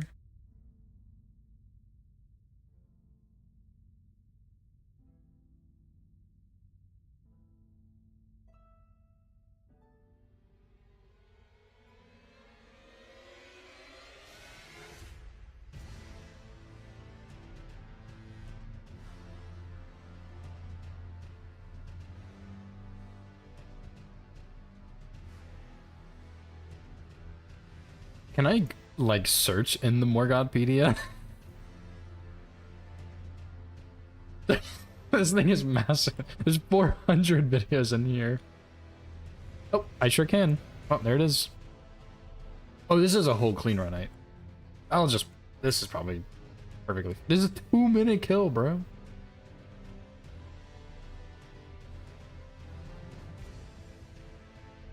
There we go. Clean run nights are +0.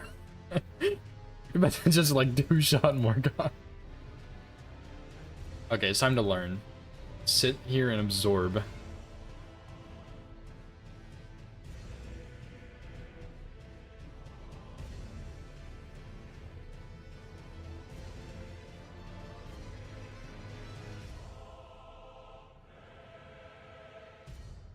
Oh, there is? Oh, I just control F, which works apparently.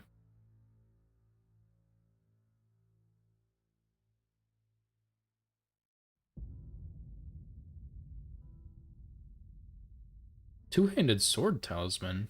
Wait a second. That's not allowed.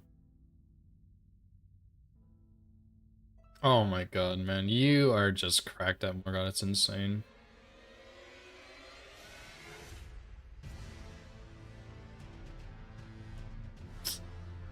Like, this isn't fair. But what is Morgoth needed more health and more poise. Double his health, double his poise. Put some little tree stumps in an arena. Actually, don't do that. That would ruin it entirely.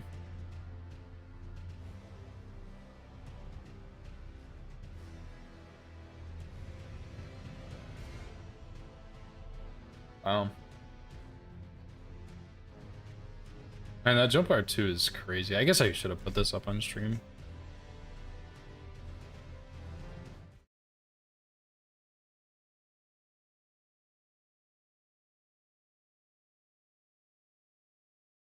I need to redo this screen also. I think it should be bigger. Yeah. Yeah, low poison, low health. Yeah, there it's a shame. And I can understand because like my brother fought Morgoth not too long ago on his first playthrough. And Morgoth's like on a first playthrough, it's not crazy or anything. Because like you're having to figure out the boss, but for challenge running, they are so weak. They are so unbelievably weak. And Fire Giant has plenty of health. I think he should share with Morgoth and Malekith personally, but yeah, for challenge running, they're just a breeze. Like you don't see any phase 2 Malekith ever. Rarely ever any phase 2 Morgoth if you don't even shackle. Like it's really sad because they're such cool bosses.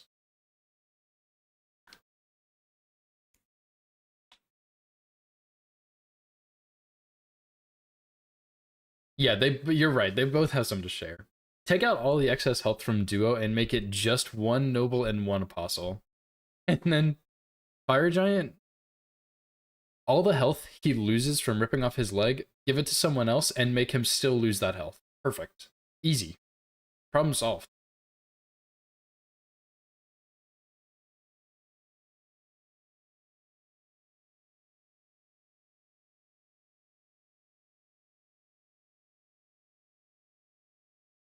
So he's gonna do the helicopter. What is that? Why? Wait, am I tripping? Okay, he just does this blood flame. Is this one separate? I heard this man. Thanks. My balancing is on like peak balancing. You know what?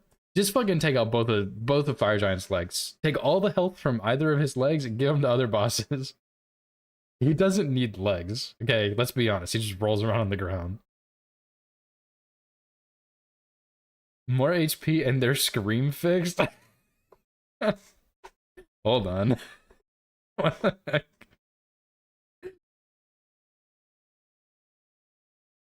Okay, yeah, but is this Blood Flame not the same cooldown as the other one? Like, these are the two same, because then he does this one, which he follows up in a helicopter normally, but he does the same Blood Flame grab, right?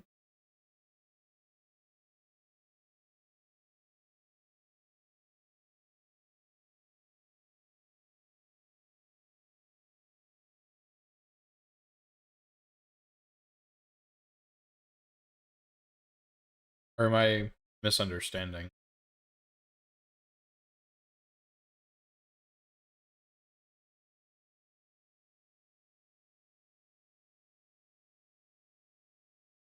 I can get a punish in there too, which is nice.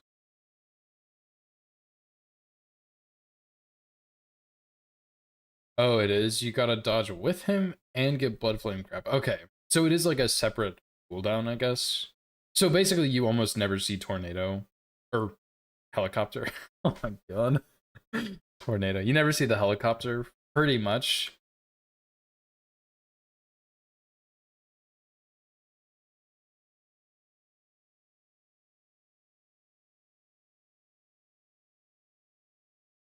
Far or from neutral. Man, imagine punishing this attack like a psycho. Holy moly. Oh my god, and he does it again.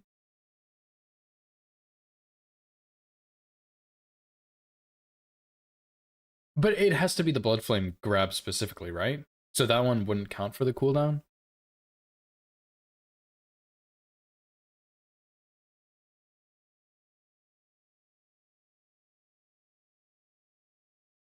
I'm gonna spend all night doing my homework and reading your guide. So this one wouldn't count because he does it from neutral, right?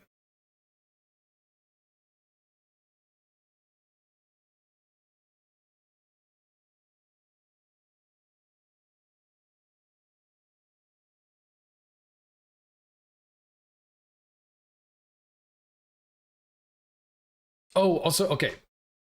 On this attack, this one is another question. For this, if you roll in here, a lot of the times...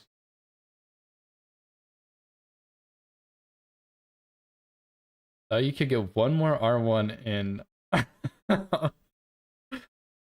Questioning the master, dude. How dare you? On this attack... Okay, first of all, there's like kind of two versions of this one, right? I'm not actually sure, but I feel like there are. But if you roll in, a lot of times he does the sword hammer double swing, but here he does the big overhead hammer. Is there a way to tell the difference between the two?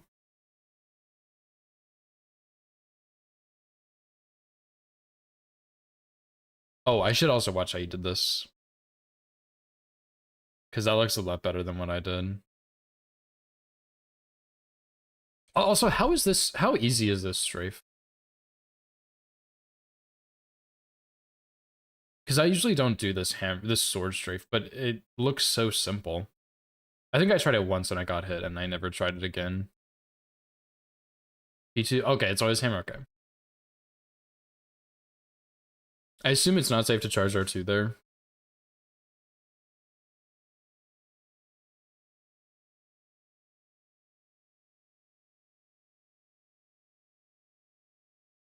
So this one wouldn't count for the cooldown either, right? Because it was from far away.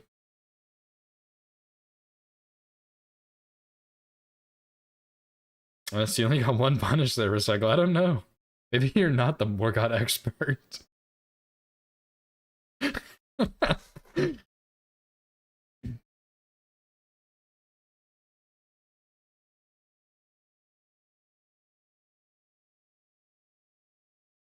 Interesting.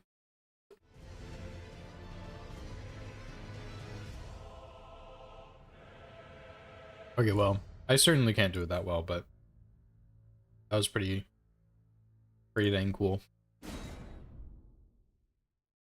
Funny walking there. I don't even know what that is, mouse.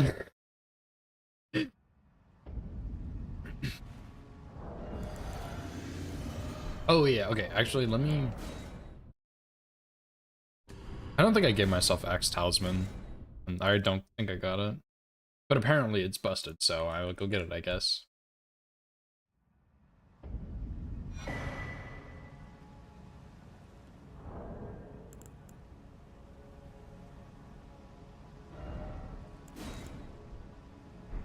Honestly, who needs strength, bro?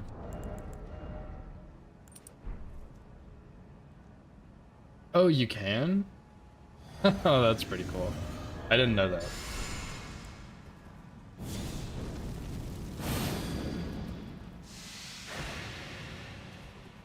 Yeah, I probably won't, unless I practice it like a ton or something.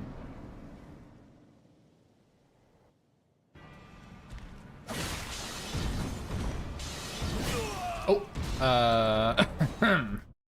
oops.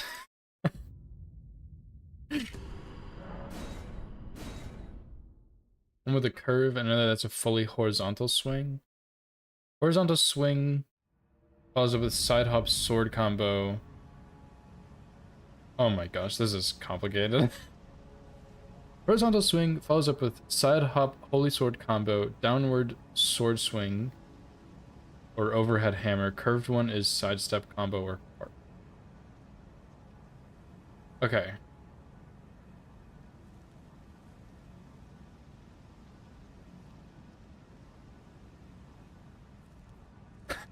Okay. Roll it because you're a wuss, right? Okay, I see, I see. I understand.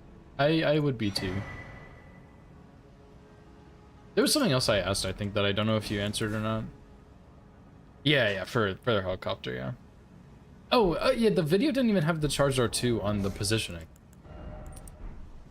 Which is, like, the only thing I wanted to see. And then I saw a lot of other cool stuff, and then I forgot about it. So... Is it worth getting buffs on Rl1+0? Like, I know your damage is pretty garbage, but is it worth it? It is, okay.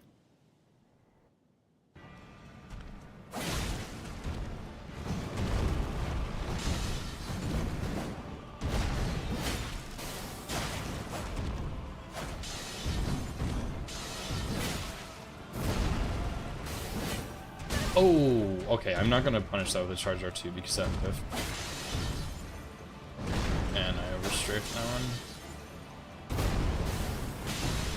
Yeah, see, I can't do it.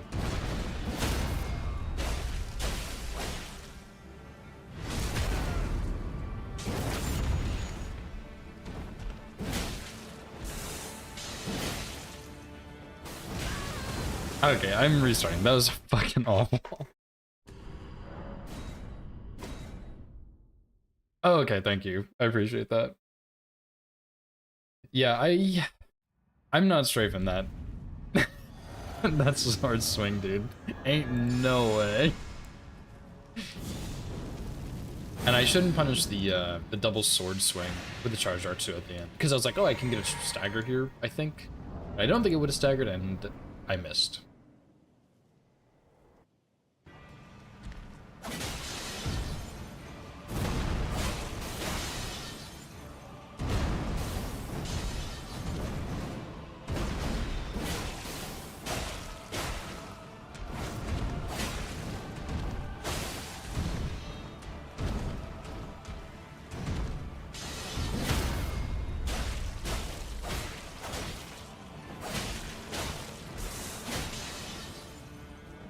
Holy smokes, dude.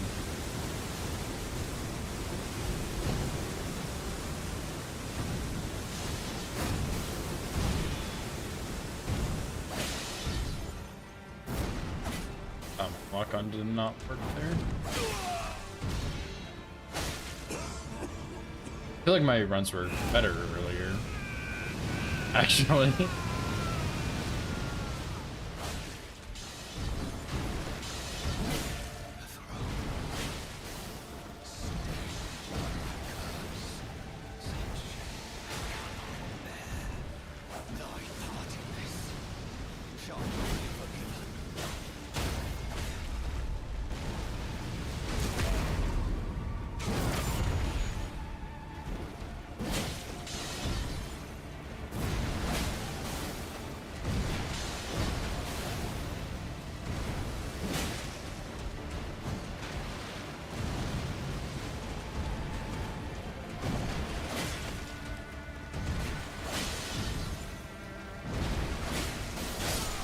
Oh my gosh, that's insanely quick. I feel like I didn't do as many charge R2s as I wanted.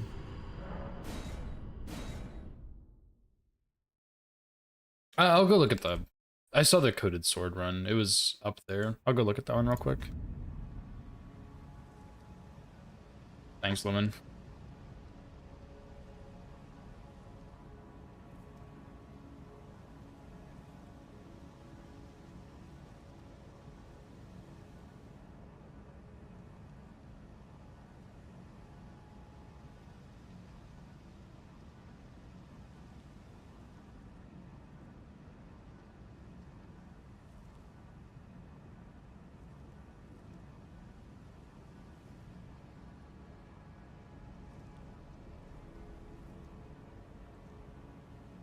What? It just looks like you do it.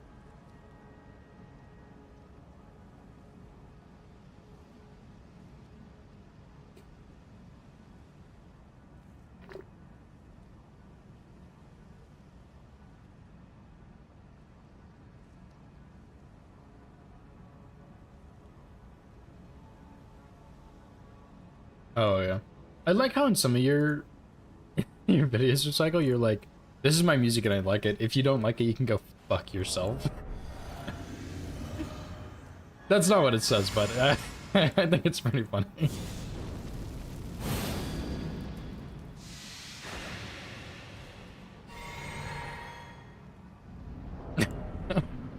It's my video and my music, and you don't like it, I don't care.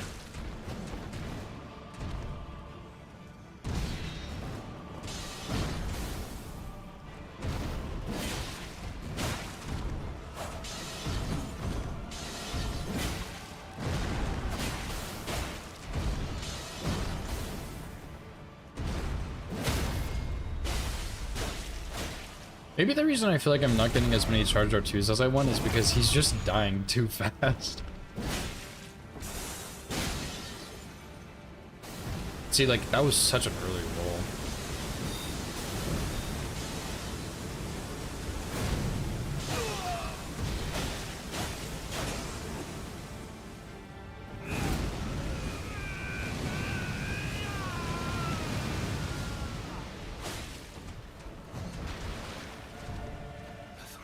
See, now he's against a wall.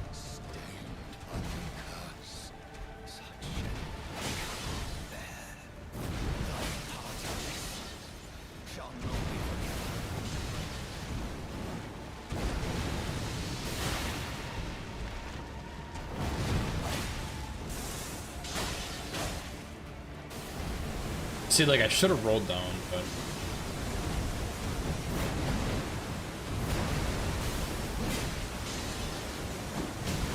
Oh, really? I guess I wasn't fast enough on this circle.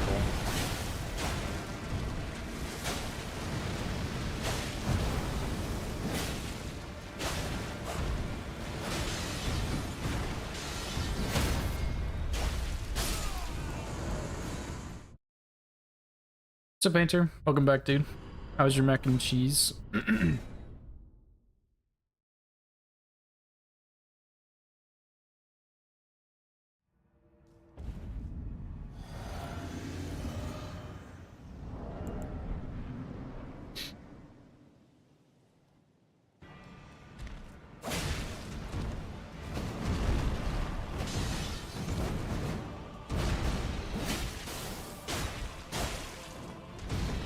That's like 100 more damage I get with buffs, maybe a little more. See, I feel like that wasn't safe right there. Because he did the dagger, which if he didn't stagger, I wouldn't have had time to roll that, right?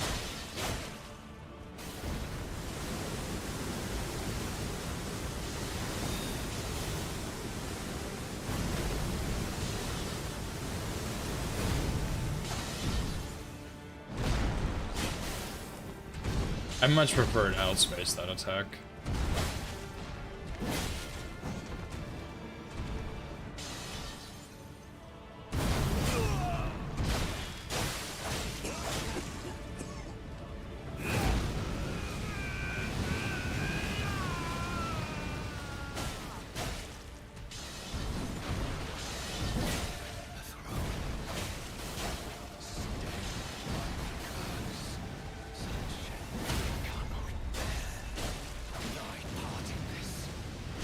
Why say you're counting boys? That's true, yeah.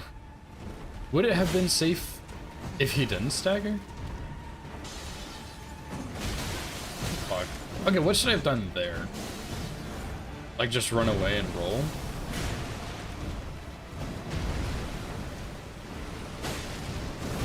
Whoops. He's just dying too fast, dude. Let me open Tarnish Tool, man. He's too squishy. I feel like I'm not getting good value out of my practice because he has 20 health. Like, what the fuck, dude?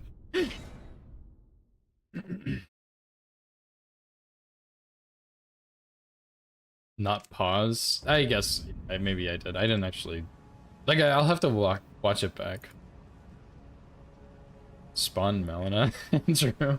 I just turned it into a game 7, but I guess Melina's another good choice.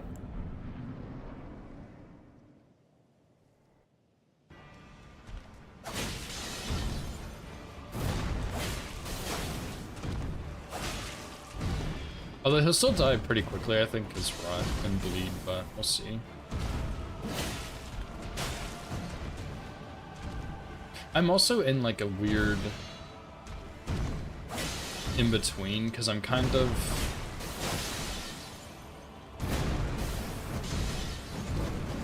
between locking on and unlocking more.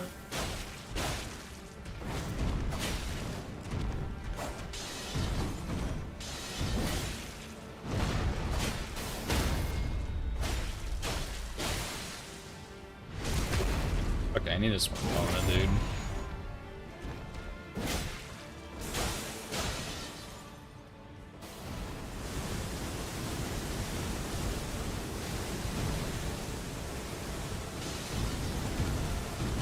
Oh, I wasn't sprinting. Crap.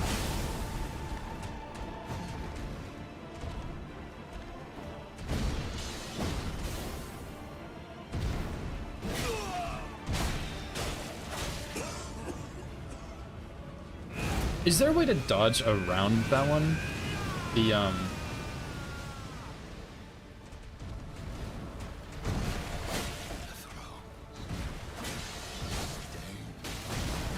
I so bad at dodging that. I don't know how. Is there a way to dodge on the sprinting, like, helicopter one?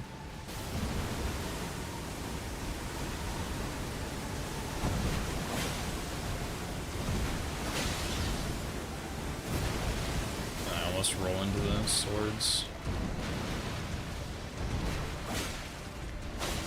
I feel like I'm getting worse. Not gonna lie.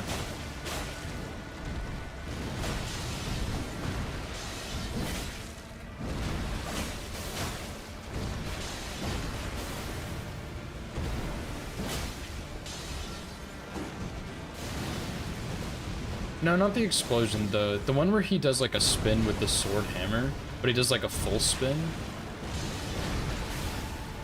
Is there a way to dodge that one? Like, roll it, or do you just have to run and jump?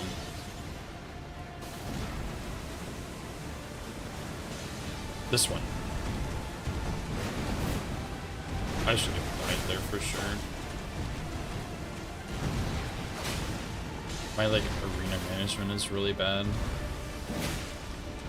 Because we've been in the corner, like, 8 times. So.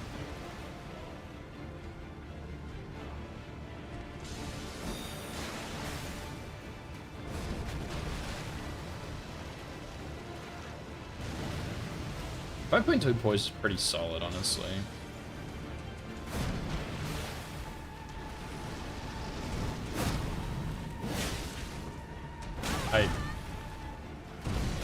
I need to stick to either rolling or dodging that one. Or rolling or jumping, sorry.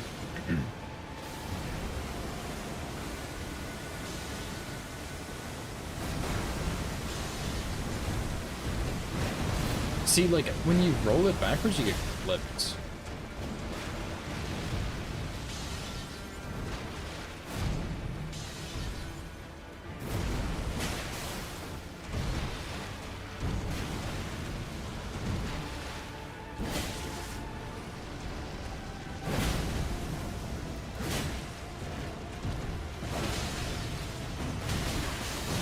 Dude.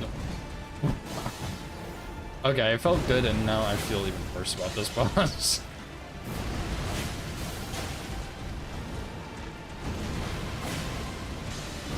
Like, I don't know how I guess I didn't roll far enough behind him on that one.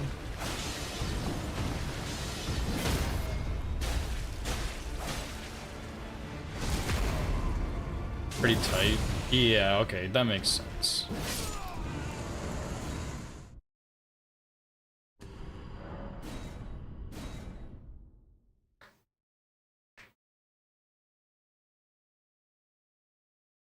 Oh, does it really mouse? Okay. Well, that's also nice to know. I thought you had to jump.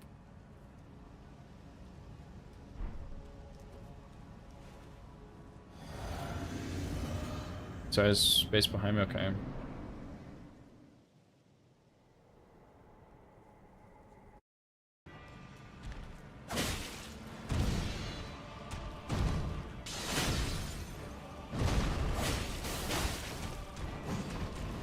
I feel like I was trying to get more space so I had more distance in between the reins. Or the swords.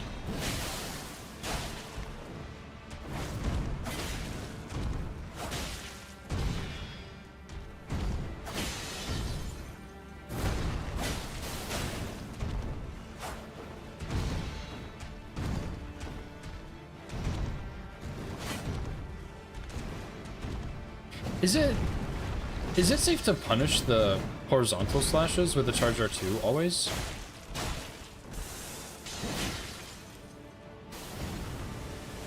That was kind of lucky, I'm not gonna lie.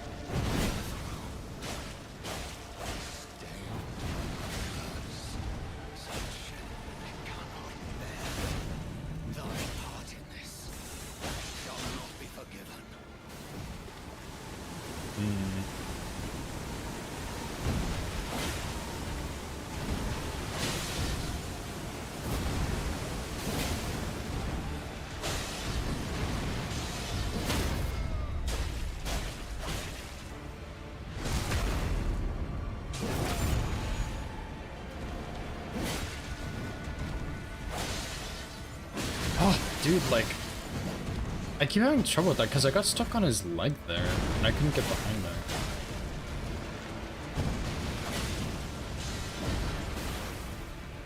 That one has gotten me like 3 times in a row now.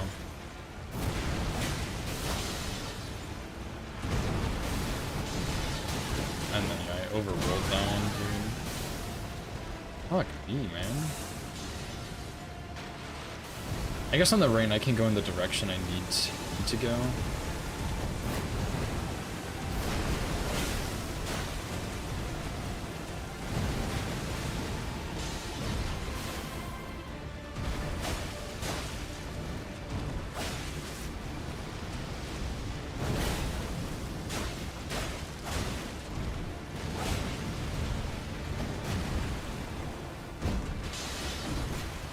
was too far there, I guess. Dude, I don't know what I don't know what I can do about that. Every single time that's gotten me for like the last 3 attempts. When I tried to strafe it, I did it wrong, and I can't roll behind him on it. Which, like, is a bad roll, I think, but I don't know. Oops. I'm trying to stay fully unlocked, because that's kind of what I'm used to, but it's not going so well.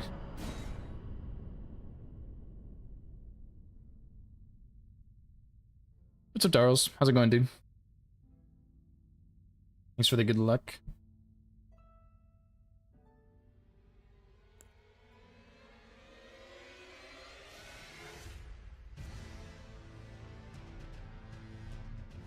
I can't believe I'm getting hit by that one every single time now.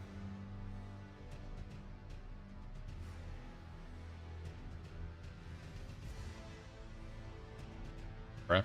Ain't no way it said 404 not found. Am I crazy? Yeah, I guess I am.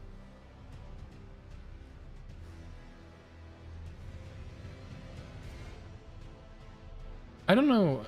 The thing I'm using to multi-stream to YouTube always opens like links in the chat, and then I can't see the chat anymore, which I don't like, but I don't know if I can fix that.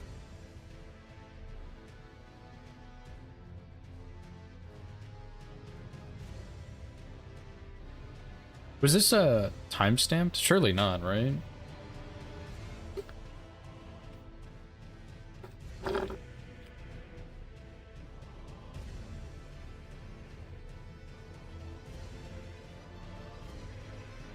It sure was.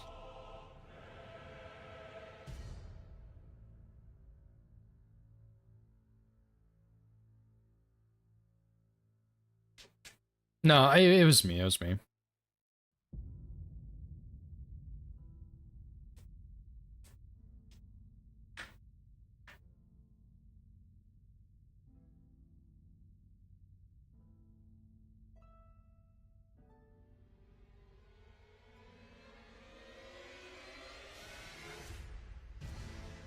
Dude, how do you do this charge dart? There's no way. I cannot believe this is safe.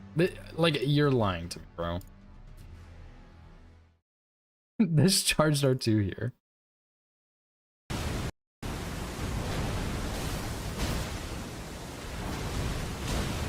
This one. How is that safe? He doesn't even stagger. There's no way. That's crazy. Is it literally just charged R2 when he jumps? Is it that simple, or is there like a lot more to it that I'm just oblivious to? Read the guide. Oh my god. Alright. Stream tomorrow, 10 hours reading this like 60-page guide. Oh my god, you're cheating.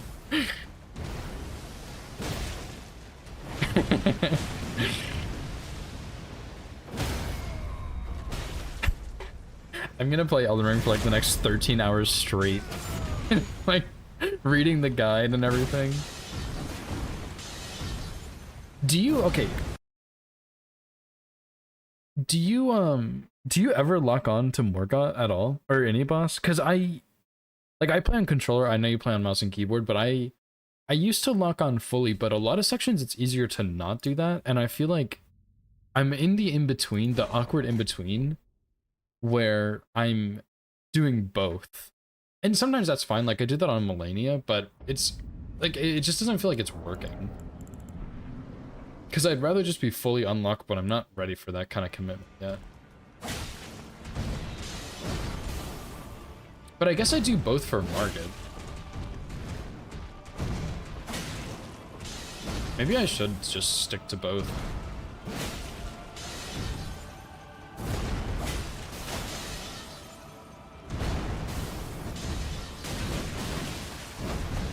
Bro.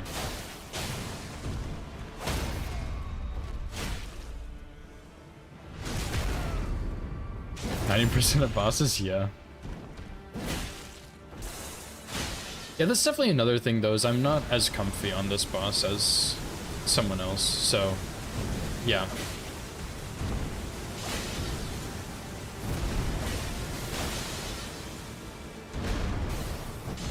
And I keep fucking up the helicopter too. The more I fight him, the worse I get. Oh, see, example.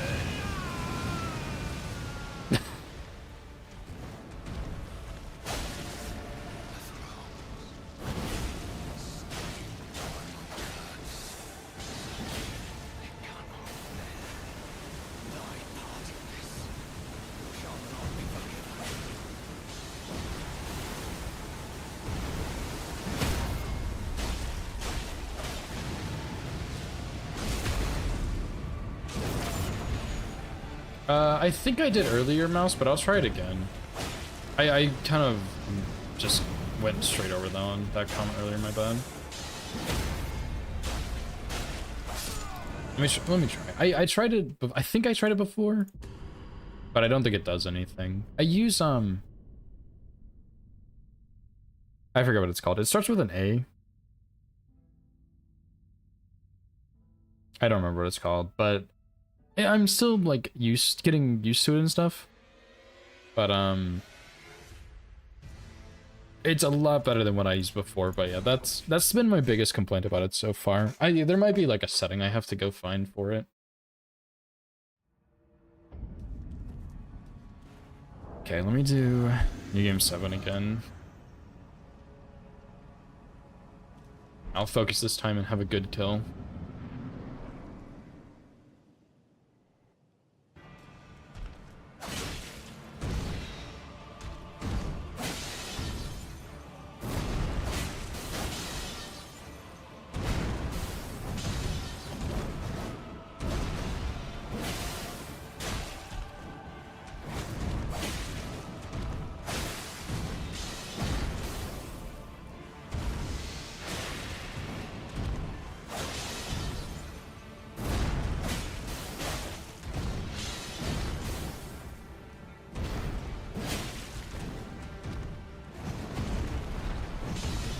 That was really not so great.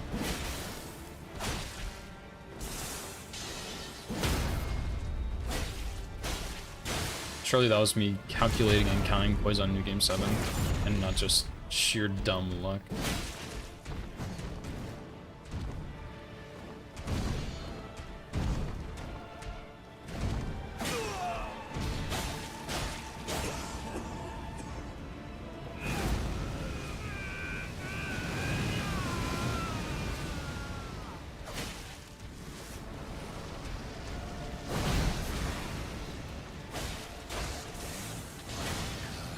This way, bring him back towards the center, kind of.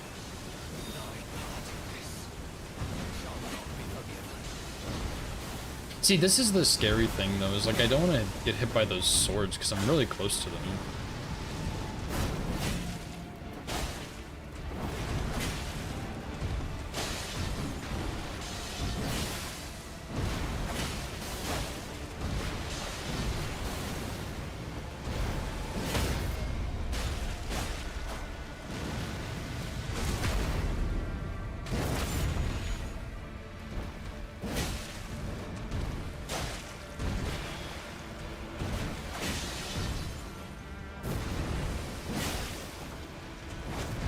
I like that crouch, though.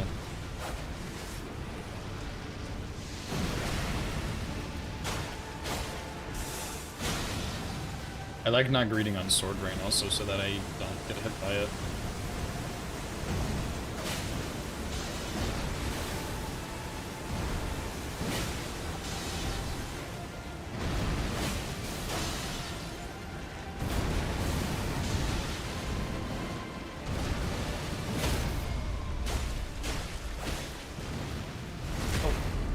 Right in the butthole. Nice. Okay, that was hitless, I think. It's getting there. I'm gonna have to like practice a lot, but it is kind of getting there a little bit.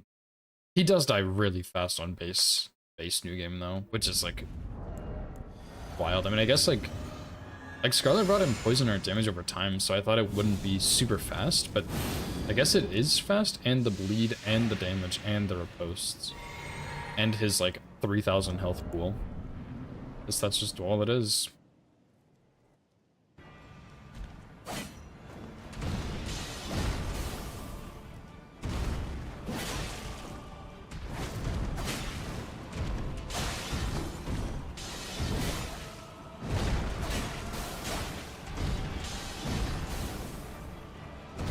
Stagger.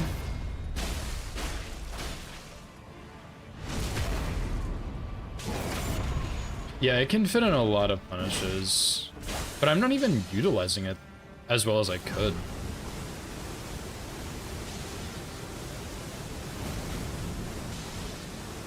I really do not like dodging that one.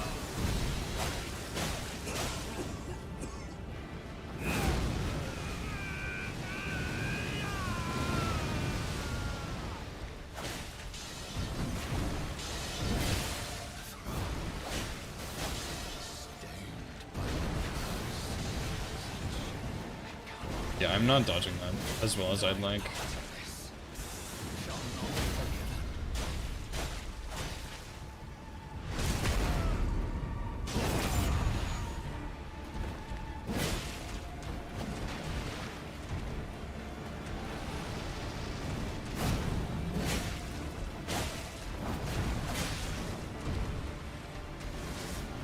Okay, that should be GG. Yeah.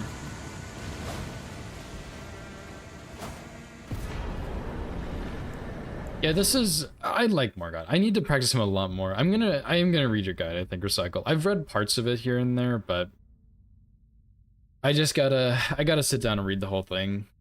I can't be good at this boss until I have. I gotta do it. And here we are again, where I have routed yet another Rl1+0 run to Morgott and stopped.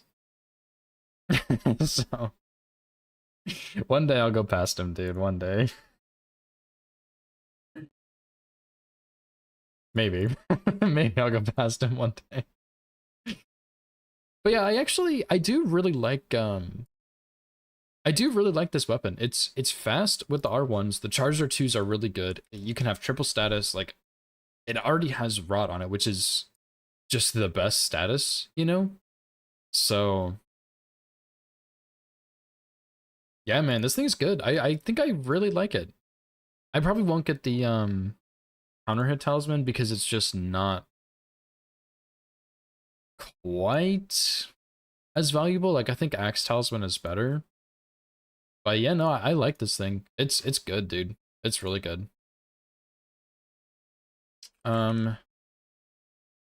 Anyway,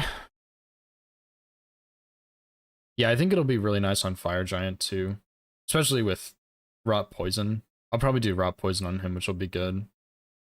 Yeah, it's sick, dude. It's actually way more fun than I thought it would be. So I'm really excited about that.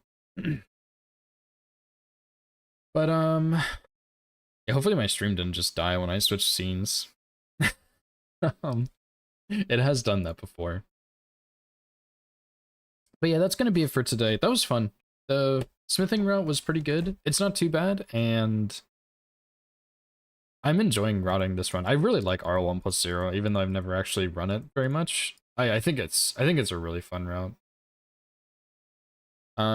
Anyway, if you're on the YouTube stream, thank you for hanging out. I appreciate it, but that's all. So I'm gonna go ahead and stop that now. I'll see you guys tomorrow.